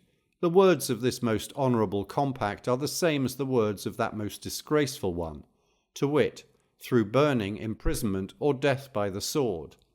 From the men who hire out their strength for the arena, who eat and drink what they must pay for with their blood, security is taken that they will endure such trials, even though they be unwilling. From you, that you will endure them willingly and with alacrity. The gladiator may lower his weapon and test the pity of the people, but you will neither lower your weapon nor beg for life. You must die erect and unyielding. Moreover, what profit is it to gain a few days or a few years? There is no discharge for us from the moment we are born. Then how can I free myself, you ask? You cannot escape necessities, but you can overcome them. By force a way is made, and this way will be afforded you by philosophy. Betake yourself therefore to philosophy if you would be safe, untroubled, happy, in fine, if you wish to be, and that is most important, free. There is no other way to attain this end. Folly is low, abject, mean, slavish, and exposed to many of the cruelest passions. These passions, which are heavy taskmasters, sometimes ruling by turns and sometimes together, can be banished from you by wisdom, which is the only real freedom. There is but one path leading thither, and it is a straight path. You will not go astray. Proceed with steady step, and if you would have all things under your control, put yourself under the control of reason. If reason becomes your ruler, you will become ruler over many. You will learn from her what you should undertake, and how it should be done. You will not blunder into things. You can show me no man who knows how he began to crave that which he craves. He has not been led to that pass by forethought. He has been driven to it by impulse. Fortune attacks us as often as we attack fortune. It is disgraceful, instead of proceeding ahead, to be carried along, and then suddenly amid the whirlpool of events, to ask in a dazed way, how did I get into this condition? Farewell. Letter 38. On quiet conversation. You are right when you urge that we increase our mutual traffic in letters, but the greatest benefit is to be derived from conversation, because it creeps by degrees into the soul. Lectures prepared beforehand and spouted in the presence of a throng have in them more noise but less intimacy. Philosophy is good advice, and no one can give advice at the top of his lungs. Of course, we must sometimes almost make use of these harangues, if I may so call them, when a doubting member needs to be spurred on. But when the aim is to make a man learn, and not merely to make him wish to learn, we must have recourse to the low-toned words of conversation. They enter more easily and stick in the memory, for we do not need many words, but rather effective words. Words should be scattered like seed, no matter how small the seed may be. If it has once found favourable ground, it unfolds its strength, and from an insignificant thing spreads to its greatest growth. Reason grows in the same way. It is not large to the outward view, but increases as it does its work. Few words are spoken, but if the mind has truly caught them, they come into their strength and spring up. Yes, precepts and seeds have the same quality. They produce much, and yet they are slight things. Only, as I said, let a favourable mind receive and assimilate them. Then of itself the mind also will produce bounteously in its turn, giving back more than it has received. Farewell. Letter 39. On noble aspirations. I shall indeed arrange for you in careful order and narrow compass the notes which you request, but consider whether you may not get more help from the customary method than from that which is now commonly called a breviary, though in the good old days when real Latin was spoken it was called a summary. The former is more necessary to one who is learning a subject, the latter to one who knows it. For the one teaches, the other stirs the memory. But I shall give you abundant opportunity for both. A man like you should not ask me for this authority or that. He who furnishes a voucher for his statements argues himself unknown. I shall therefore write exactly what you wish, but I shall do it in my own way. Until then, you have many authors whose works will presumably keep your ideas sufficiently in order. Pick up the list of the philosophers. That very act will compel you to wake up when you see how many men have been working for your benefit. You will desire eagerly to be one of them yourself, for this is the most excellent quality that the noble soul has within itself, that it can be roused to honourable things.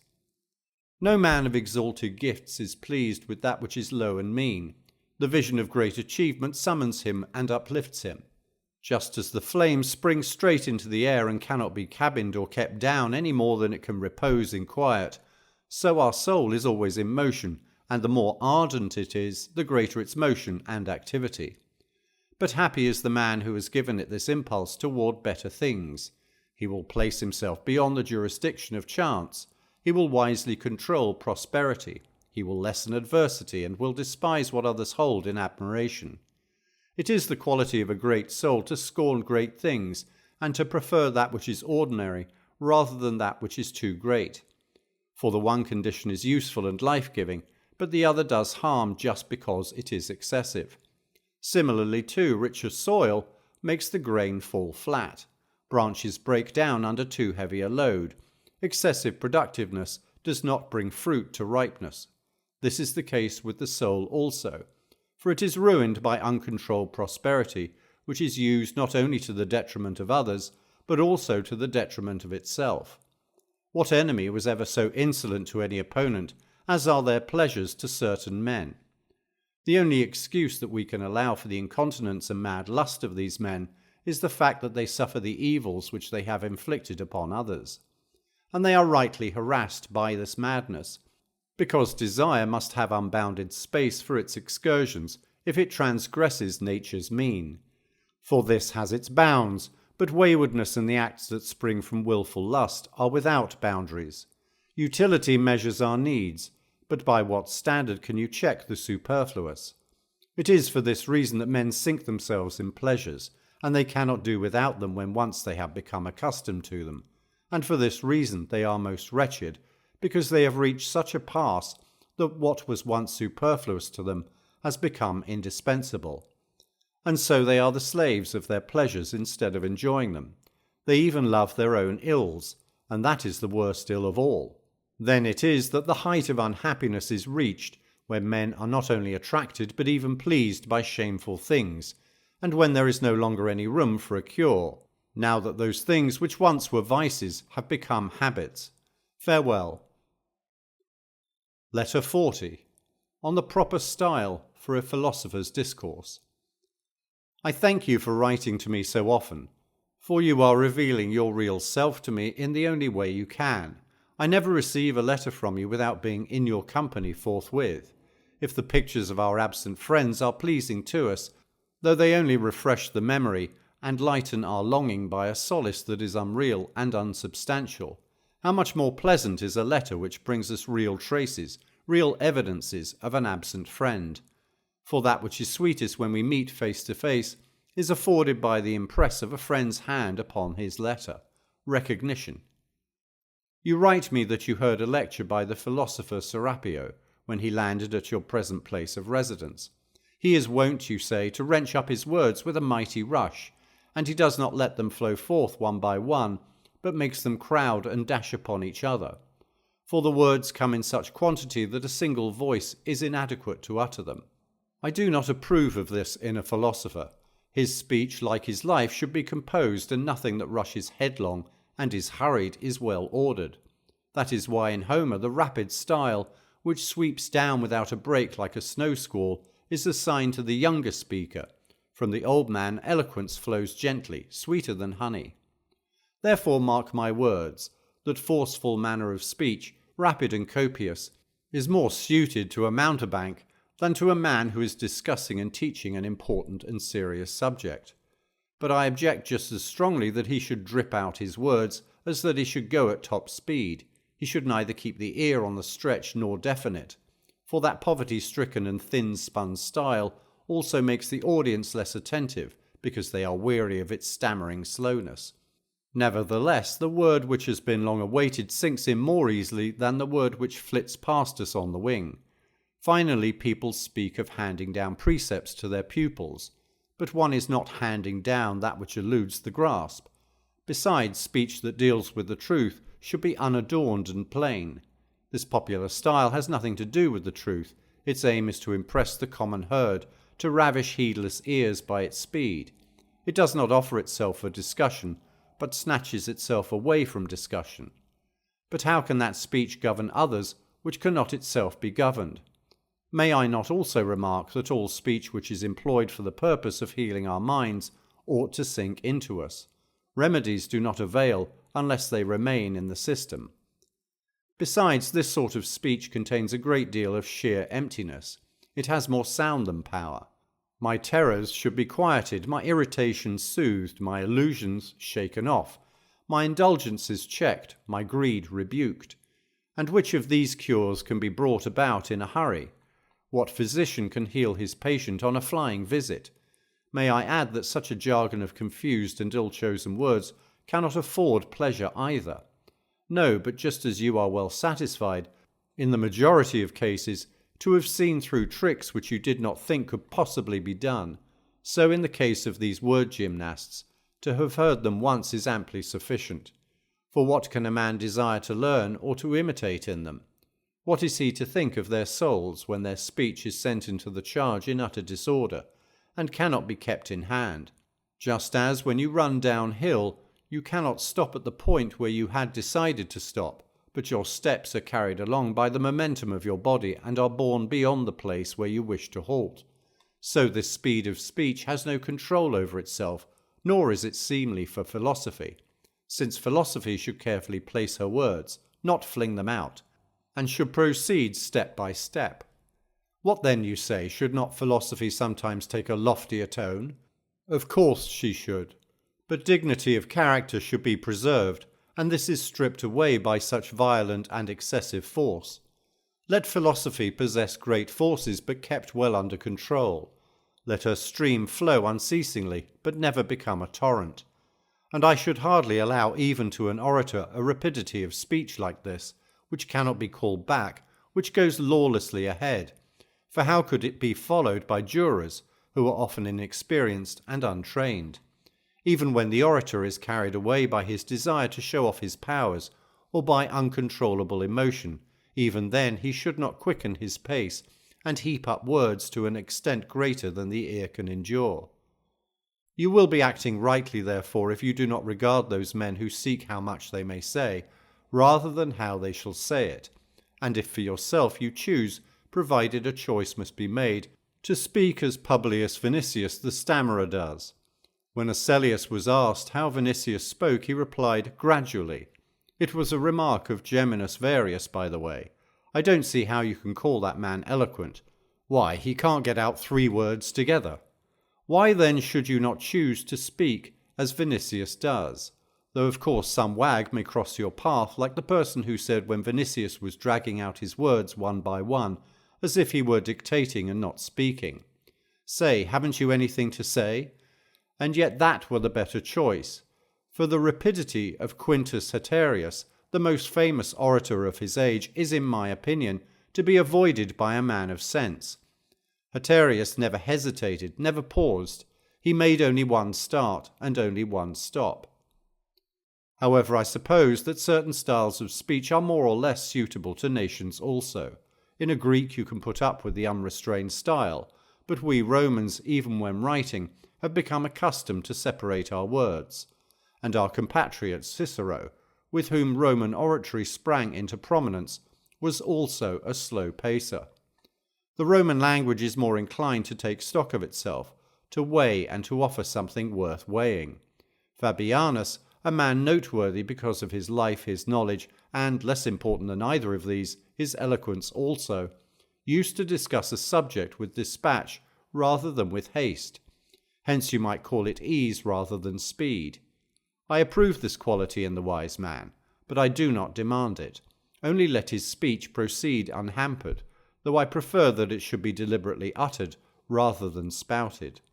However, I have this further reason for frightening you away from the latter malady, namely that you could only be successful in practicing this style by losing your sense of modesty. You would have to rub all shame from your countenance and refuse to hear yourself speak, for that heedless flow will carry with it many expressions which you would wish to criticize. And I repeat, you could not attain it and at the same time preserve your sense of shame. Moreover, you would need to practice every day and transfer your attention from subject matter to words. But words, even if they came to you readily and flowed without any exertion on your part, yet would have to be kept under control. For just as a less ostentatious gait becomes a philosopher, so does a restrained style of speech, far removed from boldness. Therefore, the ultimate kernel of my remarks is this: I bid you be slow of speech. Farewell. Letter 41. On the God within us. You are doing an excellent thing, one which will be wholesome for you, if as you write me you are persisting in your effort to attain sound understanding. It is foolish to pray for this when you can acquire it from yourself. We do not need to uplift our hands towards heaven, or to beg the keeper of a temple to let us approach his idol's ear, as if in this way our prayers were more likely to be heard. God is near you, he is with you, he is within you. This is what I mean, Lucilius. A Holy Spirit indwells within us, one who marks our good and bad deeds, and is our guardian. And we treat this Spirit, so are we treated by it. Indeed, no man can be good without the help of God. Can one rise superior to fortune, unless God helps him to rise? He it is that gives noble and upright counsel. In each good man a God doth dwell, but what God know we not. If ever you have come upon a grove that is full of ancient trees which have grown to an unusual height, shutting out a view of the sky by a veil of pleached and intertwining branches, then the loftiness of the forest, the seclusion of the spot, and your marvel at the thick unbroken shade in the midst of the open spaces, will prove to you the presence of deity.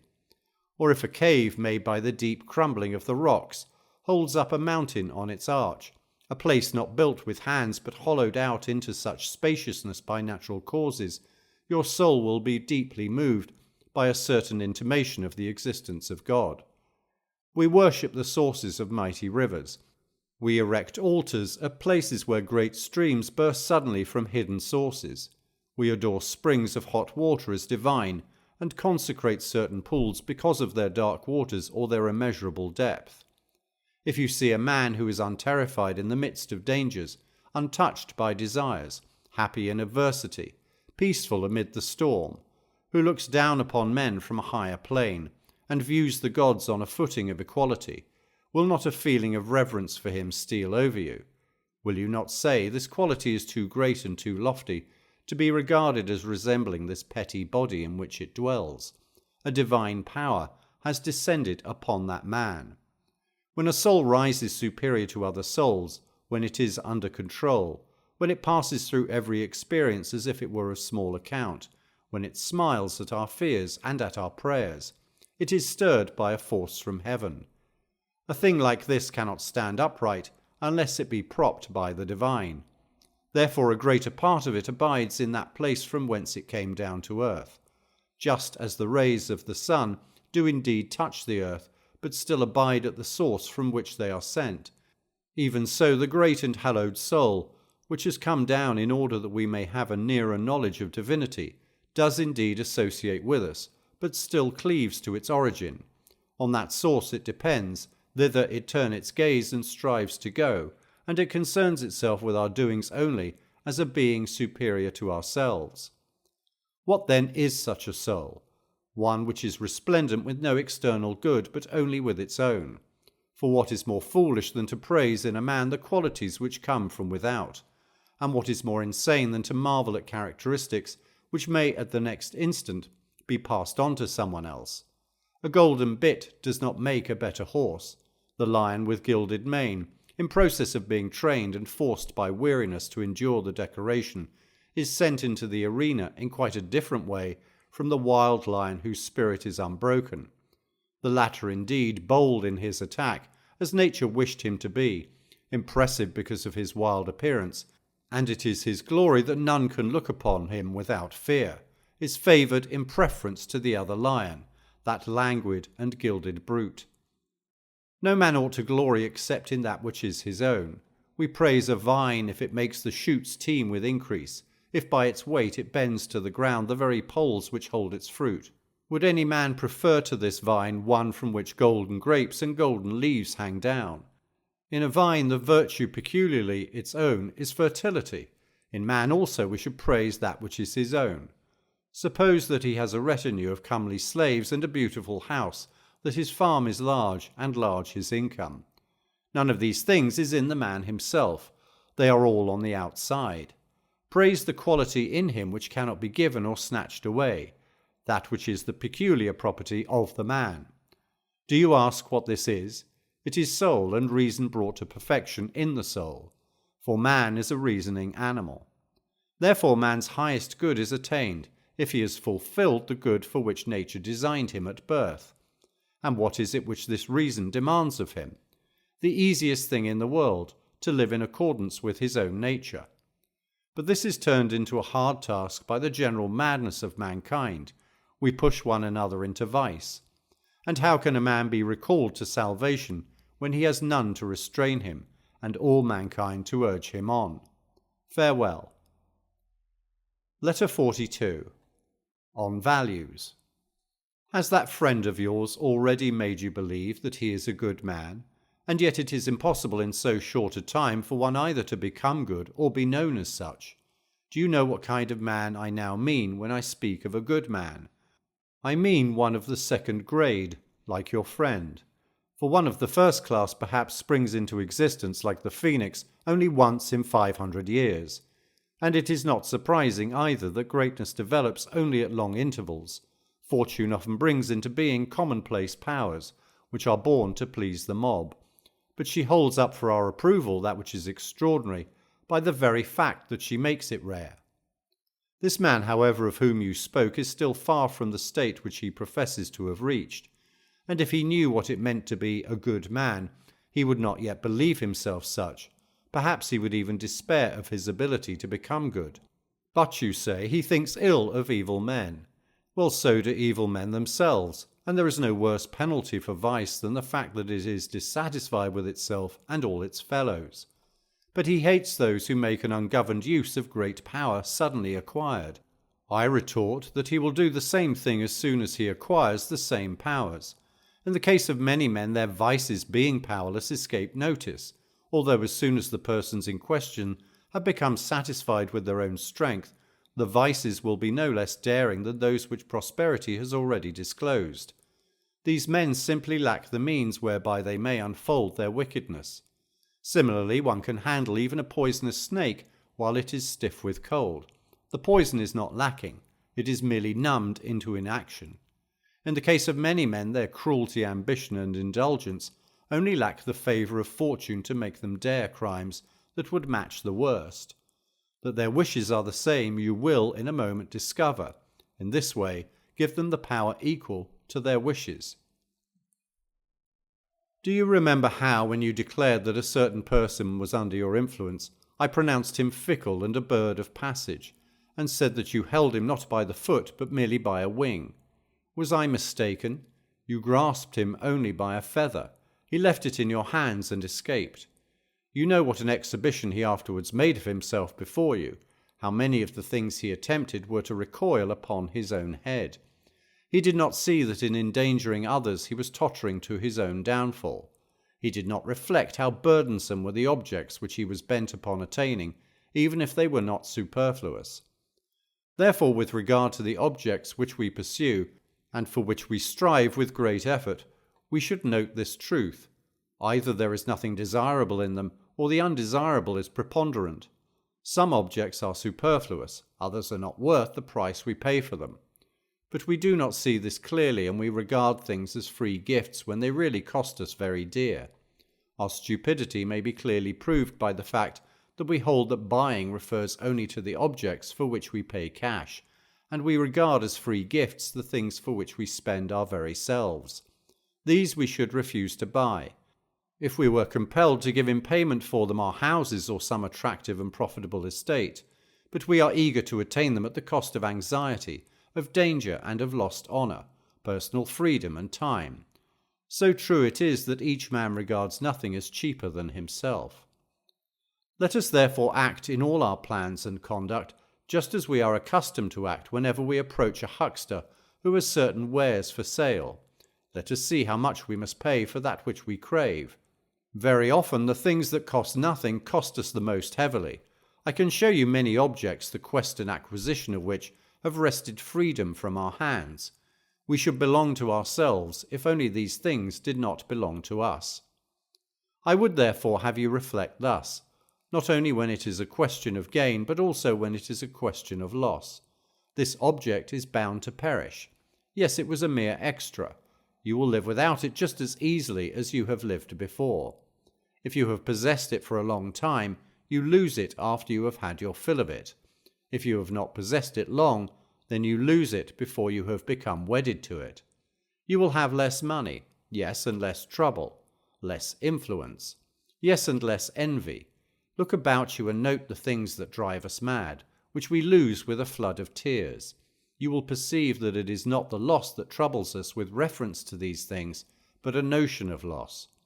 No one feels that they have been lost, but his mind tells him that it has been so. He that owns himself has lost nothing, but how few men are blessed with the ownership of self. Farewell. Letter 43.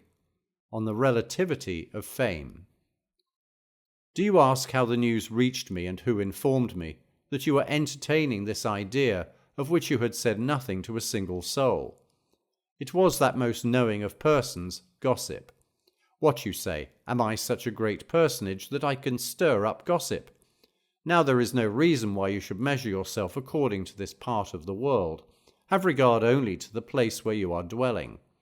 Any point which rises above adjacent points is great at the spot where it rises. For greatness is not absolute. Comparison increases it or lessens it. A ship which looms large in the river seems tiny when on the ocean. A rudder which is large for one vessel is small for another. So you in your province are really of importance, though you scorn yourself. Men are asking what you do, how you dine, and how you sleep, and they find out too. Hence there is all the more reason for your living circumspectly. Do not, however, deem yourself truly happy until you find that you can live before men's eyes, until your walls protect but do not hide you. Although we are apt to believe that these walls surround us, not to enable us to live more safely, but that we may sin more secretly. I shall mention a fact by which you may weigh the worth of a man's character. You will scarcely find anyone who can live with his door wide open. It is our conscience, not our pride, that has put doorkeepers at our doors. We live in such a fashion that being suddenly disclosed to view is equivalent to being caught in the act. What profits it, however, to hide ourselves away, and to avoid the eyes and ears of men? A good conscience welcomes the crowd, but a bad conscience, even in solitude, is disturbed and troubled. If your deeds are honourable, let everybody know them. If base, what matters it that no one knows them, as long as you yourself know them? How wretched you are if you despise such a witness. Farewell. Letter 44. On philosophy and pedigrees. You are again insisting to me that you are a nobody, and saying that nature in the first place and fortune in the second have treated you too scurvily, and this in spite of the fact that you have it in your power to separate yourself from the crowd and rise to the highest human happiness. If there is any good in philosophy, it is this, that it never looks into pedigrees. All men, if traced back to their original source, spring from the gods. You are a Roman knight, and your persistent work promoted you to this class. Yet surely there are many to whom the 14 rows are barred. The Senate chamber is not open to all. The army, too, is scrupulous in choosing those whom it admits to toil and danger. But a noble mind is free to all men. According to this test, we may all gain distinction. Philosophy neither rejects nor selects anyone. Its light shines for all. Socrates was no aristocrat. Cleanthes worked at a well and served as a hired man watering a garden. Philosophy did not find Plato already a nobleman, it made him one. Why then should you despair of becoming able to rank with men like these? They are all your ancestors if you conduct yourself in a manner worthy of them, and you will do so if you convince yourself at the outset that no man outdoes you in real nobility. We have all had the same number of forefathers. There is no man whose first beginning does not transcend memory. Plato says, every king springs from a race of slaves, and every slave has had kings among his ancestors. The flight of time, with its vicissitudes, has jumbled all such things together, and fortune has turned them upside down. Then who is well born? He who is by nature well fitted for virtue. That is the one point to be considered. Otherwise, if you hark back to antiquity, everyone traces back to a date before which there is nothing. From the earliest beginnings of the universe to the present time, we have been led forward out of origins that were alternately illustrious and ignoble. A hall full of smoke-begrimed busts does not make the nobleman. No past life has been lived to lend us glory, and that which has existed before us is not ours. The soul alone renders us noble, and it may rise superior to fortune out of any earlier condition, no matter what that condition has been. Suppose then that you were not a Roman knight but a freedman. You might nevertheless by your own efforts come to be the only free man amid a throng of gentlemen. How, you ask? Simply by distinguishing between good and bad things without patterning your opinion from the populace. You should look not to the source from which these things come, but to the goal towards which they tend. If there is anything that can make life happy, it is good on its own merits, for it cannot degenerate into evil. Where then lies the mistake, since all men crave the happy life? It is that they regard the means for producing happiness as happiness itself, and while seeking happiness, they are really fleeing from it. For although the sum and substance of the happy life is unalloyed freedom from care, and though the secret of such freedom is unshaken confidence, yet men gather together that which causes worry, and while travelling life's treacherous road, not only have burdens to bear, but even draw burdens to themselves.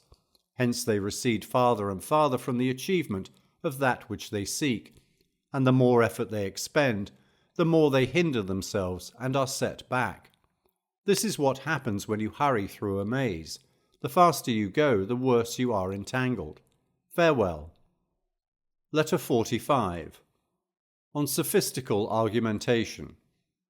You complain that in your part of the world there is a scant supply of books, but it is quality rather than quantity that matters. A limited list of reading benefits, a varied assortment serves only for delight. He who would arrive at the appointed end must follow a single road and not wander through many ways. What you suggest is not travelling, it is mere tramping. But you say I should rather have you give me advice than books. Still I am ready to send you all the books I have, to ransack the whole storehouse.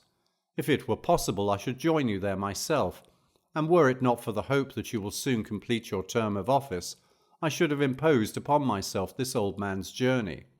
No Scylla or Charybdis, or their storied straits could have frightened me away. I should not only have crossed over, but should have been willing to swim over those waters, provided that I could greet you and judge in your presence how much you had grown in spirit. Your desire, however, that I should dispatch to you my own writings does not make me think myself learned, any more than a request for my picture would flatter my beauty. I know that it is due to your charity rather than to your judgment, and even if it is the result of judgment, it was charity that forced the judgment upon you. But whatever the quality of my works may be, read them as if I were still seeking, and were not aware of the truth, and was seeking it obstinately too. For I have sold myself to no man, I bear the name of no master. I give much credit to the judgment of great men, but I claim something also for my own. For these men too have left to us not positive discoveries, but problems whose solution is still to be sought. They might perhaps have discovered the essentials had they not sought the superfluous also. They lost much time in quibbling about words and in sophistical argumentation. All that sort of thing exercises the wit to no purpose. We tie knots and bind up words in double meanings, and then try to untie them. Have we leisure enough for this? Do we already know how to live or die? We should rather proceed with our whole souls towards the point where it is our duty to take heed, lest things as well as words deceive us. Why, pray, do you discriminate between similar words, when nobody is ever deceived by them except during the discussion? It is things that lead us astray. It is between things that you must discriminate. We embrace evil instead of good. We pray for something opposite to that which we have prayed for in the past. Our prayers clash with our prayers, our plans with our plans. How closely flattery resembles friendship. It not only apes friendship, but outdoes it, passing it in the race. With wide open and indulgent ears it is welcomed and sinks to the depths of the heart, and it is pleasing precisely wherein it does harm. Show me how I may be able to see through this resemblance. An enemy comes to me full of compliments, in the guise of a friend. Vices creep into our hearts under the name of virtues. Rashness lurks beneath the appellation of bravery. Moderation is called sluggishness, and the coward is regarded as prudent. There is great danger if we go astray in these matters, so stamp them with special labels.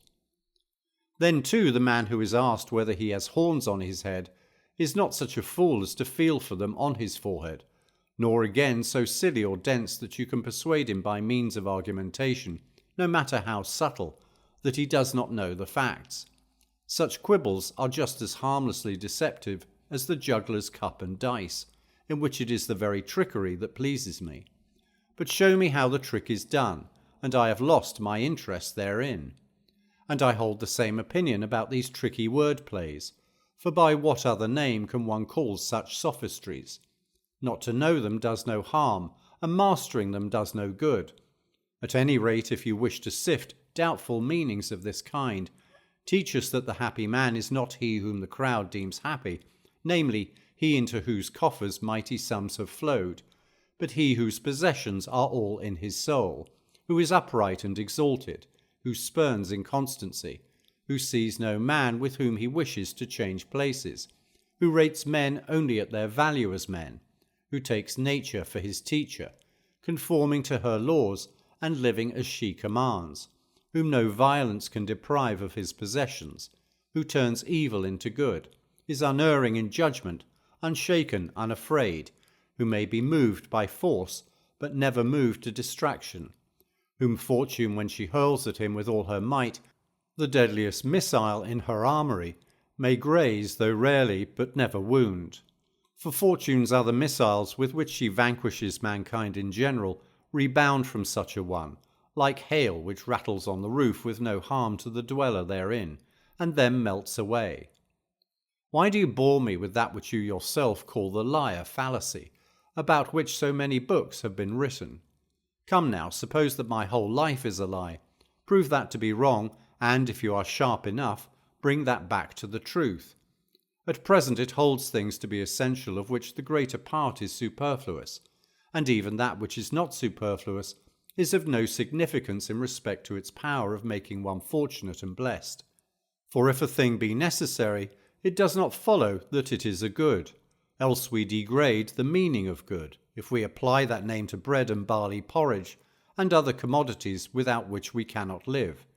The good must in every case be necessary, but that which is necessary is not in every case a good, since certain very paltry things are indeed necessary. No one is to such an extent ignorant of the noble meaning of the word good as to debase it to the level of these humdrum utilities. What then, shall you not rather transfer your efforts to making it clear to all men that the search for the superfluous means a great outlay of time, and that many have gone through life merely accumulating the instruments of life. Consider individuals, survey men in general. There is none whose life does not look forward to the morrow. What harm is there in this, you ask? Infinite harm, for such persons do not live, but are preparing to live. They postpone everything. Even if we paid strict attention, life would soon get ahead of us.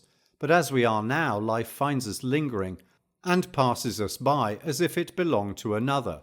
And though it ends on the final day, it perishes every day. But I must not exceed the bounds of a letter which ought not to fill the reader's left hand. So I shall postpone to another day our case against the hair-splitters, those over-subtle fellows who make argumentation supreme instead of subordinate. Farewell. Letter 46. On a new book by Lucilius.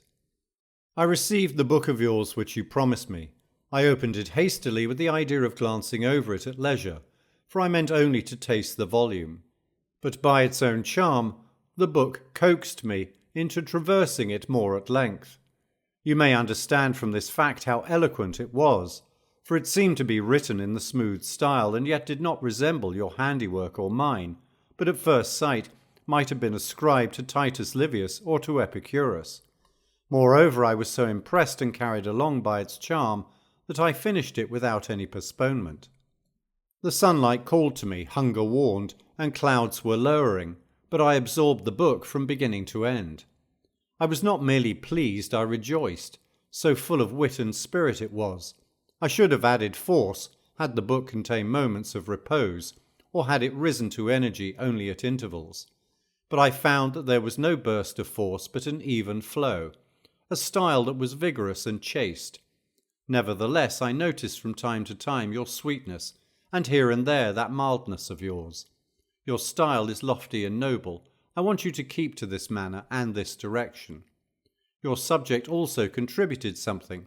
For this reason you should choose productive topics which will lay hold of the mind and arouse it. I shall discuss the book more fully after a second perusal. Meantime, my judgment is somewhat unsettled, just as if I had heard it read aloud and had not read it myself. You must allow me to examine it also. You need not be afraid, you shall hear the truth. Lucky fellow to offer a man no opportunity to tell you lies at such long range, unless perhaps even now, when excuses for lying are taken away, custom serves as an excuse for our telling each other lies. Farewell. Letter 47. On Master and Slave. I am glad to learn through those who come from you that you live on friendly terms with your slaves.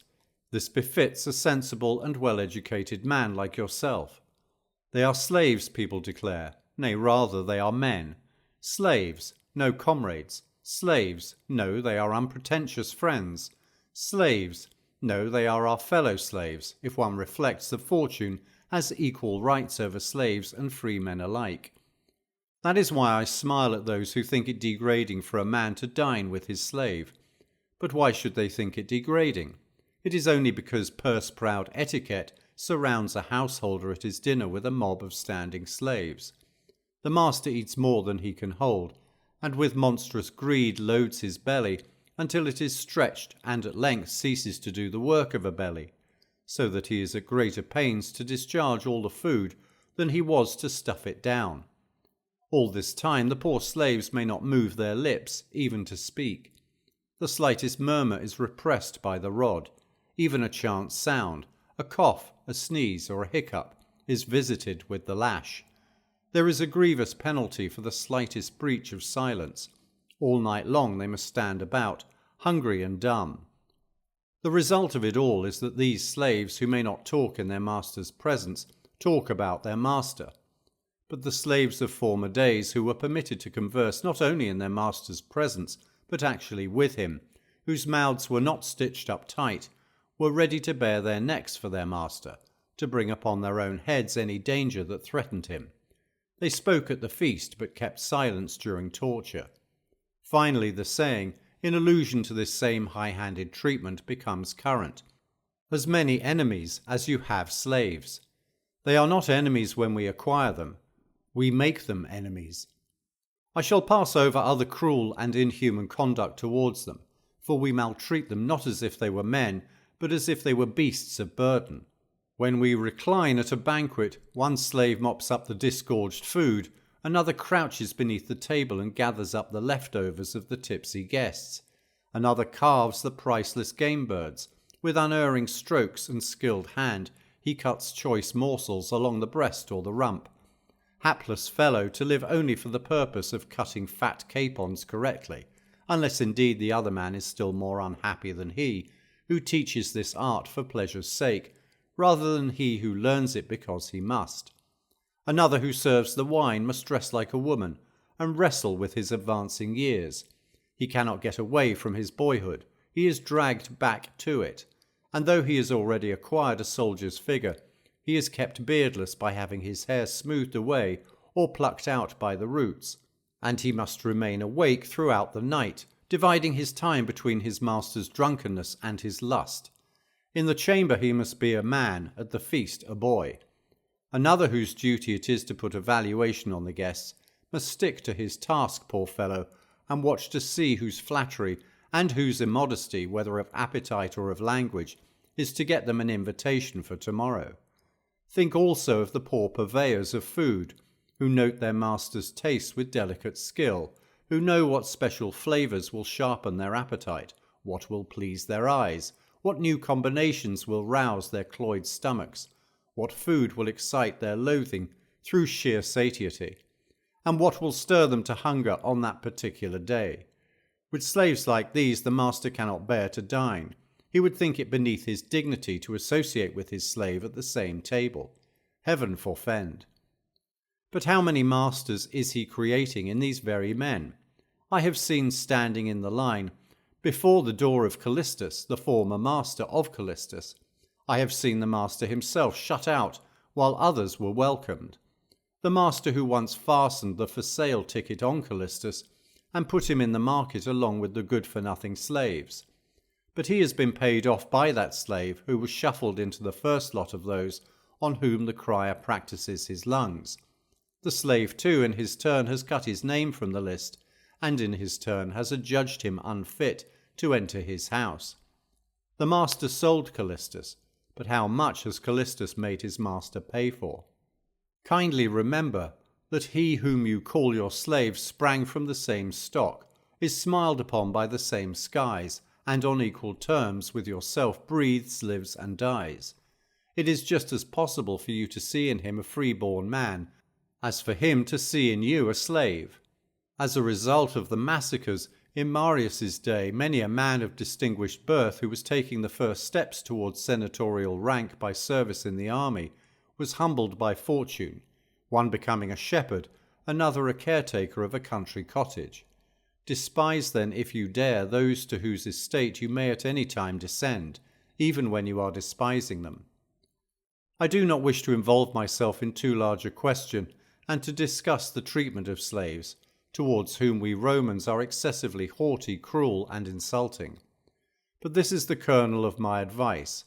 Treat your inferiors as you would be treated by your betters, and as often as you reflect on how much power you have over a slave, remember that your master has just as much power over you.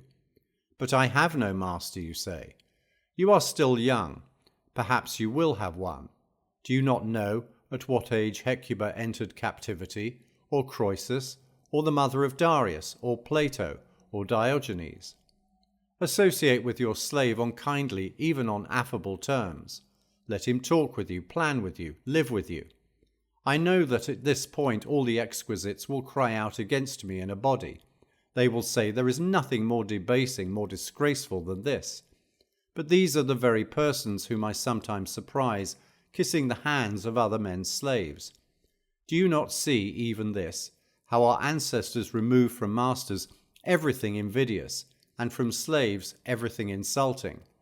They called the master father of the household, and the slaves members of the household, a custom which still holds in the mime.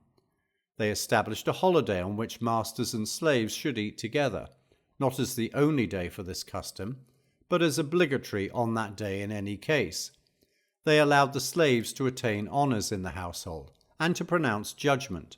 They held that a household was a miniature commonwealth. "Do you mean to say," comes the retort, "that I must seat all my slaves at my own table? No, not any more than that you should invite all free men to it. You are mistaken if you think that I would bar from my table certain slaves whose duties are more humble, as for example, yonder muleteer or yonder herdsman. I propose to value them according to their character and not according to their duties. Each man acquires his character for himself, but accident assigns his duties. Invite some to your table because they deserve the honour, and others that they may come to deserve it. For if there is any slavish quality in them as the result of their low associations, it will be shaken off by intercourse with men of gentler breeding. You need not, my dear Lucilius, hunt for friends only in the forum or in the Senate house. If you are careful and attentive, you will find them at home also. Good material often stands idle for want of an artist. Make the experiment, and you will find it so. As he is a fool who, when purchasing a horse, does not consider the animal's points, but merely his saddle and bridle, so he is doubly a fool who values a man from his clothes or from his rank, which indeed is only a robe that clothes us. He is a slave. His soul, however, may be that of a freeman. He is a slave, but shall that stand in his way? Show me a man who is not a slave. One is a slave to lust, another to greed, another to ambition, and all men are slaves to fear. I will name you an ex-consul who is slave to an old hag, a millionaire who is slave to a serving maid. I will show you youths of the noblest birth, in serfdom to pantomime players. No servitude is more disgraceful than that which is self-imposed. You should therefore not be deterred by these finicky persons from showing yourself to your slaves as an affable person, and not proudly superior to them. They ought to respect you rather than fear you. Some may maintain that I am now offering the liberty cap to slaves in general, and toppling down lords from their high estate, because I bid slaves respect their masters instead of fearing them. They say this is what he plainly means. Slaves are to pay respect as if they were clients or early morning callers. Anyone who holds this opinion forgets that what is enough for a god cannot be too little for a master. Respect means love, and love and fear cannot be mingled. So I hold that you are entirely right in not wishing to be feared by your slaves, and in lashing them merely with the tongue. Only dumb animals need the throng. That which annoys us does not necessarily injure us, but we are driven into wild range by our luxurious lives, so that whatever does not answer our whims arouses our anger. We don the temper of kings, for they too, forgetful alike of their own strength and of other men's weakness, grow white-hot with rage, as if they had received an injury when they are entirely protected from danger of such injury by their exalted station. They are not unaware that this is true, but by finding fault they seize upon opportunities to do harm. They insist that they have received injuries in order that they may inflict them. I do not wish to delay you longer, for you need no exhortation. This, among other things, is a mark of good character. It forms its own judgments and abides by them. But badness is fickle and frequently changing, not for the better, but for something different. Farewell. Letter 48. On quibbling as unworthy of the philosopher. In answer to the letter which you wrote me while travelling, a letter as long as the journey itself, I shall reply later. I ought to go into retirement and consider what sort of advice I should give you, for you yourself who consult me also reflected for a long time whether to do so. How much more then should I myself reflect, since more deliberation is necessary in settling than in propounding a problem. And this is particularly true when one thing is advantageous to you and another to me. Am I speaking again in the guise of an Epicurean? But the fact is the same thing is advantageous to me which is advantageous to you. For I am not your friend unless whatever is at issue concerning you is my concern also. Friendship produces between us a partnership in all our interests. There is no such thing as good or bad fortune for the individual. We live in common. And no one can live happily who has regard to himself alone and transforms everything into a question of his own utility. You must live for your neighbour, if you would live for yourself. This fellowship, maintained with scrupulous care, which makes us mingle as men with our fellow men, and holds that the human race have certain rights in common, is also of great help in cherishing the more intimate fellowship, which is based on friendship, concerning which I began to speak above. For he that has much in common with a fellow man will have all things in common with a friend. And on this point, my excellent Lucilius, I should like to have those subtle dialecticians of yours advise me how I ought to help a friend, or how a fellow man, rather than tell me in how many ways the word friend is used, and how many meanings the word man possesses. Lo, wisdom and folly are taking opposite sides. Which shall I join? Which party would you have me follow? On that side man is the equivalent of friend, on the other side friend is not the equivalent of man. The one wants a friend for his own advantage, the other wants to make himself an advantage to his friend. What you have to offer me is nothing but distortion of words and splitting of syllables. It is clear that unless I can devise some very tricky premises, and by false deductions tack onto them a fallacy which springs from the truth, I shall not be able to distinguish between what is desirable and what is to be avoided. I am ashamed. Old men as we are, dealing with a problem so serious, we make play of it. Mouse is a syllable. Now a mouse eats cheese, therefore a syllable eats cheese.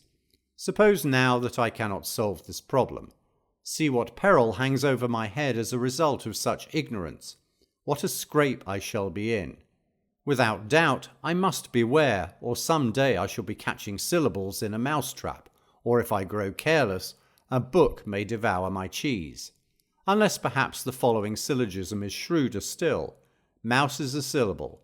Now a syllable does not eat cheese, therefore a mouse does not eat cheese. What childish nonsense! Do we knit our brows over this sort of problem? Do we let our beards grow long for this reason? Is this the matter which we teach with sour and pale faces? Would you really know what philosophy offers to humanity? Philosophy offers counsel. Death calls away one man, and poverty chafes another. A third is worried either by his neighbour's wealth or by his own. So-and-so is afraid of bad luck. Another desires to get away from his own good fortune. Some are ill-treated by men, others by the gods. Why then do you frame for me such games as these? It is no occasion for jest. You are retained as counsel for unhappy mankind. You have promised to help those in peril by sea, those in captivity, the sick and the needy, and those whose heads are under the poised axe. Whither are you straying? What are you doing? This friend in whose company you are jesting is in fear. Help him and take the noose from about his neck. Men are stretching out imploring hands to you on all sides. Lives ruined and in danger of ruin are begging for some assistance. Men's hopes, men's resources depend upon you. They ask that you deliver them from all their restlessness, that you reveal to them, scattered and wandering as they are, the clear light of truth. Tell them what nature has made necessary and what superfluous. Tell them how simple are the laws that she has laid down, how pleasant and unimpeded life is for those who follow these laws, but how bitter and perplexed it is for those who have put their trust in opinion rather than in nature. I should deem your games of logic to be of some avail in relieving men's burdens, if you could first show me what part of these burdens they will relieve. What among these games of yours banishes lust, or controls it? Would that I could say that they were merely of no profit. They are positively harmful.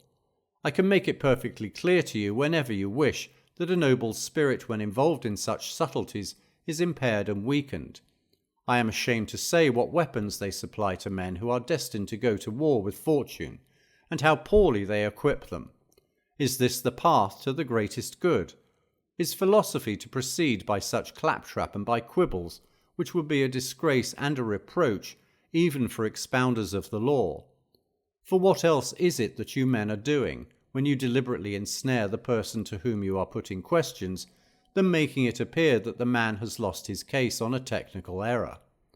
But just as the judge can reinstate those who have lost a suit in this way, so philosophy has reinstated these victims of quibbling to their former condition. Why do you men abandon your mighty promises, and, after having assured me in high-sounding language that you will permit the glitter of gold to dazzle my eyesight no more than the gleam of the sword, and that I shall, with mighty steadfastness, spurn both that which all men crave and that which all men fear, why do you descend to the ABCs of scholastic pedants? What is your answer? Is this the path to heaven? For that is exactly what philosophy promises to me, that I shall be made equal to God. For this I have been summoned, for this purpose have I come. Philosophy, keep your promise. Therefore, my dear Lucilius, withdraw yourself as far as possible from these exceptions and objections of so-called philosophers. Frankness and simplicity beseem true goodness. Even if there were many years left to you, you would have had to spend them frugally in order to have enough for the necessary things. But as it is, when your time is so scant, what madness it is to learn superfluous things. Farewell. Letter 49. On the shortness of life. A man is indeed lazy and careless, my dear Lucilius, if he is reminded of a friend only by seeing some landscape which stirs the memory. And yet there are times when the old familiar haunts stir up a sense of loss that has been stored away in the soul, not bringing back dead memories, but rousing them from their dormant state, just as the sight of a lost friend's favourite slave or his cloak or his house renews the mourner's grief, even though it has been softened by time. Now, lo and behold, Campania and especially Naples and your beloved Pompeii struck me when I viewed them with a wonderfully fresh sense of longing for you. You stand in full view before my eyes. I am on the point of parting from you. I see you choking down your tears and resisting without success the emotions that well up at the very moment when you try to check them. But I seem to have lost you but a moment ago, for what is not but a moment ago when one begins to use the memory? It was but a moment ago that I sat as a lad in the school of the philosopher Socian, but a moment ago that I began to plead in the courts, but a moment ago that I lost the desire to plead, but a moment ago that I lost the ability. Infinitely swift is the flight of time, as those see more clearly who are looking backwards. For when we are intent on the present, we do not notice it, so gentle is the passage of time's headlong flight. Do you ask the reason for this? All past time is in the same place. It all presents the same aspect to us. It lies together. Everything slips into the same abyss. Besides, an event which in its entirety is of brief compass cannot contain long intervals. The time which we spend in living is but a point, nay, even less than a point. But this point of time, infinitesimal as it is, nature has mocked by making it seem outwardly of longer duration. She has taken one portion thereof and made it infancy, another childhood, another youth, another the gradual slope, so to speak, from youth to old age, and old age itself is still another. How many steps for how short a climb? It was but a moment ago that I saw you off on your journey, and yet this moment ago makes up a goodly share of our existence, which is so brief, we should reflect, that it will soon come to an end altogether. In other years, time did not seem to me to go so swiftly. Now it seems fast beyond belief, perhaps because I feel that the finish line is moving closer to me. Or it may be that I have begun to take heed and reckon up my losses. For this reason I am all the more angry that some men claim the major portion of this time for superfluous things. Time which, no matter how carefully it is guarded, cannot suffice even for necessary things. Cicero declared that if the number of his days were doubled, he should not have time to read the lyric poets. And you may rate the dialecticians in the same class, but they are foolish in a more melancholy way. The lyric poets are avowedly frivolous, but the dialecticians believe that they are themselves engaged upon serious business. I do not deny that one must cast a glance at dialectic, but it ought to be a mere glance, a sort of greeting from the threshold, merely that one may not be deceived or judge these pursuits to contain any hidden matters of great worth. Why do you torment yourself and lose weight over some problem which it is more clever to have scorned than to solve? When a soldier is undisturbed and travelling at his ease, he can hunt for trifles along his way. But when the enemy is closing in on the rear, and a command is given to quicken the pace, necessity makes him throw away everything which he picked up in moments of peace and leisure. I have no time to investigate disputed inflections of words, or to try my cunning upon them. Behold the gathering clans, the fast-shut gates, and weapons whetted, ready for the war. I need a stout heart to hear without flinching this din of battle which sounds round about. And all would rightly think me mad if, when greybeards and women were heaping up rocks for the fortifications, when the armour-clad youths inside the gates were awaiting, or even demanding the order for a sally, when the spears of the foemen were quivering in our gates, and the very ground was rocking with mines and subterranean passages, I say they would rightly think me mad if I were to sit idle, putting such petty poses as this: what you have not lost, you have, but you have not lost any horns, therefore you have horns, or other tricks constructed after the model of this piece of sheer silliness. And yet I may well seem in your eyes no less mad if I spend my energies on that sort of thing. For even now I am in a state of siege, and yet in the former case it would be merely a peril from the outside that threatened me, and a wall that sundered me from the foe. As it is now, death-dealing perils are in my very presence. I have no time for such nonsense. A mighty undertaking is on my hands. What am I to do? Death is on my trail, and life is fleeting away. Teach me something with which to face these troubles. Bring it to pass that I shall cease trying to escape from death, and that life may cease to escape from me. Give me courage to meet hardships. Make me calm in the face of the unavoidable. Relax the straitened limits of the time which is allotted me. Show me that the good in life does not depend upon life's length, but upon the use we make of it. Also that it is possible, or rather usual, for a man who has lived long to have lived too little. Say to me when I lie down to sleep, you may not wake again, and when I have waked, you may not go to sleep again. Say to me when I go forth from my house, you may not return, and when I return, you may never go forth again. You are mistaken if you think that only on an ocean voyage there is a very slight space between life and death. No, the distance between is just as narrow everywhere. It is not everywhere that death shows himself so near at hand, yet everywhere he is as near at hand. Rid me of these shadowy terrors, then you will more easily deliver to me the instruction for which I have prepared myself. At our birth, nature made us teachable, and gave us reason, not perfect, but capable of being perfected. Discuss for me justice, duty, thrift, and that twofold purity, both the purity which abstains from another's person, and that which takes care of one's own self. If you will only refuse to lead me along bypaths, I shall more easily reach the goal at which I am aiming. For, as the tragic poet says, the language of truth is simple. We should not therefore make that language intricate, since there is nothing less fitting for a soul of great endeavour than such crafty cleverness. Farewell. Letter 50. On our blindness and its cure. I received your letter many months after you had posted it. Accordingly, I thought it useless to ask the carrier what you were busied with. He must have a particularly good memory if he can remember that. But I hope by this time you are living in such a way that I can be sure what it is you are busied with, no matter where you may be. For what else are you busied with except improving yourself every day, laying aside some error, and coming to understand that the faults which you attribute to circumstances are in yourself? We are indeed apt to ascribe certain faults to the place or to the time, but those faults will follow us, no matter how we change our place. You know Harpaste, my wife's female clown. She has remained in my house, a burden incurred from a legacy. I particularly disapprove of these freaks. Whenever I wish to enjoy the quips of a clown, I am not compelled to hunt far. I can laugh at myself. Now this clown suddenly became blind. The story sounds incredible, but I assure you that it is true. She does not know that she is blind.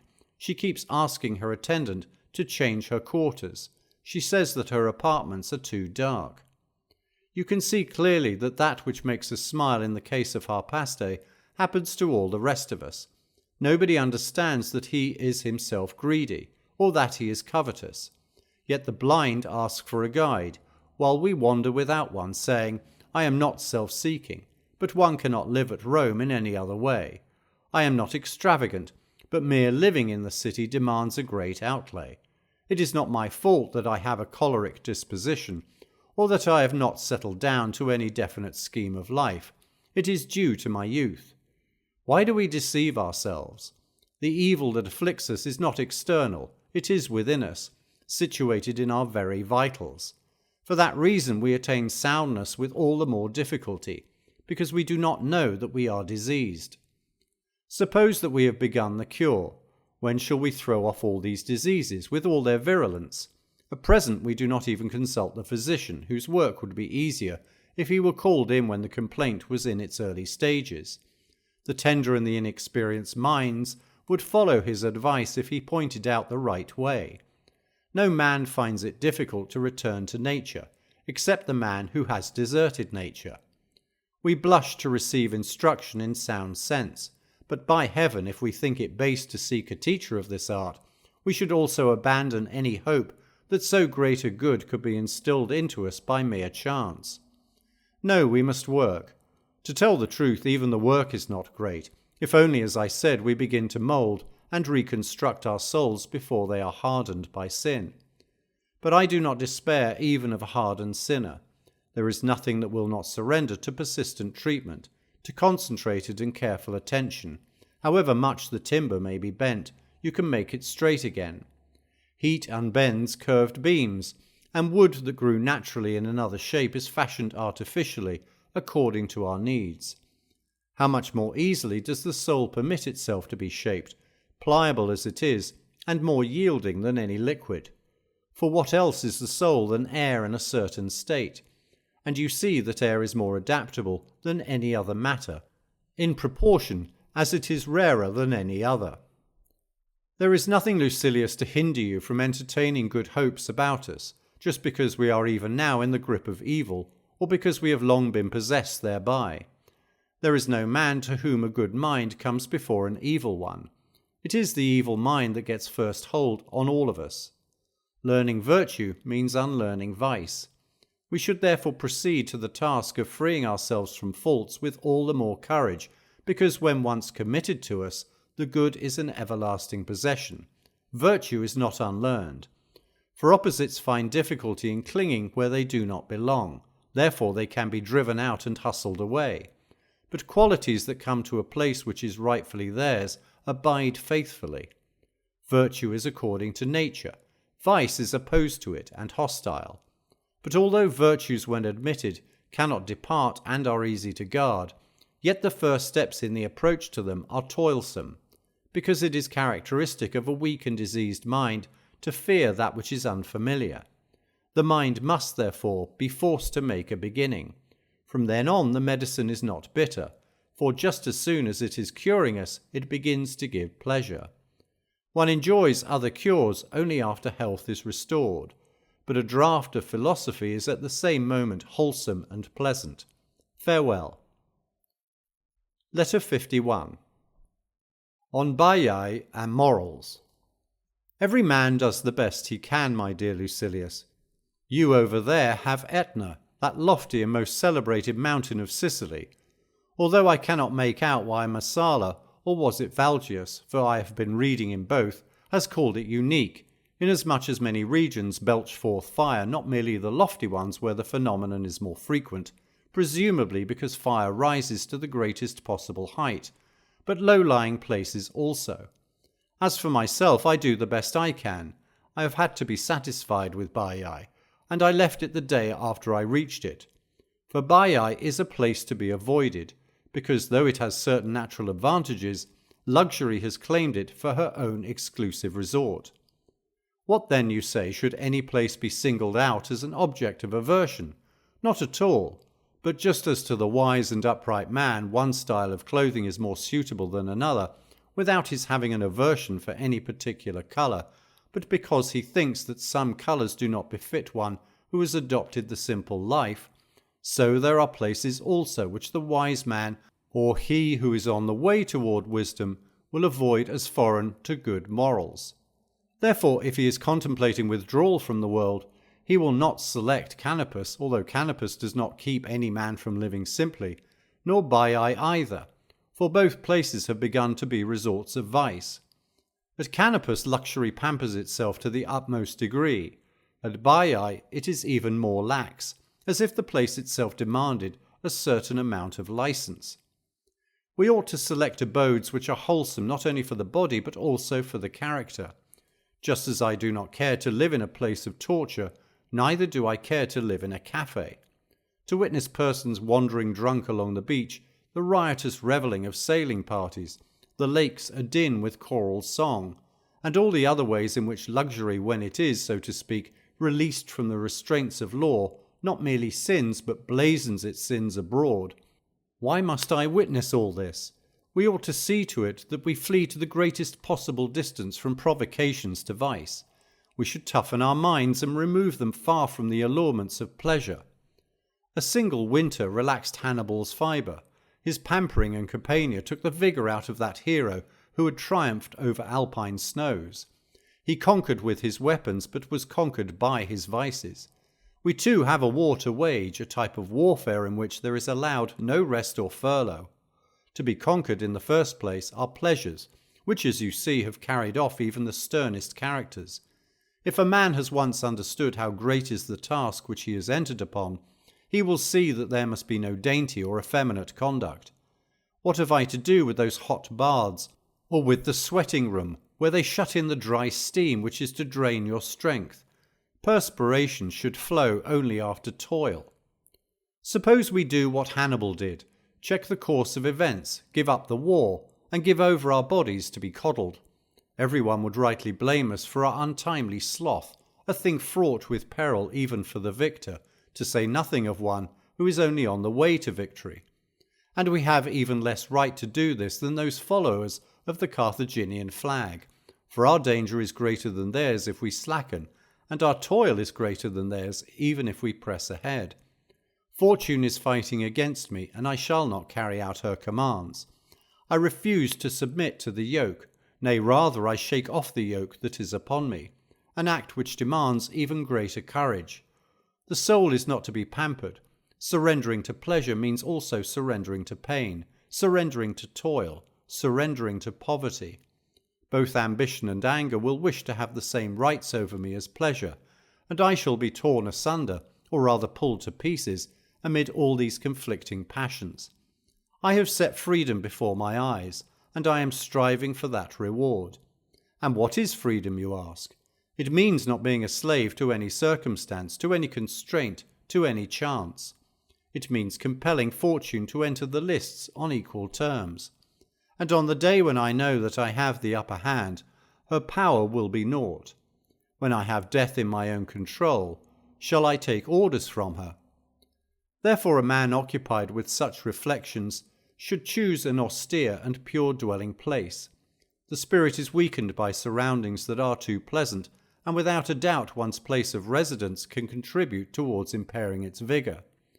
Animals whose hoofs are hardened on rough ground can travel any road, but when they are fattened on soft marshy meadows, their hoofs are soon worn out.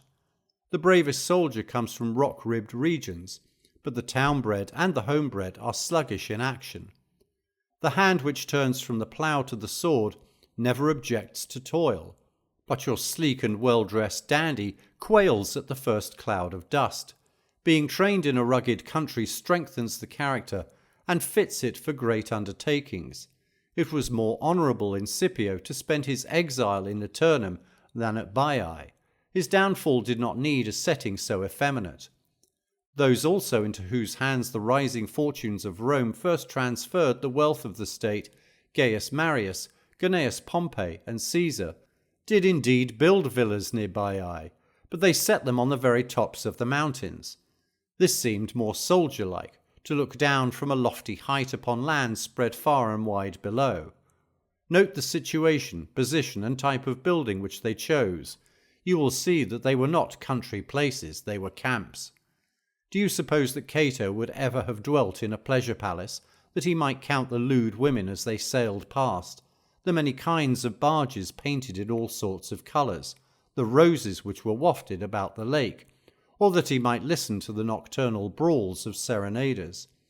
Would he not have preferred to remain in the shelter of a trench thrown up by his own hands to serve for a single night? Would not anyone who is a man have his slumbers broken by a war trumpet rather than by a chorus of serenaders? But I have been haranguing against Baiae long enough, although I never could harangue often enough against vice.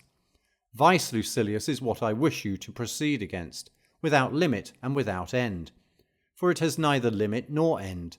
If any vice rend your heart, cast it away from you, and if you cannot be rid of it in any other way, pluck out your heart also. Above all, drive pleasures from your sight. Hate them beyond all other things, for they are like the bandits whom the Egyptians call lovers, who embrace us only to garrote us. Farewell. Letter 52. On choosing our teachers. What is this force, Lucilius, that drags us in one direction when we are aiming in another, urging us on to the exact place from which we long to withdraw? What is it that wrestles with our spirit and does not allow us to desire anything once for all? We veer from plan to plan. None of our wishes is free, none is unqualified, none is lasting. But it is the fool, you say, who is inconsistent. Nothing suits him for long. But how or when can we tear ourselves away from this folly? No man by himself has sufficient strength to rise above it. He needs a helping hand and someone to extricate him. Epicurus remarks that certain men have worked their way to the truth without anyone's assistance, carving out their own passage, and he gives special praise to these, for their impulse has come from within, and they have forged to the front by themselves. Again, he says, there are others who need outside help, who will not proceed unless someone leads the way, but who will follow faithfully. Of these, he says, Metrodorus was one. This type of man is also excellent, but belongs to the second grade. We ourselves are not of that first class either. We shall be well treated if we are admitted into the second. Nor need you despise a man who can gain salvation only with the assistance of another. The will to be saved means a great deal too. You will find still another class of man, and a class not to be despised, who can be forced and driven into righteousness, who do not need a guide as much as they require someone to encourage and, as it were, to force them along. This is the third variety. If you ask me for a man of this pattern also, Epicurus tells us that Hermarchus was such, and of the two last named classes he is more ready to congratulate the one, but he feels more respect for the other. For although both reach the same goal, it is a greater credit to have brought about the same result, with the more difficult material upon which to work. Suppose that two buildings have been erected, unlike as to their foundations, but equal in height and in grandeur. One is built on faultless ground, and the process of erection goes right ahead. In the other case, the foundations have exhausted the building materials, for they have been sunk into soft and shifting ground, and much labour has been wasted in reaching the solid rock. As one looks at both of them, one sees clearly what progress the former has made, but the larger and more difficult part of the latter is hidden. So with men's dispositions. Some are pliable and easy to manage, but others have to be laboriously wrought out by hand, so to speak, and are wholly employed in the making of their own foundations. I should accordingly deem more fortunate the man who has never had any trouble with himself, but the other, I feel, has deserved better of himself, who has won a victory over the meanness of his own nature, and has not gently led himself, but has wrestled his way to wisdom. You may be sure that this refractory nature, which demands much toil, has been implanted in us. There are obstacles in our path, so let us fight and call to our assistance some helpers. Whom, you say, shall I call upon? Shall it be this man or that? There is another choice also open to you. You may go to the ancients, for they have the time to help you. We can get assistance not only from the living, but from those of the past. Let us choose, however, from among the living, not men who pour forth their words with the greatest glibness, turning out commonplaces and holding, as it were, their own little private exhibitions.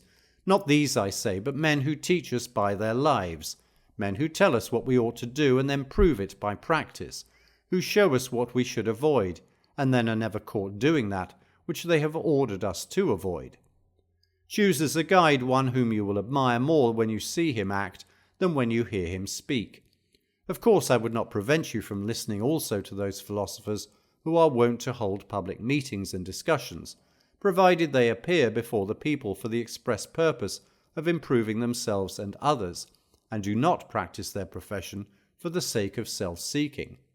For what is baser than philosophy courting applause? Does the sick man praise the surgeon while he is operating? In silence and with reverent awe, submit to the cure. Even though you cry applause, I shall listen to your cries as if you were groaning when your sores were touched. Do you wish to bear witness that you are attentive, that you are stirred by the grandeur of the subject? You may do this at the proper time. I shall, of course, allow you to pass judgment and cast a vote as to the better course. Pythagoras made his pupils keep silence for 5 years.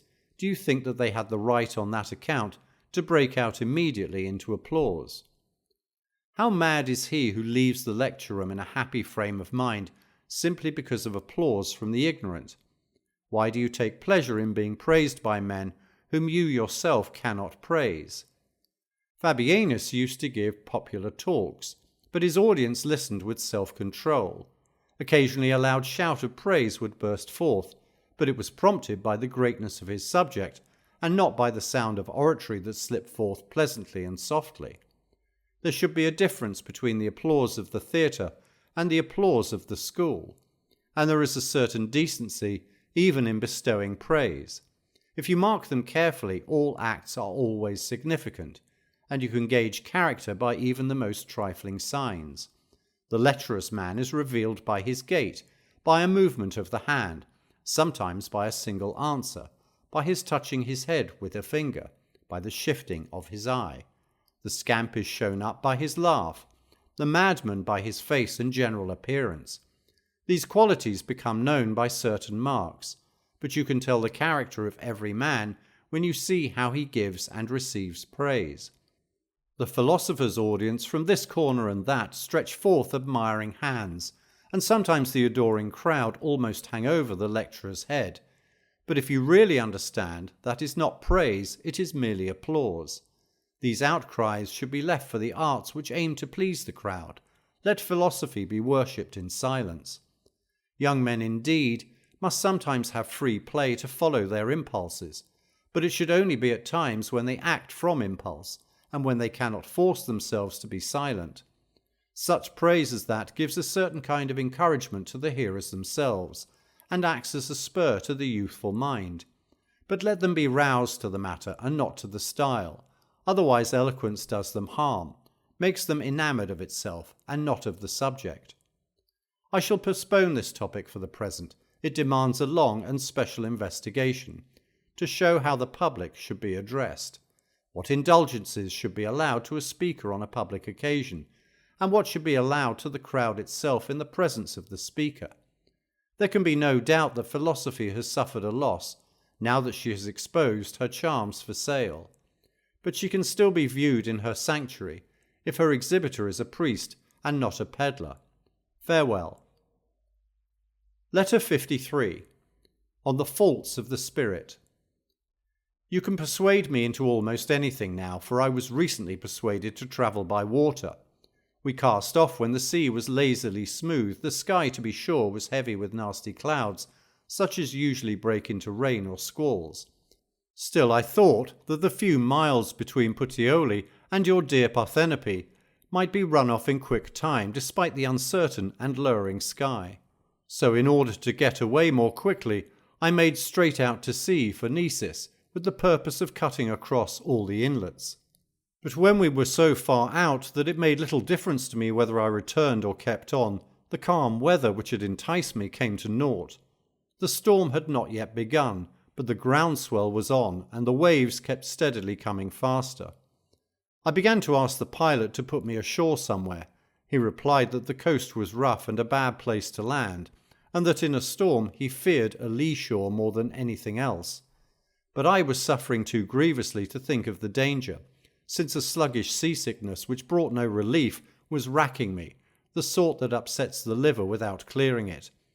Therefore I laid down the law to my pilot, forcing him to make for the shore willy-nilly. When we drew near, I did not wait for things to be done in accordance with Virgil's orders until prow face seawards or anchor plunged from bow. I remembered my profession as a veteran devotee of cold water, and clad as I was in my cloak, let myself down into the sea, just as a cold water bather should. What do you think my feelings were scrambling over the rocks, searching out the path or making one for myself? I understood that sailors have good reason to fear the land. It is hard to believe what I endured when I could not endure myself. You may be sure that the reason why Ulysses was shipwrecked on every possible occasion was not so much because the sea god was angry with him from his birth. He was simply subject to seasickness. And in the future I also, if I must go anywhere by sea, shall only reach my destination in the 20th year. When I finally calmed my stomach, for you know that one does not escape seasickness by escaping from the sea, and refreshed my body with a rub-down, I began to reflect how completely we forget or ignore our failings, even those that affect the body, which are continually reminding us of their existence, not to mention those which are more serious in proportion as they are more hidden. A slight ague deceives us, but when it has increased and a genuine fever has begun to burn, it forces even a hardy man, who can endure much suffering, to admit that he is ill. There is pain in the foot and a tingling sensation in the joints, but we still hide the complaint and announce that we have sprained a joint, or else are tired from over-exercise. Then the ailment, uncertain at first, must be given a name, and when it begins to swell the ankles also, and has made both our feet right feet, we are bound to confess that we have the gout. The opposite holds true of diseases of the soul. The worse one is, the less one perceives it. You need not be surprised, my beloved Lucilius, for he whose sleep is light pursues visions during slumber, and sometimes, though asleep, is conscious that he is asleep. But sound slumber annihilates our very dreams and sinks the spirit down so deep that it has no perception of self. Why will no man confess his faults? Because he is still in their grasp. Only he who is awake can recount his dream, and similarly a confession of sin is a proof of sound mind. Let us therefore rouse ourselves that we may be able to correct our mistakes. Philosophy, however, is the only power that can stir us, the only power that can shake off our deep slumber. Devote yourself wholly to philosophy. You are worthy of her, she is worthy of you. Greet one another with a loving embrace. Say farewell to all other interests with courage and frankness. Do not study philosophy merely during your spare time. If you were ill, you would stop caring for your personal concerns and forget your business duties. You would not think highly enough of any client to take active charge of his case during a slight abatement of your sufferings. You would try your hardest to be rid of the illness as soon as possible. What then, shall you not do the same thing now? Throw aside all hindrances and give up your time to getting a sound mind, for no man can attain it if he is engrossed in other matters. Philosophy wields her own authority. She appoints her own time and does not allow it to be appointed for her. She is not a thing to be followed at odd times, but a subject for daily practice. She is mistress, and she commands our attendance. Alexander, when a certain state promised him a part of its territory and half its entire property, replied, "I invaded Asia with the intention not of accepting what you might give, but of allowing you to keep what I might leave." Philosophy likewise keeps saying to all occupations, "I do not intend to accept the time which you have left over, but I shall allow you to keep what I myself shall leave." Turn to her, therefore, with all your soul, sit at her feet, cherish her. A great distance will then begin to separate you from other men. You will be far ahead of all mortals, and even the gods will not be far ahead of you. Do you ask what will be the difference between yourself and the gods? They will live longer, but by my faith it is the sign of a great artist to have confined a full likeness to the limits of a miniature. The wise man's life spreads out to him over as large a surface as does all eternity to a god. There is one point in which the sage has an advantage over the god, for a god is freed from terrors by the bounty of nature, the wise man by his own bounty. What a wonderful privilege to have the weaknesses of a man and the serenity of a god. The power of philosophy to blunt the blows of chance is beyond belief. No missile can settle in her body. She is well protected and impenetrable. She spoils the force of some missiles and wards them off with the loose folds of her gown, as if they had no power to harm. Others she dashes aside, and hurls them back with such force that they recoil upon the sender. Farewell. Letter 54. On Asthma and Death. My ill health had allowed me a long furlough, when suddenly it resumed the attack. What kind of ill health, you say, and you surely have a right to ask, for it is true that no kind is unknown to me. But I have been consigned, so to speak, to one special ailment. I do not know why I should call it by its Greek name, for it is well enough described as shortness of breath. Its attack is of very brief duration, like that of a squall at sea. It usually ends within an hour. Who indeed could breathe his last for long? I have passed through all the ills and dangers of the flesh, but nothing seems to be more troublesome than this. And naturally so, for anything else may be called illness, but this is a sort of continued last gasp. Hence physicians call it practicing how to die. For some day the breath will succeed in doing what it has so often essayed. Do you think I am writing this letter in a merry spirit just because I have escaped? It would be absurd to take delight in such supposed restoration to health, as it would be for a defendant to imagine that he had won his case when he had succeeded in postponing his trial. Yet in the midst of my difficult breathing, I never ceased to rest secure in cheerful and brave thoughts. What, I say to myself, does death so often test me? Let it do so. I myself have for a long time tested death. When, you ask? Before I was born. Death is non-existence, and I know already what that means. What was before me will happen again after me. If there is any suffering in this state, there must have been such suffering also in the past, before we entered the light of day. As a matter of fact, however, we felt no discomfort then. And I ask you, would you not say that one was the greatest of fools who believed that a lamp was worse off when it was extinguished than before it was lighted? We mortals also are lighted and extinguished. The period of suffering comes in between, but on either side there is a deep peace. For unless I am very much mistaken, my dear Lucilius, we go astray in thinking that death only follows, when in reality it has both preceded us and will in turn follow us. Whatever condition existed before our birth is death. For what does it matter whether you do not begin at all, or whether you leave off, inasmuch as the result of both these states is non-existence? I have never ceased to encourage myself with cheering counsels of this kind, silently, of course, since I had not the power to speak. Then little by little this shortness of breath, already reduced to a sort of panting, came on at greater intervals, and then slowed down and finally stopped. Even by this time, although the gasping has ceased, the breath does not come and go normally. I still feel a sort of hesitation and delay in breathing. Let it be as it pleases, provided there be no sign from the soul. Accept this assurance from me. I shall never be frightened when the last hour comes. I am already prepared and do not plan a whole day ahead. But do you praise and imitate the man whom it does not irk to die, though he takes pleasure in living. For what virtue is there in going away when you are thrust out? And yet there is virtue even in this. I am indeed thrust out, but it is as if I were going away willingly. For that reason the wise man can never be thrust out, because that would mean removal from a place which he was unwilling to leave, and the wise man does nothing unwillingly. He escapes necessity, because he wills to do what necessity is about to force upon him. Farewell. Letter 55. On Vattia's Villa. I have just returned from a ride in my litter, and I am as weary as if I had walked the distance instead of being seated. Even to be carried for any length of time is hard work. perhaps all the more so because it is an unnatural exercise. For nature gave us legs with which to do our own walking, and eyes with which to do our own seeing.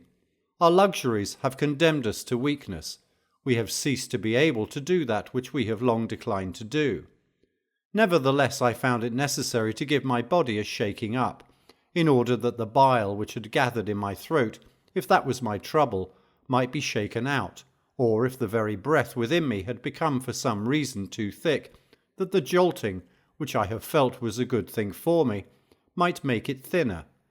So I insisted on being carried longer than usual along an attractive beach, which bends between Gummere and Servilius Vatia's country house, shut in by the sea on one side and the lake on the other, just like a narrow path.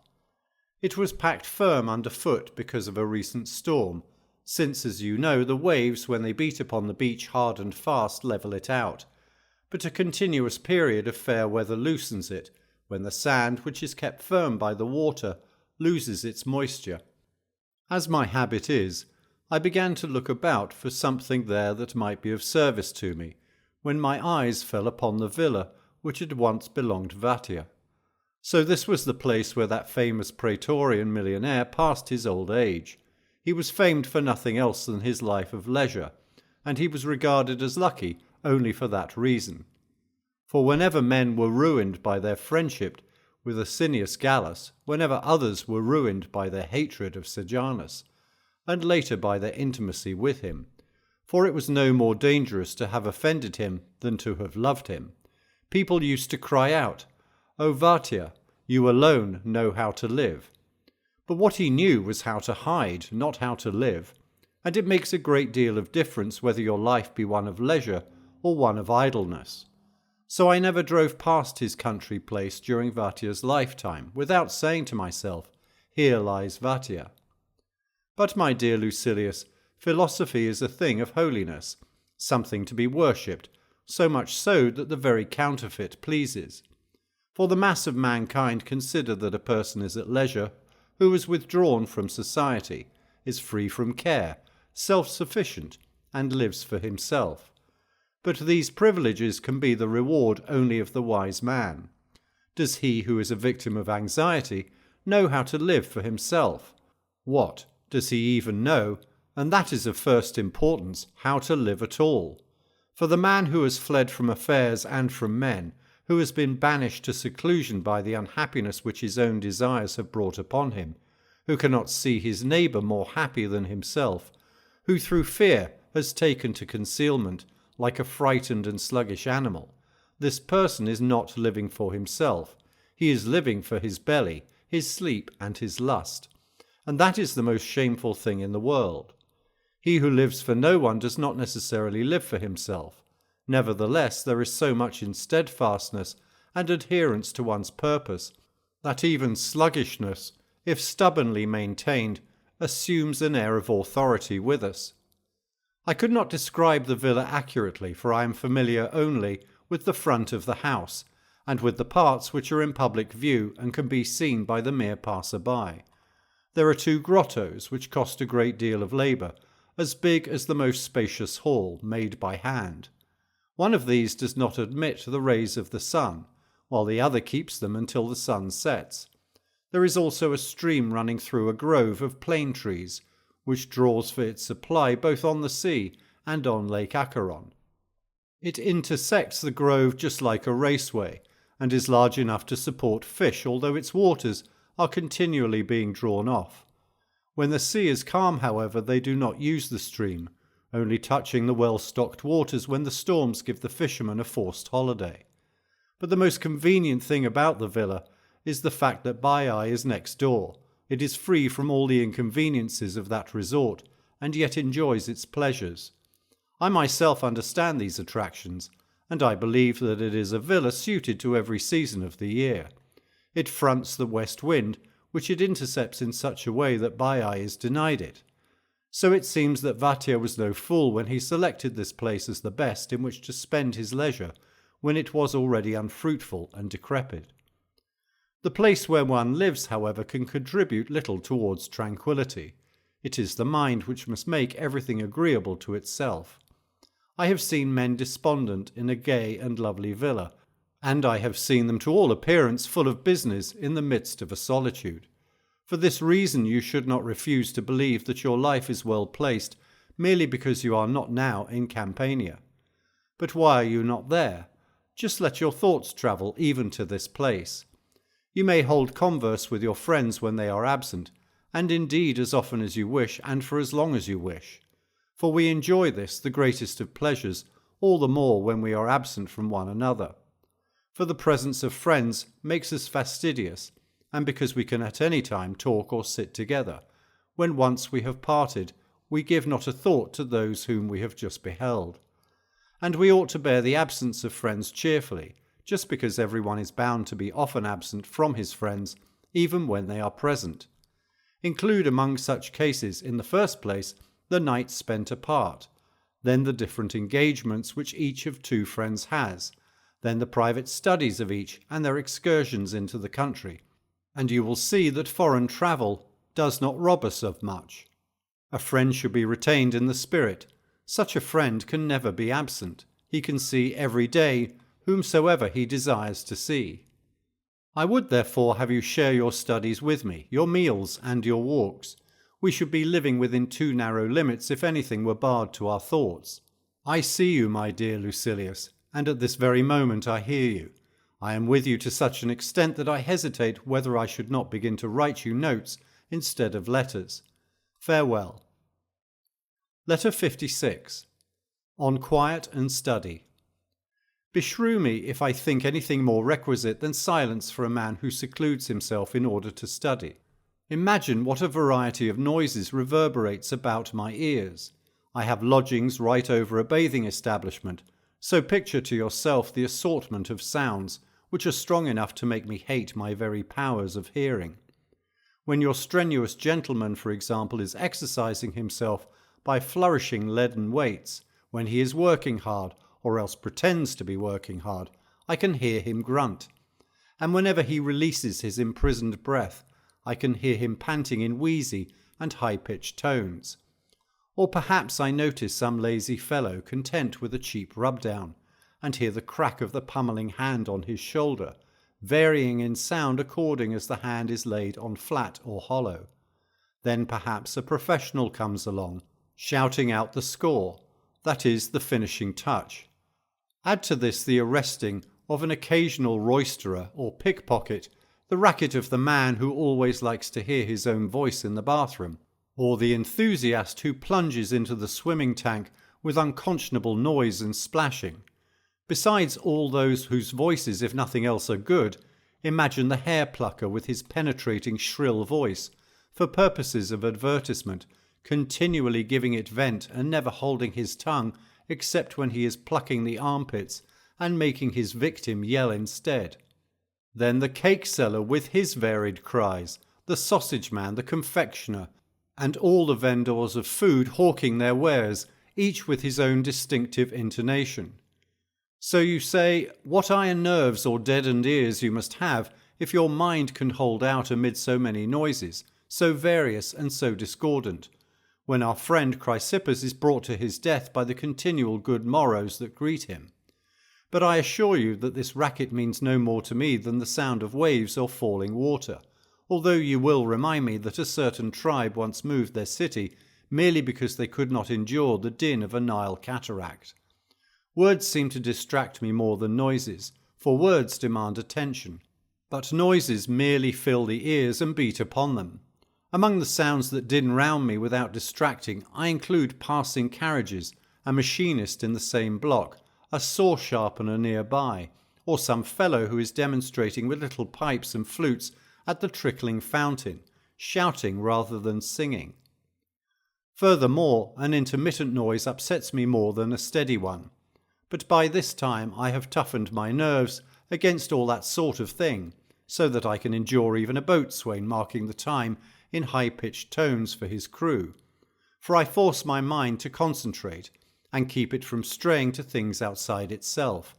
All outdoors may be bedlam, provided that there is no disturbance within, provided that fear is not wrangling with desire in my breast, provided that meanness and lavishness are not at odds, one harassing the other. For of what benefit is a quiet neighbourhood, if our emotions are in an uproar? 'Twas night, and all the world was lulled to rest. This is not true, for no real rest can be found when reason has not done the lulling. Night brings our troubles to the light, rather than banishes them. It merely changes the form of our worries. For even when we seek slumber, our sleepless moments are as harassing as the daytime. Real tranquility is the state reached by an unperverted mind when it is relaxed. Think of the unfortunate man who courts sleep by surrendering his spacious mansion to silence, who, that his ear may be disturbed by no sound, bids the whole retinue of his slaves be quiet, and that whoever approaches him shall walk on tiptoe. He tosses from this side to that and seeks a fitful slumber amid his frettings. He complains that he has heard sounds, when he has not heard them at all. The reason, you ask? His soul is in an uproar. It must be soothed, and its rebellious murmuring checked. You need not suppose that the soul is at peace when the body is still. Sometimes quiet means disquiet. We must therefore rouse ourselves to action and busy ourselves with interests that are good, as often as we are in the grasp of an uncontrollable sluggishness. Great generals, when they see that their men are mutinous, check them by some sort of labour or keep them busy with small forays. The much occupied man has no time for wantonness, and it is an obvious commonplace that the evils of leisure can be shaken off by hard work.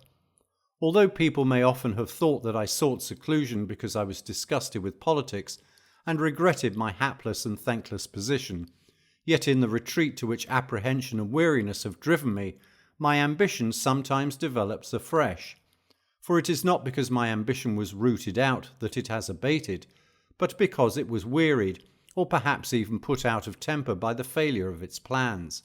And so with luxury also, which sometimes seems to have departed, and then when we have made a profession of frugality, begins to fret us, and, amid our economies, seeks the pleasures which we have merely left, but not condemned. Indeed, the more stealthily it comes, the greater is its force. For all unconcealed vices are less serious. A disease also is farther on the road to being cured when it breaks forth from concealment and manifests its power. So with greed, ambition, and the other evils of the mind. You may be sure that they do most harm when they are hidden behind a pretense of soundness. Men think that we are in retirement, and yet we are not. For if we have sincerely retired, and have sounded the signal for retreat, and have scorned outward attractions, then, as I remarked above, no outward thing will distract us. No music of men or of birds can interrupt good thoughts, when they have once become steadfast and sure. The mind which starts at words or at chance sounds is unstable and has not yet withdrawn into itself.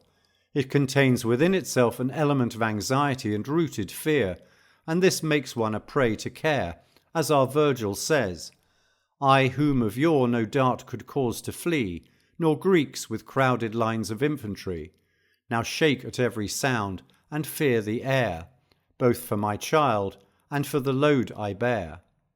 This man in his first state is wise. He blenches neither at the brandished spear, nor at the clashing armour of the serried foe, nor at the din of the stricken city. This man in his second state lacks knowledge, fearing for his own concerns. He pales at every sound. Any cry is taken for the battle shout and overthrows him. The slightest disturbance renders him breathless with fear. It is the load that makes him afraid. Select anyone you please from among your favourites of fortune, trailing their many responsibilities, carrying their many burdens, and you will behold a picture of Virgil's hero, fearing both for his child and for the load he bears. You may therefore be sure that you are at peace with yourself when no noise reaches you, when no word shakes you out of yourself, whether it be of flattery or of threat, or merely an empty sound buzzing about you with unmeaning din. What then, you say, is it not sometimes a simpler matter just to avoid the uproar? I admit this. Accordingly, I shall change from my present quarters. I merely wish to test myself and to give myself practice. Why need I be tormented any longer when Ulysses found so simple a cure for his comrades, even against the songs of the sirens. Farewell. Letter 57. On the trials of travel. When it was time for me to return to Naples from Baiae, I easily persuaded myself that a storm was raging, that I might avoid another trip by sea. And yet the road was so deep in mud all the way that I may be thought none the less to have made a voyage. On that day I had to endure the full fate of an athlete. The anointing with which we began was followed by the sand sprinkle in the Naples tunnel. No place could be longer than that prison. Nothing could be dimmer than those torches which enabled us not to see amid the darkness, but to see the darkness. But even supposing that there was light in the place, the dust, which is an oppressive and disagreeable thing, even in the open air, would destroy the light. How much worse the dust is there, where it rolls back upon itself, and, being shut in without ventilation, blows back in the faces of those who set it going. So we endured two inconveniences at the same time, and they were diametrically different. We struggled both with mud and with dust on the same road and on the same day. The gloom, however, furnished me with some food for thought.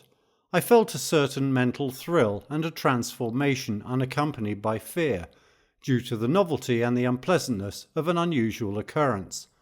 Of course, I am not speaking to you of myself at this point, because I am far from being a perfect person, or even a man of middling qualities. I refer to one over whom fortune has lost her control. Even such a man's mind will be smitten with a thrill, and he will change colour. For there are certain emotions, my dear Lucilius, which no courage can avoid. Nature reminds courage how perishable a thing it is. And so he will contract his brow when the prospect is forbidding, will shudder at sudden apparitions, and will become dizzy when he stands at the edge of a high precipice and looks down. This is not fear. It is a natural feeling which reason cannot rout. That is why certain brave men, most willing to shed their own blood, cannot bear to see the blood of others. Some persons collapse and faint at the sight of a freshly inflicted wound. Others are affected similarly on handling or viewing an old wound which is festering. And others meet the sword stroke more readily than they see it dealt. Accordingly, as I said, I experienced a certain transformation, though it could not be called confusion. Then at the first glimpse of restored daylight my good spirits returned without forethought or command, and I began to muse and think how foolish we are to fear certain objects to a greater or less degree, since all of them end in the same way. For what difference does it make whether a watchtower or a mountain crashes down upon us? No difference at all, you will find. Nevertheless, there will be some men who fear the latter mishap to a greater degree, though both accidents are equally deadly. So true it is that fear looks not to the effect, but to the cause of the effect. Do you suppose that I am now referring to the Stoics, who hold that the soul of a man crushed by a great weight cannot abide, and is scattered forthwith, because it has not had a free opportunity to depart? That is not what I am doing. Those who think thus are, in my opinion, wrong. Just as fire cannot be crushed out, since it will escape round the edges of the body which overwhelms it, just as the air cannot be damaged by lashes and blows, or even cut into, but flows back about the object to which it gives place, similarly the soul, which consists of the subtlest particles, cannot be arrested or destroyed inside the body, but by virtue of its delicate substance, it will rather escape through the very object by which it is being crushed. Just as lightning, no matter how widely it strikes and flashes, makes its return through a narrow opening, so the soul, which is still subtler than fire, has a way of escape through any part of the body. We therefore come to this question, whether the soul can be immortal. But be sure of this, if the soul survives the body after the body is crushed, the soul can in no wise be crushed out, precisely because it does not perish. For the rule of immortality never admits of exceptions, and nothing can harm that which is everlasting. Farewell. Letter 58. On Being. How scant of words our language is, nay, how poverty-stricken! I have not fully understood until today. We happened to be speaking of Plato, and 1,000 subjects came up for discussion, which needed names and yet possessed none. And there were certain others which once possessed but have since lost their words, because we were too nice about their use. But who can endure to be nice in the midst of poverty? There is an insect, called by the Greeks oestrus, which drives cattle wild and scatters them all over their pasturing grounds. It used to be called Acilus in our language, as you may believe on the authority of Virgil. Near Silarus groves and eke Alburnus shades, of green-clad oak trees flits an insect, named Acilus by the Romans. In the Greek the word is rendered oestrus. With a rough and strident sound it buzzes and drives wild the terror-stricken herds throughout the woods. By which I infer that the word has gone out of use, and not to keep you waiting too long, there were certain uncompounded words current, like cernere, ferro, inter se, as will be proved again by Virgil. Great heroes born in various lands had come to settle matters mutually with the sword. This settling matters we now express by decernere. The plain word has become obsolete. The ancients used to say iuso instead of iusero in conditional clauses. You need not take my word, but you may turn again to Virgil. The other soldiers shall conduct the fight with me where I shall bid. It is not in my purpose to show by this array of examples how much time I have wasted on the study of language. I merely wish you to understand how many words that were current in the works of Ennius and Accius have become mouldy with age, while even in the case of Virgil, whose works are explored daily, some of his words have been filched away from us. You will say, I suppose, what is the purpose and meaning of this preamble? I shall not keep you in the dark. I desire, if possible, to say the word essentia to you and obtain a favourable hearing. If I cannot do this, I shall risk it even though it puts you out of humour. I have Cicero's authority for the use of this word, and I regard him as a powerful authority. If you desire testimony of a later date, I shall cite Fabianus, careful of speech, cultivated, and so polished in style that he will suit even our nice tastes. For what can we do, my dear Lucilius? How otherwise can we find a word for that which the Greeks call ousia, something that is indispensable, something that is the natural substratum of everything? I beg you accordingly to allow me to use this word essentia. I shall nevertheless take pains to exercise the privilege which you have granted me with as sparing a hand as possible. Perhaps I shall be content with the mere right. Yet what good will your indulgence do me, if lo and behold I can in no wise express in Latin the meaning of the word which gave me the opportunity to rail at the poverty of our language? And you will condemn our narrow Roman limits even more when you find out that there is a word of one syllable which I cannot translate. What is this, you ask?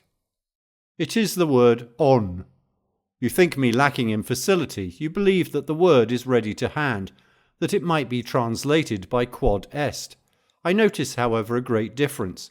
You are forcing me to render a noun by a verb, but if I must do so, I shall render it by quod est.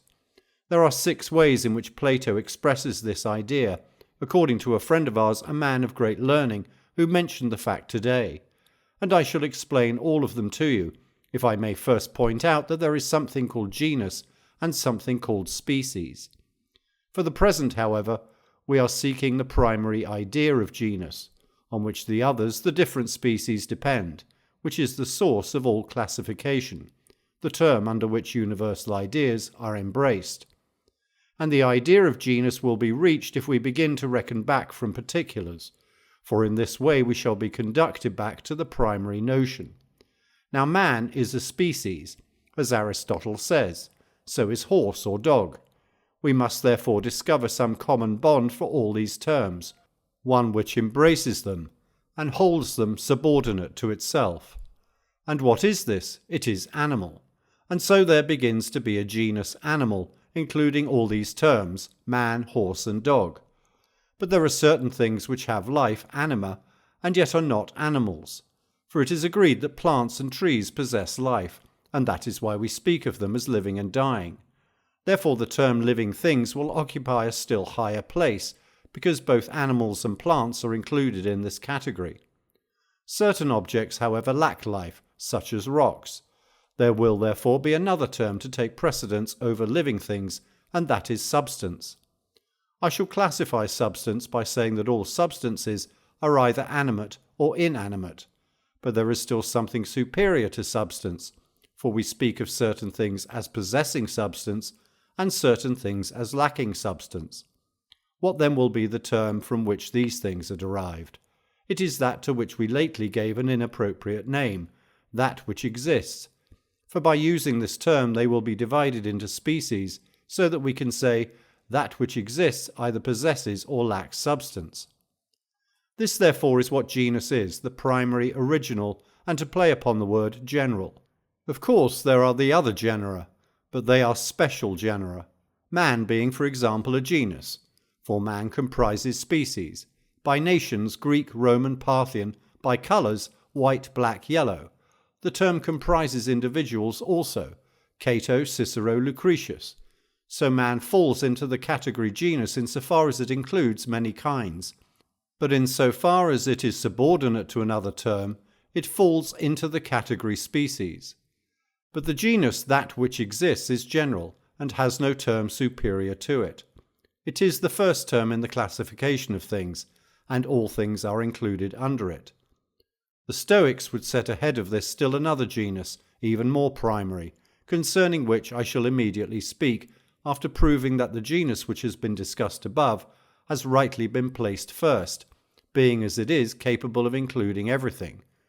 I therefore distribute that which exists into these two species, things with and things without substance. There is no third class. And how do I distribute substance? By saying that it is either animate or inanimate. And how do I distribute the animate? By saying certain things have mind, while others have only life. Or the idea may be expressed as follows. Certain things have the power of movement, of progress, of change of position, while others are rooted in the ground. They are fed and they grow only through their roots. Again, into what species do I divide animals? They are either perishable or imperishable. Certain of the Stoics regard the primary genus as the something. I shall add the reasons they give for their belief. They say, in the order of nature some things exist and other things do not exist, and even the things that do not exist are really part of the order of nature. What these are will readily occur to the mind. For example, centaurs, giants, and all other figments of unsound reasoning, which have begun to have a definite shape, although they have no bodily consistency. But I now return to the subject which I promised to discuss for you, namely how it is that Plato divides all existing things in 6 different ways. The first class of that which exists cannot be grasped by the sight or by the touch, or by any of the senses, but it can be grasped by the thought. Any generic conception, such as the generic idea man, does not come within the range of the eyes, but man in particular does, as for example Cicero, Cato. The term animal is not seen, it is grasped by thought alone. A particular animal, however, is seen, for example a horse, a dog. The second class of things which exist, according to Plato, is that which is prominent and stands out above everything else. This, he says, exists in a preeminent degree. The word poet is used indiscriminately, for this term is applied to all writers of verse, but among the Greeks it has come to be the distinguishing mark of a single individual. You know that Homer is meant when you hear men say, the poet. What then is this preeminent being? God, surely, one who is greater and more powerful than anyone else. The third class is made up of those things which exist in the proper sense of the term. They are countless in number, but are situated beyond our sight. What are these, you ask? They are Plato's own furniture, so to speak. He calls them ideas, and from them all visible things are created, and according to their pattern all things are fashioned. They are immortal, unchangeable, inviolable. And this idea, or rather Plato's conception of it, is as follows. The idea is the everlasting pattern of those things which are created by nature.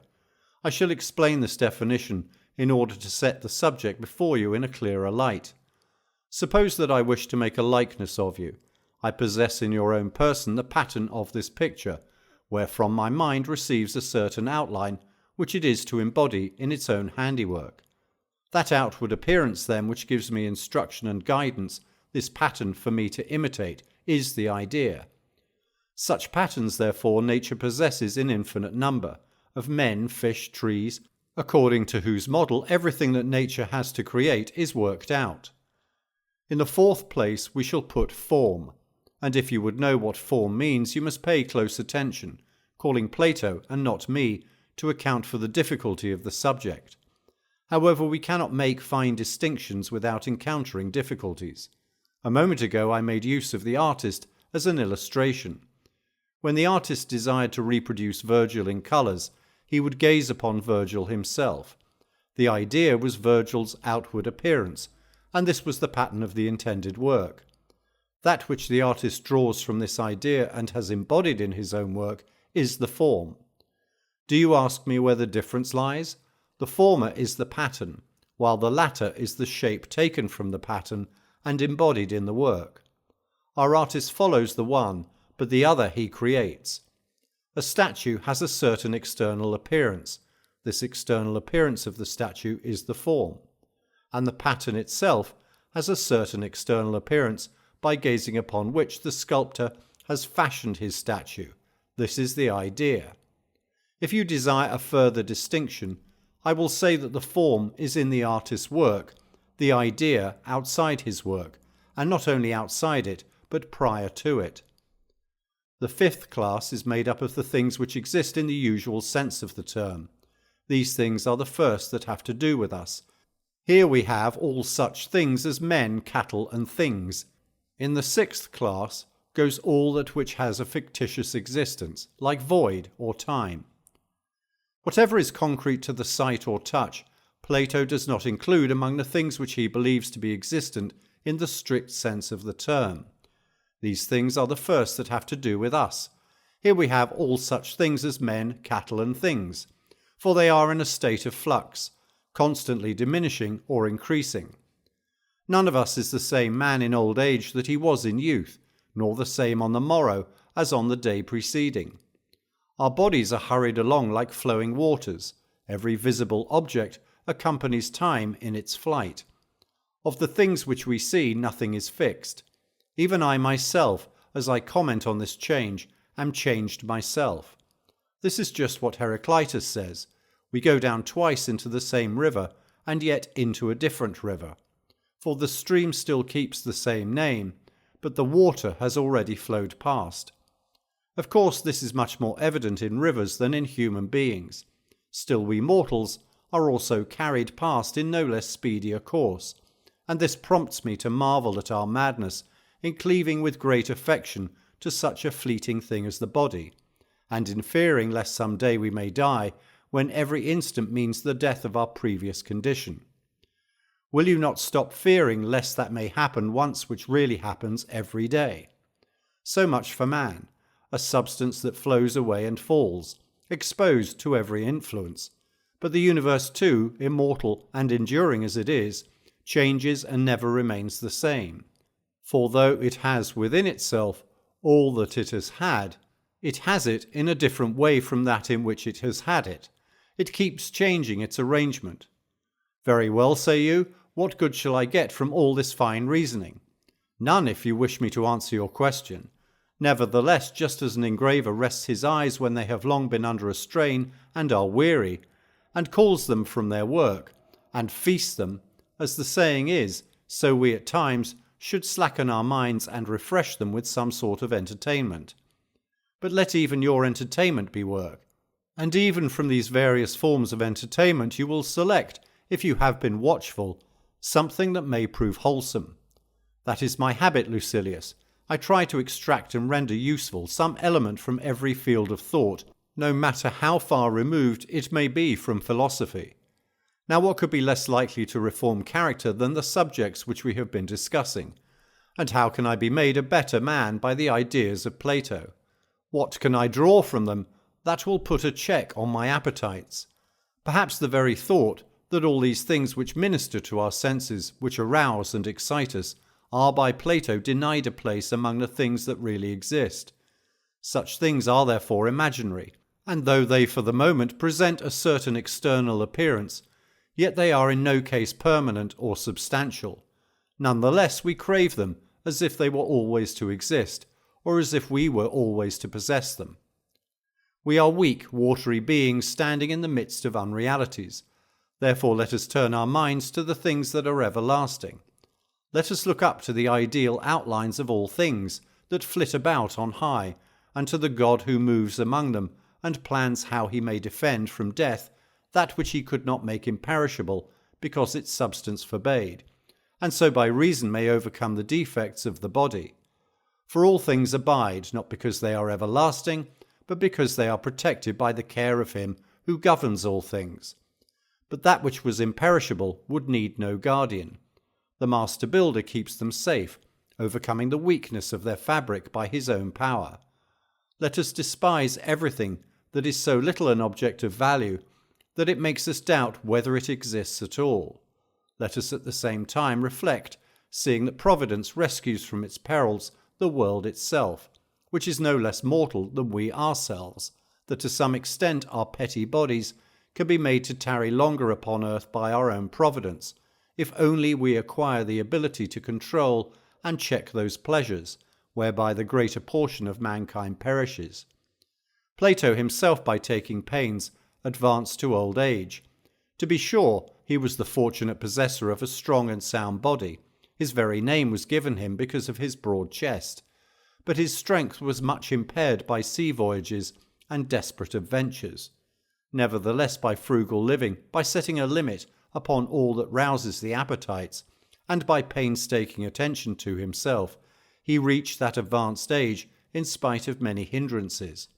You know, I am sure, that Plato had the good fortune, thanks to his careful living, to die on his birthday, after exactly completing his 81st year. For this reason, wise men of the East, who happened to be in Athens at that time, sacrificed to him after his death, believing that his length of days was too full for a mortal man, since he had rounded out the perfect number of 9 times 9. I do not doubt that he would have been quite willing to forego a few days from this total, as well as the sacrifice. Frugal living can bring one to old age, and to my mind old age is not to be refused any more than it is to be craved. There is a pleasure in being in one's own company as long as possible, when a man has made himself worth enjoying. The question, therefore, on which we have to record our judgment is whether one should shrink from extreme old age and should hasten the end artificially, instead of waiting for it to come. A man who sluggishly awaits his fate is almost a coward, just as he is immoderately given to wine, who drains the jar dry and sucks up even the dregs. But we shall ask this question also: is the extremity of life the dregs, or is it the clearest and purest part of all, provided only that the mind is unimpaired and the senses still sound give their support to the spirit, and the body is not worn out and dead before its time?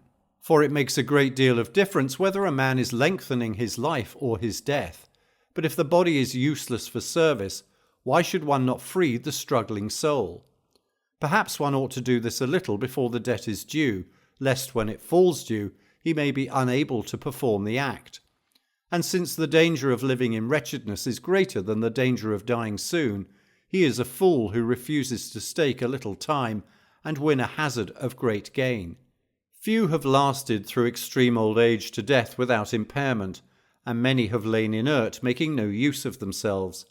How much more cruel, then, do you suppose it really is to have lost a portion of your life than to have lost your right to end that life? Do not hear me with reluctance, as if my statement applied directly to you, but weigh what I have to say.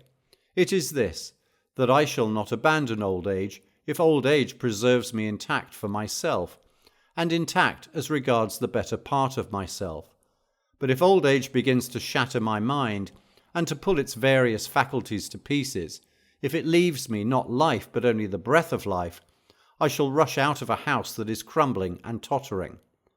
I shall not avoid illness by seeking death, as long as the illness is curable and does not impede my soul. I shall not lay violent hands upon myself just because I am in pain, for death under such circumstances is defeat.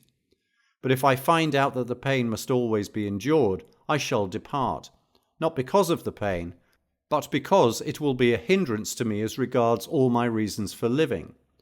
He who dies just because he is in pain is a weakling, a coward, but he who lives merely to brave out this pain is a fool.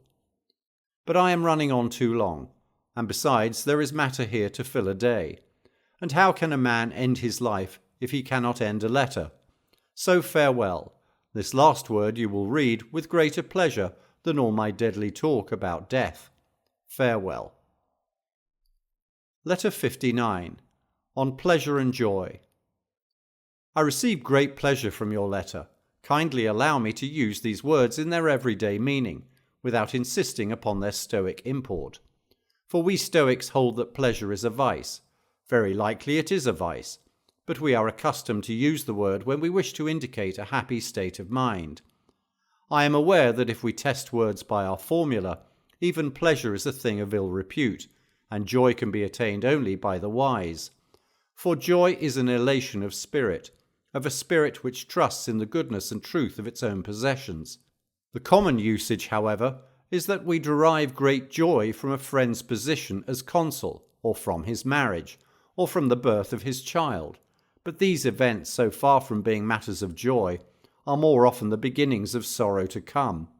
No, it is a characteristic of real joy that it never ceases and never changes into its opposite. Accordingly, when our Virgil speaks of the evil joys of the mind, his words are eloquent, but not strictly appropriate. For no joy can be evil. He has given the name joy to pleasures, and has thus expressed his meaning, for he has conveyed the idea that men take delight in their own evil. Nevertheless, I was not wrong in saying that I received great pleasure from your letter, for although an ignorant man may derive joy if the cause be an honourable one, yet since his emotion is wayward, and is likely soon to take another direction, I call it pleasure, for it is inspired by an opinion concerning a spurious good. It exceeds control, and is carried to excess. But to return to the subject, let me tell you what delighted me in your letter. You have your words under control. You are not carried away by your language, or borne beyond the limits which you have determined upon. Many writers are tempted by the charm of some alluring phrase to some topic other than that which they had set for themselves to discuss. But this has not been so in your case. All your words are compact and suited to the subject. You say all that you wish, and you mean still more than you say. This is a proof of the importance of your subject matter, showing that your mind, as well as your words, contains nothing superfluous or bombastic. I do, however, find some metaphors not indeed daring ones, but the kind which have stood the test of use. I find similes also. Of course, if anyone forbids us to use them, maintaining that poets alone have that privilege, he has not apparently read any of our ancient prose writers, who had not yet learned to affect a style that should win applause.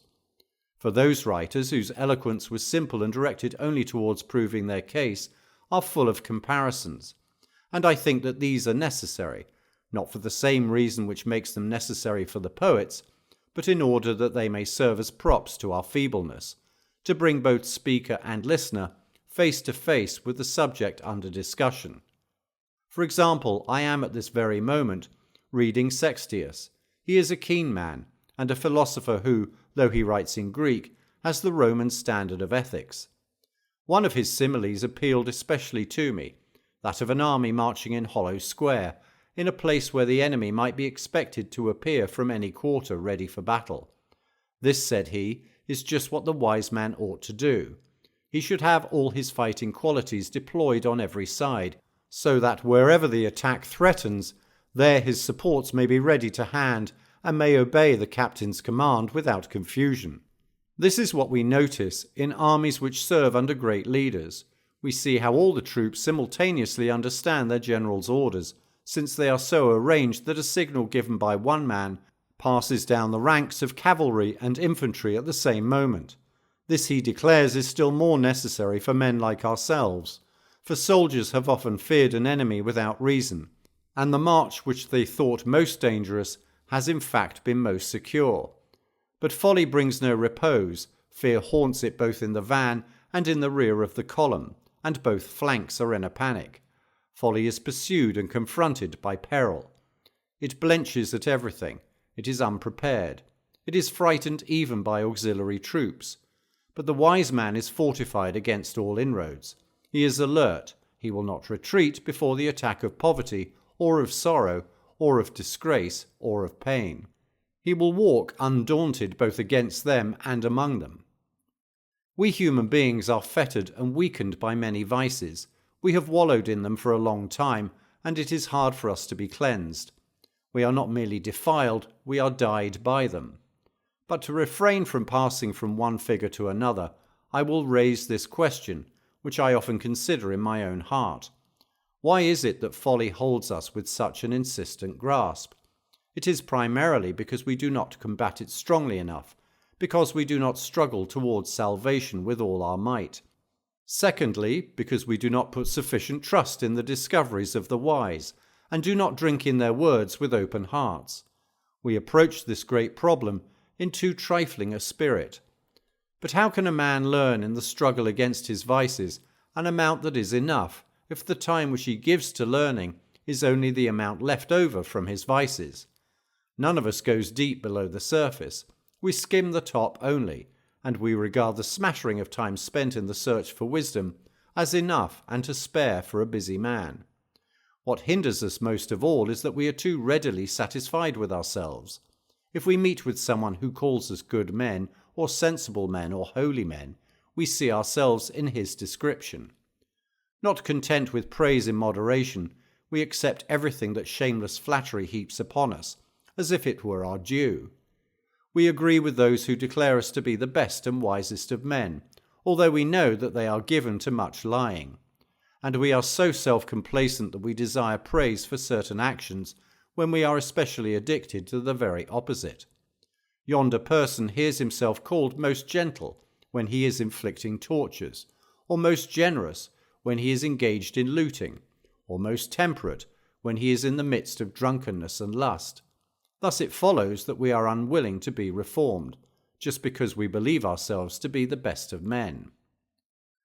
Alexander was roaming as far as India, ravaging tribes that were but little known even to their neighbours. During the blockade of a certain city, while he was reconnoitring the walls and hunting for the weakest spot in the fortifications, he was wounded by an arrow.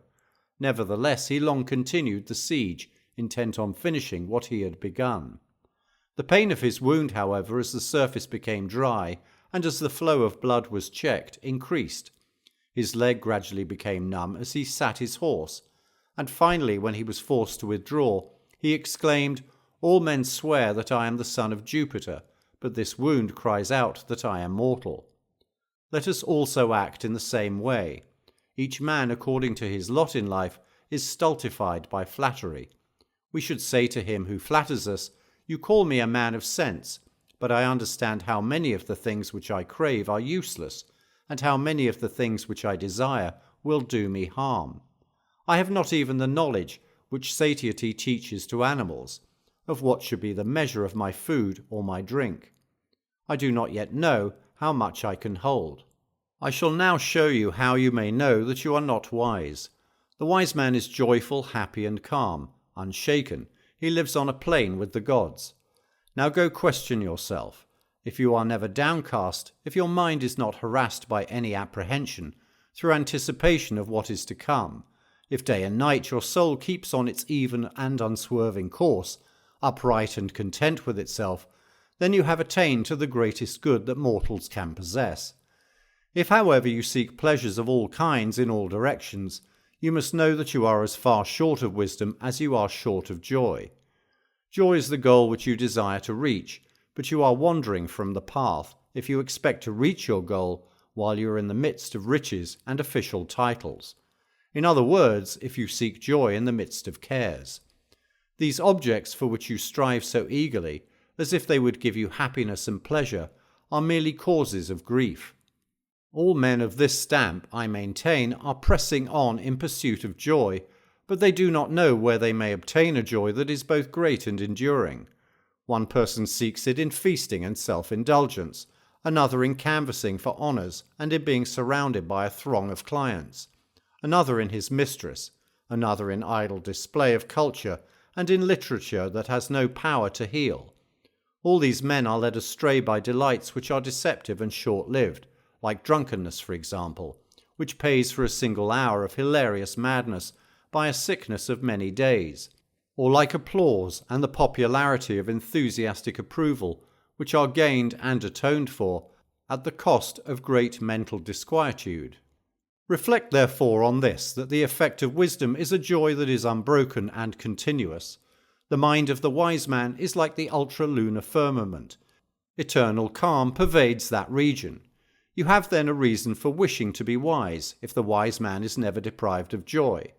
This joy springs only from the knowledge that you possess the virtues.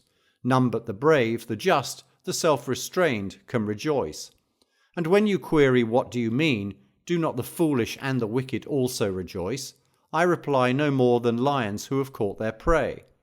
When men have wearied themselves with wine and lust, when night fails them before their debauch is done, when the pleasures which they have heaped upon a body that is too small to hold them begin to fester, at such times they utter in their wretchedness those lines of Virgil.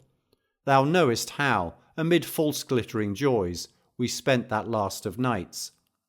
Pleasure lovers spend every night amid false glittering joys, and just as if it were their last. But the joy which comes to the gods and to those who imitate the gods is not broken off, nor does it cease. But it would surely cease were it borrowed from without. Just because it is not in the power of another to bestow, neither is it subject to another's whims.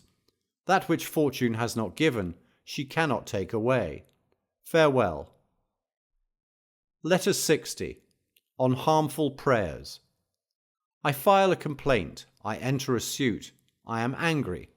Do you still desire what your nurse, your guardian, or your mother have prayed for in your behalf? Do you not yet understand what evil they prayed for? Alas, how hostile to us are the wishes of our own folk. And they are all the more hostile in proportion as they are more completely fulfilled. It is no surprise to me at my age that nothing but evil attends us from our early youth, for we have grown up amid the curses invoked by our parents. And may the gods give ear to our cry also, uttered in our own behalf, one which asks no favours. How long shall we go on making demands upon the gods, as if we were still unable to support ourselves? How long shall we continue to fill with grain the marketplaces of our great cities? How long must the people gather it in for us? How long shall many ships convey the requisites for a single meal, bringing them from no single sea? The bull is filled when he feeds over a few acres, and one forest is large enough for a herd of elephants.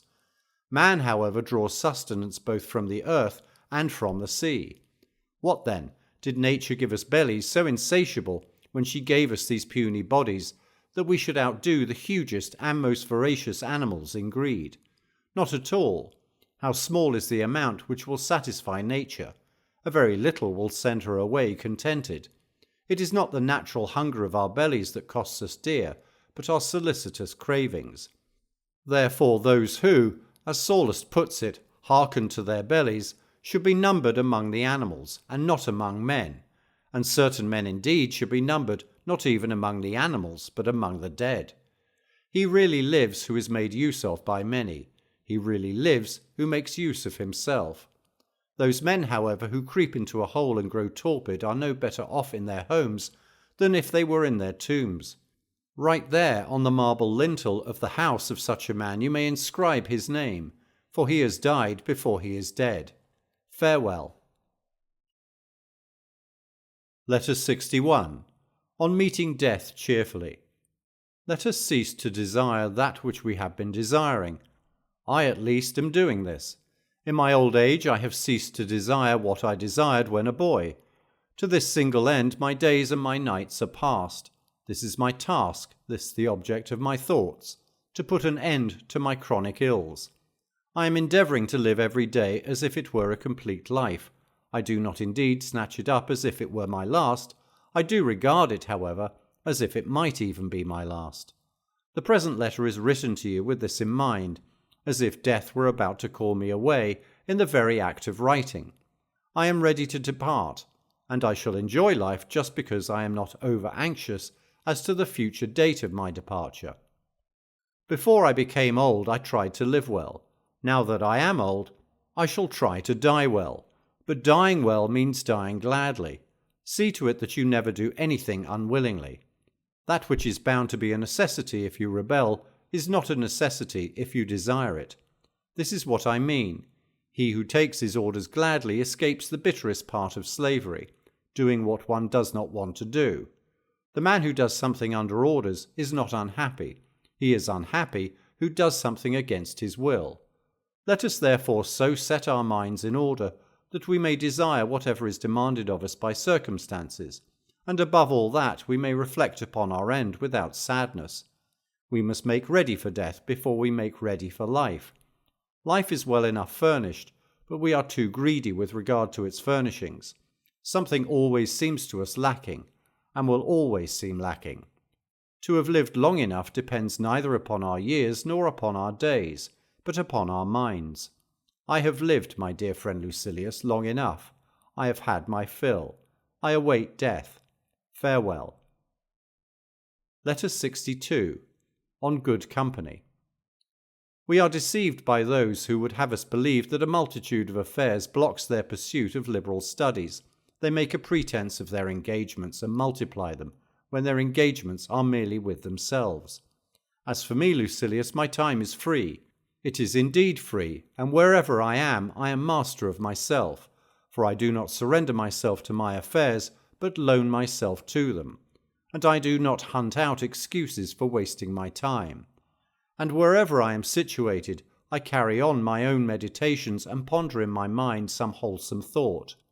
When I give myself to my friends, I do not withdraw from my own company, nor do I linger with those who are associated with me through some special occasion or some case which arises from my official position. But I spend my time in the company of all the best. No matter in what lands they may have lived, or in what age, I let my thoughts fly to them. Demetrius, for instance, the best of men, I take about with me, and leaving the wearers of purple and fine linen, I talk with him, half naked as he is, and hold him in high esteem. Why should I not hold him in high esteem? I have found that he lacks nothing. It is in the power of any man to despise all things, but of no man to possess all things. The shortest cut to riches is to despise riches. Our friend Demetrius, however, lives not merely as if he has learned to despise all things, but as if he has handed them over for others to possess. Farewell. Letter 63. On grief for lost friends. I am grieved to hear that your friend Flaccus is dead, but I would not have you sorrow more than is fitting. That you should not mourn at all I shall hardly dare to insist, and yet I know that it is the better way.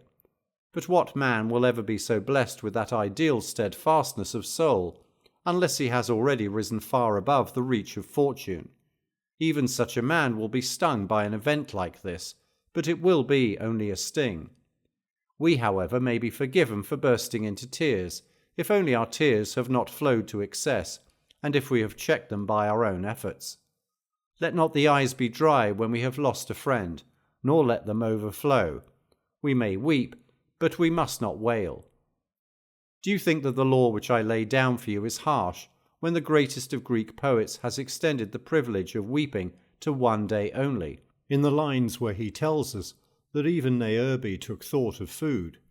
Do you wish to know the reason for lamentations and excessive weeping?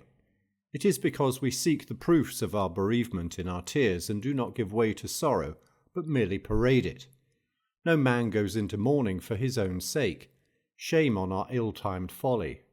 There is an element of self-seeking even in our sorrow. What you say, am I to forget my friend? It is surely a short-lived memory that you vouchsafe to him, if it is to endure only as long as your grief. Presently that brow of yours will be smoothed out in laughter by some circumstance, however casual. It is to a time no more distant than this that I put off the soothing of every regret, the quieting of even the bitterest grief. As soon as you cease to observe yourself, the picture of sorrow which you have contemplated will fade away, At present you are keeping watch over your own suffering. But even while you keep watch, it slips away from you, and the sharper it is, the more speedily it comes to an end. Let us see to it that the recollection of those whom we have lost becomes a pleasant memory to us. No man reverts with pleasure to any subject which he will not be able to reflect upon without pain. So too it cannot but be that the names of those whom we have loved and lost come back to us with a sort of sting. But there is a pleasure even in this sting. For as my friend Attalus used to say, the remembrance of lost friends is pleasant in the same way that certain fruits have an agreeably acid taste, or as in extremely old wines it is their very bitterness that pleases us. Indeed, after a certain lapse of time, every thought that gave pain is quenched, and the pleasure comes to us unalloyed. If we take the word of Attalus for it, to think of friends who are alive and well is like enjoying a meal of cakes and honey. The recollection of friends who have passed away gives a pleasure that is not without a touch of bitterness. Yet who will deny that even these things, which are bitter and contain an element of sourness, do serve to arouse the stomach? For my part, I do not agree with him. To me, the thought of my dead friends is sweet and appealing, for I have had them as if I should one day lose them. I have lost them as if I have them still. Therefore, Lucilius, act as befits your own serenity of mind, and cease to put a wrong interpretation on the gifts of fortune. Fortune has taken away, but fortune has given. Let us greedily enjoy our friends, because we do not know how long this privilege will be ours. Let us think how often we shall leave them when we go upon distant journeys, and how often we shall fail to see them when we tarry together in the same place. We shall thus understand that we have lost too much of their time while they were alive. But will you tolerate men who are most careless of their friends, and then mourn them most abjectly, and do not love anyone unless they have lost him? The reason why they lament too unrestrainedly at such times is that they are afraid lest men doubt whether they really have loved. All too late they seek for proofs of their emotions. If we have other friends, we surely deserve ill at their hands, and think ill of them, if they are of so little account that they fail to console us for the loss of one. If, on the other hand, we have no other friends, we have injured ourselves more than fortune has injured us, since fortune has robbed us of one friend, but we have robbed ourselves of every friend whom we have failed to make. Again, he who has been unable to love more than one has had none too much love even for that one. If a man who has lost his one and only tunic through robbery chooses to bewail his plight rather than look about him for some way to escape the cold, or for something with which to cover his shoulders, would you not think him an utter fool? You have buried one whom you loved. Look about for someone to love. It is better to replace your friend than to weep for him. What I am about to add is, I know, a very hackneyed remark, but I shall not omit it simply because it is a common phrase. A man ends his grief by the mere passing of time, even if he has not ended it of his own accord. But the most shameful cure for sorrow in the case of a sensible man is to grow weary of sorrowing. I should prefer you to abandon grief rather than have grief abandon you, and you should stop grieving as soon as possible, since, even if you wish to do so, it is impossible to keep it up for a long time. Our forefathers have enacted that, in the case of women, a year should be the limit for mourning. Not that they needed to mourn for so long, but that they should mourn no longer. In the case of men, no rules are laid down, because to mourn at all is not regarded as honourable. For all that, what woman can you show me, of all the pathetic females that could scarcely be dragged away from the funeral pile, or torn from the corpse, whose tears have lasted a whole month? Nothing becomes offensive so quickly as grief. When fresh, it finds someone to console it, and attracts one or another to itself. But after becoming chronic, it is ridiculed, and rightly, for it is either assumed or foolish. He who writes these words to you is no other than I, who wept so excessively for my dear friend Aeneas Serenus, that in spite of my wishes I must be included among the examples of men who have been overcome by grief. Today, however, I condemn this act of mine, and I understand that the reason why I lamented so greatly was chiefly that I had never imagined it possible for his death to precede mine. The only thought which occurred to my mind was that he was the younger, and much younger too, as if the fates kept to the order of our ages. Therefore let us continually think as much about our own mortality as about that of all those we love. In former days I ought to have said, my friend Serenus is younger than I, but what does that matter? He would naturally die after me, but he may precede me. It was just because I did not do this that I was unprepared when fortune dealt me the sudden blow. Now is the time for you to reflect, not only that all things are mortal, but also that their mortality is subject to no fixed law. Whatever can happen at any time can happen today. Let us therefore reflect, my beloved Lucilius, that we shall soon come to the goal which this friend, to our own sorrow, has reached. And perhaps if only the tale told by wise men is true, and there is a bourne to welcome us, then he whom we think we have lost has only been sent on ahead. Farewell. Letter 64. On the Philosopher's Task. Yesterday you were with us. You might complain if I said yesterday merely. This is why I have added with us, for so far as I am concerned you are always with me. Certain friends had happened in, on whose account a somewhat brighter fire was laid, not the kind that generally bursts from the kitchen chimneys of the rich and scares the watch, but the moderate blaze which means that guests have come. Our talk ran on various themes, as is natural at a dinner. It pursued no chain of thought to the end, but jumped from one topic to another. We then had read to us a book by Quintus Sextius the Elder. He is a great man, if you have any confidence in my opinion, and a real Stoic, though he himself denies it. Ye gods, what strength and spirit one finds in him! This is not the case with all philosophers. There are some men of illustrious name whose writings are sapless. They lay down rules, they argue, and they quibble. They do not infuse spirit simply because they have no spirit. But when you come to read Sextius, you will say, he is alive, he is strong, he is free, he is more than a man. He fills me with a mighty confidence before I close his book. I shall acknowledge to you the state of mind I am in when I read his works. I want to challenge every hazard. I want to cry, why keep me waiting, fortune? Enter the lists. Behold, I am ready for you. I assume the spirit of a man who seeks where he may make trial of himself, where he may show his worth. And fretting mid the unwarlike flocks he prays, some foam-flecked boar may cross his path, or else a tawny lion, stalking down the hills.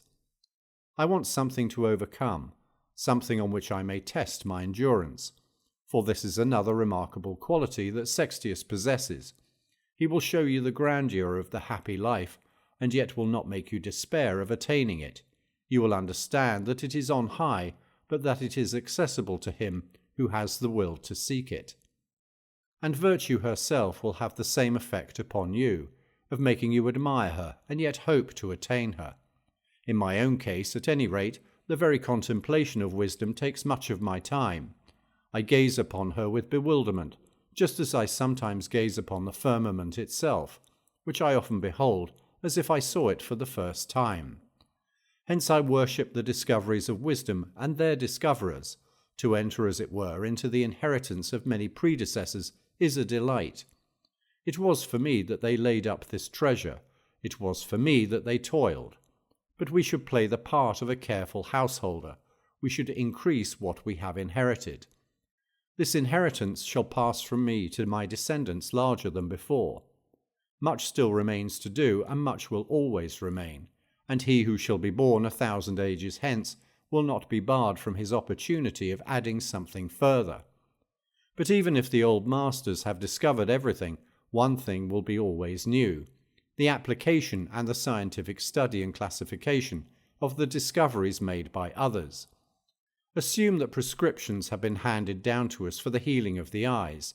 There is no need of my searching for others in addition, but for all that, these prescriptions must be adapted to the particular disease and to the particular stage of the disease. Use this prescription to relieve granulation of the eyelids, that to reduce the swelling of the lids, this to prevent sudden pain or a rush of tears, that to sharpen the vision. Then compound these several prescriptions, watch for the right time of their application, and apply the proper treatment in each case. The cures for the spirit also have been discovered by the ancients. But it is our task to learn the method and the time of treatment. Our predecessors have worked much improvement, but have not worked out the problem. They deserve respect, however, and should be worshipped with a divine ritual. Why should I not keep statues of great men to kindle my enthusiasm and celebrate their birthdays? Why should I not continually greet them with respect and honour? The reverence which I owe to my own teachers I owe in like measure to those teachers of the human race, the source from which the beginnings of such great blessings have flowed. If I meet a consul or a praetor, I shall pay him all the honour which his post of honour is wont to receive. I shall dismount, uncover, and yield the road. What then shall I admit into my soul with less than the highest marks of respect, Marcus Cato the elder and the younger, Laelius the wise, Socrates and Plato, Zeno and Cleanthes? I worship them in very truth, and always rise to do honour to such noble names. Farewell. Letter 65. On the first cause. I shared my time yesterday with ill health. It claimed for itself all the period before noon. In the afternoon, however, it yielded to me. And so I first tested my spirit by reading. Then, when reading was found to be possible, I dared to make more demands upon the spirit, or perhaps I should say to make more concessions to it. I wrote a little, and indeed with more concentration than usual, for I am struggling with a difficult subject and do not wish to be downed. In the midst of this, some friends visited me, with the purpose of employing force and of restraining me, as if I were a sick man indulging in some excess.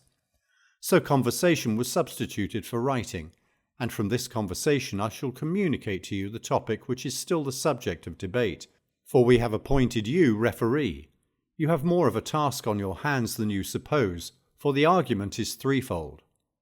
Our Stoic philosophers, as you know, declare that there are two things in the universe which are the source of everything, namely cause and matter.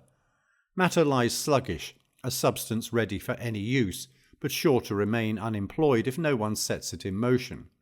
Cause, however, by which we mean reason, moulds matter and turns it in whatever direction it will, producing thereby various concrete results. Accordingly, there must be, in the case of each thing, that from which it is made, and next an agent by which it is made. The former is its material, the latter its cause. All art is but imitation of nature. Therefore let me apply these statements of general principles to the things which have to be made by man.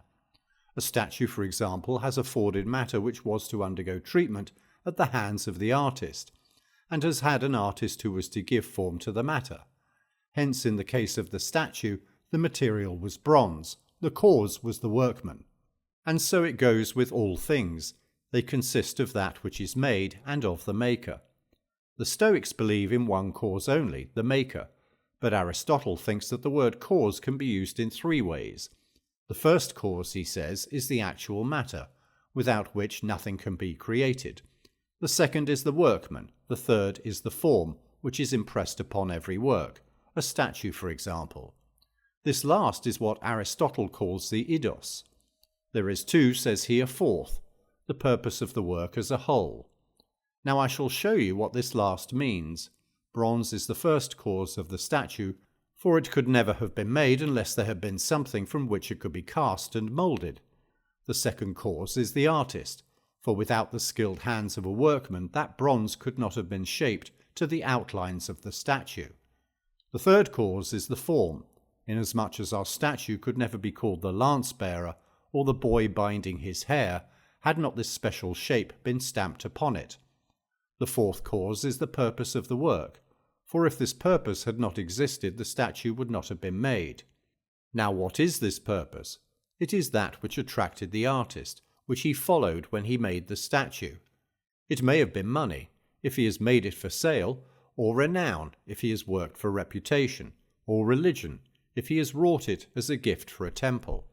Therefore, this also is a cause contributing towards the making of the statue. Or do you think that we should avoid including among the causes of a thing which has been made that element without which the thing in question would not have been made? To these four Plato adds a fifth cause, the pattern which he himself calls the idea, for it is this that the artist gazed upon when he created the work which he had decided to carry out, Now it makes no difference whether he has his pattern outside himself, that he may direct his glance to it, or within himself, conceived and placed there by himself. God has within himself these patterns of all things, and his mind comprehends the harmonies and the measures of the whole totality of things which are to be carried out. He is filled with these shapes which Plato calls the ideas, imperishable, unchangeable, not subject to decay. And therefore, though men die, humanity itself, or the idea of man, according to which man is moulded, lasts on, and though men toil and perish, it suffers no change. Accordingly, there are 5 causes, as Plato says: the material, the agent, the make-up, the model, and the end in view. Last comes the result of all these, just as in the case of the statue. To go back to the figure with which we began, the material is the bronze, the agent is the artist, the make-up is the form which is adapted to the material, the model is the pattern imitated by the agent, the end in view is the purpose in the maker's mind, and finally the result of all these is the statue itself. The universe also, in Plato's opinion, possesses all these elements. The agent is God, the source, matter, the form, the shape and the arrangement of the visible world. The pattern is doubtless the model according to which God has made this great and most beautiful creation. The purpose is his object in so doing. Do you ask what God's purpose is? It is goodness. Plato, at any rate, says, what was God's reason for creating the world? God is good, and no good person is grudging of anything that is good. Therefore God made it the best world possible. Hand down your opinion then, O judge. State who seems to you to say what is truest, and not who says what is absolutely true. For to do that is as far beyond our ken as truth itself. This throng of causes defined by Aristotle and by Plato embraces either too much or too little. For if they regard as causes of an object that is to be made everything without which the object cannot be made, they have named too few. Time must be included among the causes, for nothing can be made without time. They must also include place, for if there be no place where a thing can be made, it will not be made. And motion too. Nothing is either made or destroyed without motion. There is no art without motion, no change of any kind. Now, however, I am searching for the first, the general cause. This must be simple, inasmuch as matter too is simple. Do we ask what cause is? It is surely creative reason, in other words, God. For those elements to which you referred are not a great series of independent causes. They all hinge on one alone, and that will be the creative cause. Do you maintain that form is a cause? This is only what the artist stamps upon his work. It is part of a cause, but not the cause. Neither is the pattern a cause, but an indispensable tool of the cause. His pattern is as indispensable to the artist as the chisel or the file. Without these, art can make no progress. But for all that, these things are neither parts of the art nor causes of it. Then, perhaps you will say, the purpose of the artist, that which leads him to undertake to create something, is the cause. It may be a cause. It is not, however, the efficient cause, but only an accessory cause. But there are countless accessory causes. What we are discussing is the general cause. Now the statement of Plato and Aristotle is not in accord with their usual penetration, when they maintain that the whole universe, the perfectly wrought work, is a cause. For there is a great difference between a work and the cause of a work. Either give your opinion, or, as is easier in cases of this kind, declare that the matter is not clear, and call for another hearing. But you will reply, what pleasure do you get from wasting your time on these problems, which relieve you of none of your emotions, rout none of your desires? So far as I am concerned, I treat and discuss them as matters which contribute greatly toward calming the spirit, and I search myself first, and then the world about me. And not even now am I, as you think, wasting my time. For all these questions, provided that they be not chopped up and torn apart into such unprofitable refinements, elevate and lighten the soul, which is weighed down by a heavy burden, and desires to be freed and to return to the elements of which it was once a part. For this body of ours is a weight upon the soul and its penance.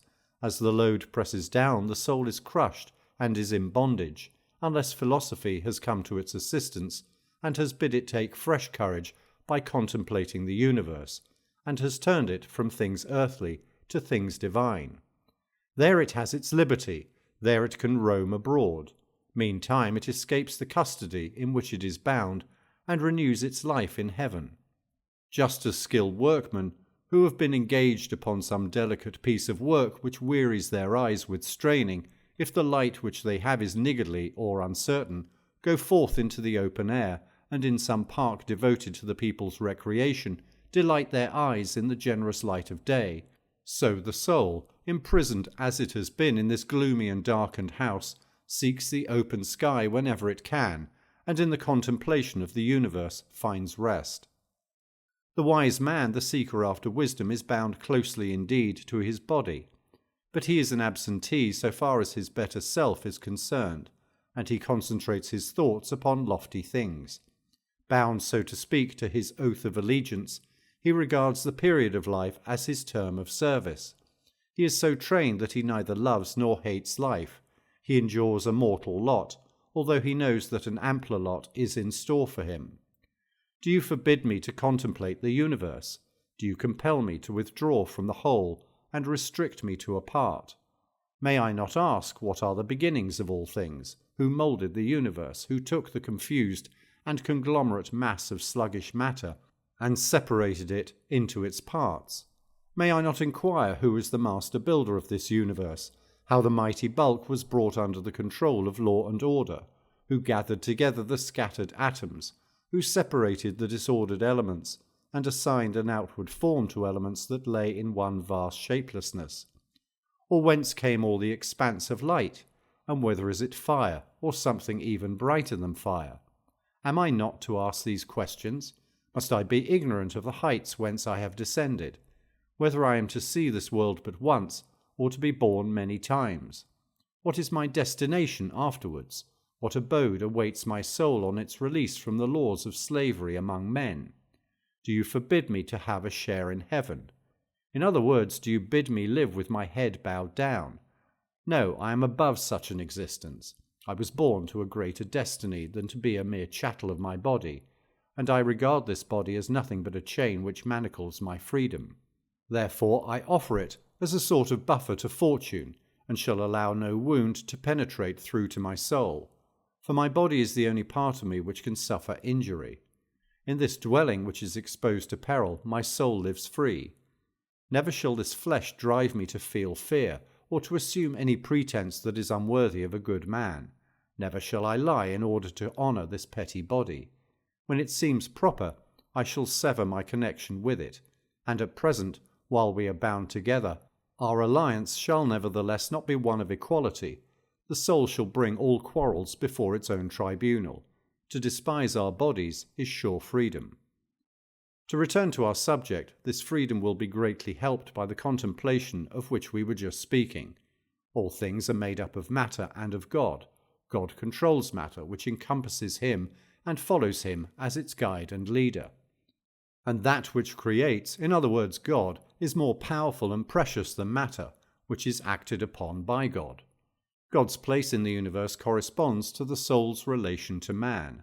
World matter corresponds to our mortal body. Therefore let the lower serve the higher. Let us be brave in the face of hazards. Let us not fear wrongs or wounds or bonds or poverty. And what is death? It is either the end or a process of change. I have no fear of ceasing to exist. It is the same as not having begun. Nor do I shrink from changing into another state, because I shall under no conditions be as cramped as I am now. Farewell.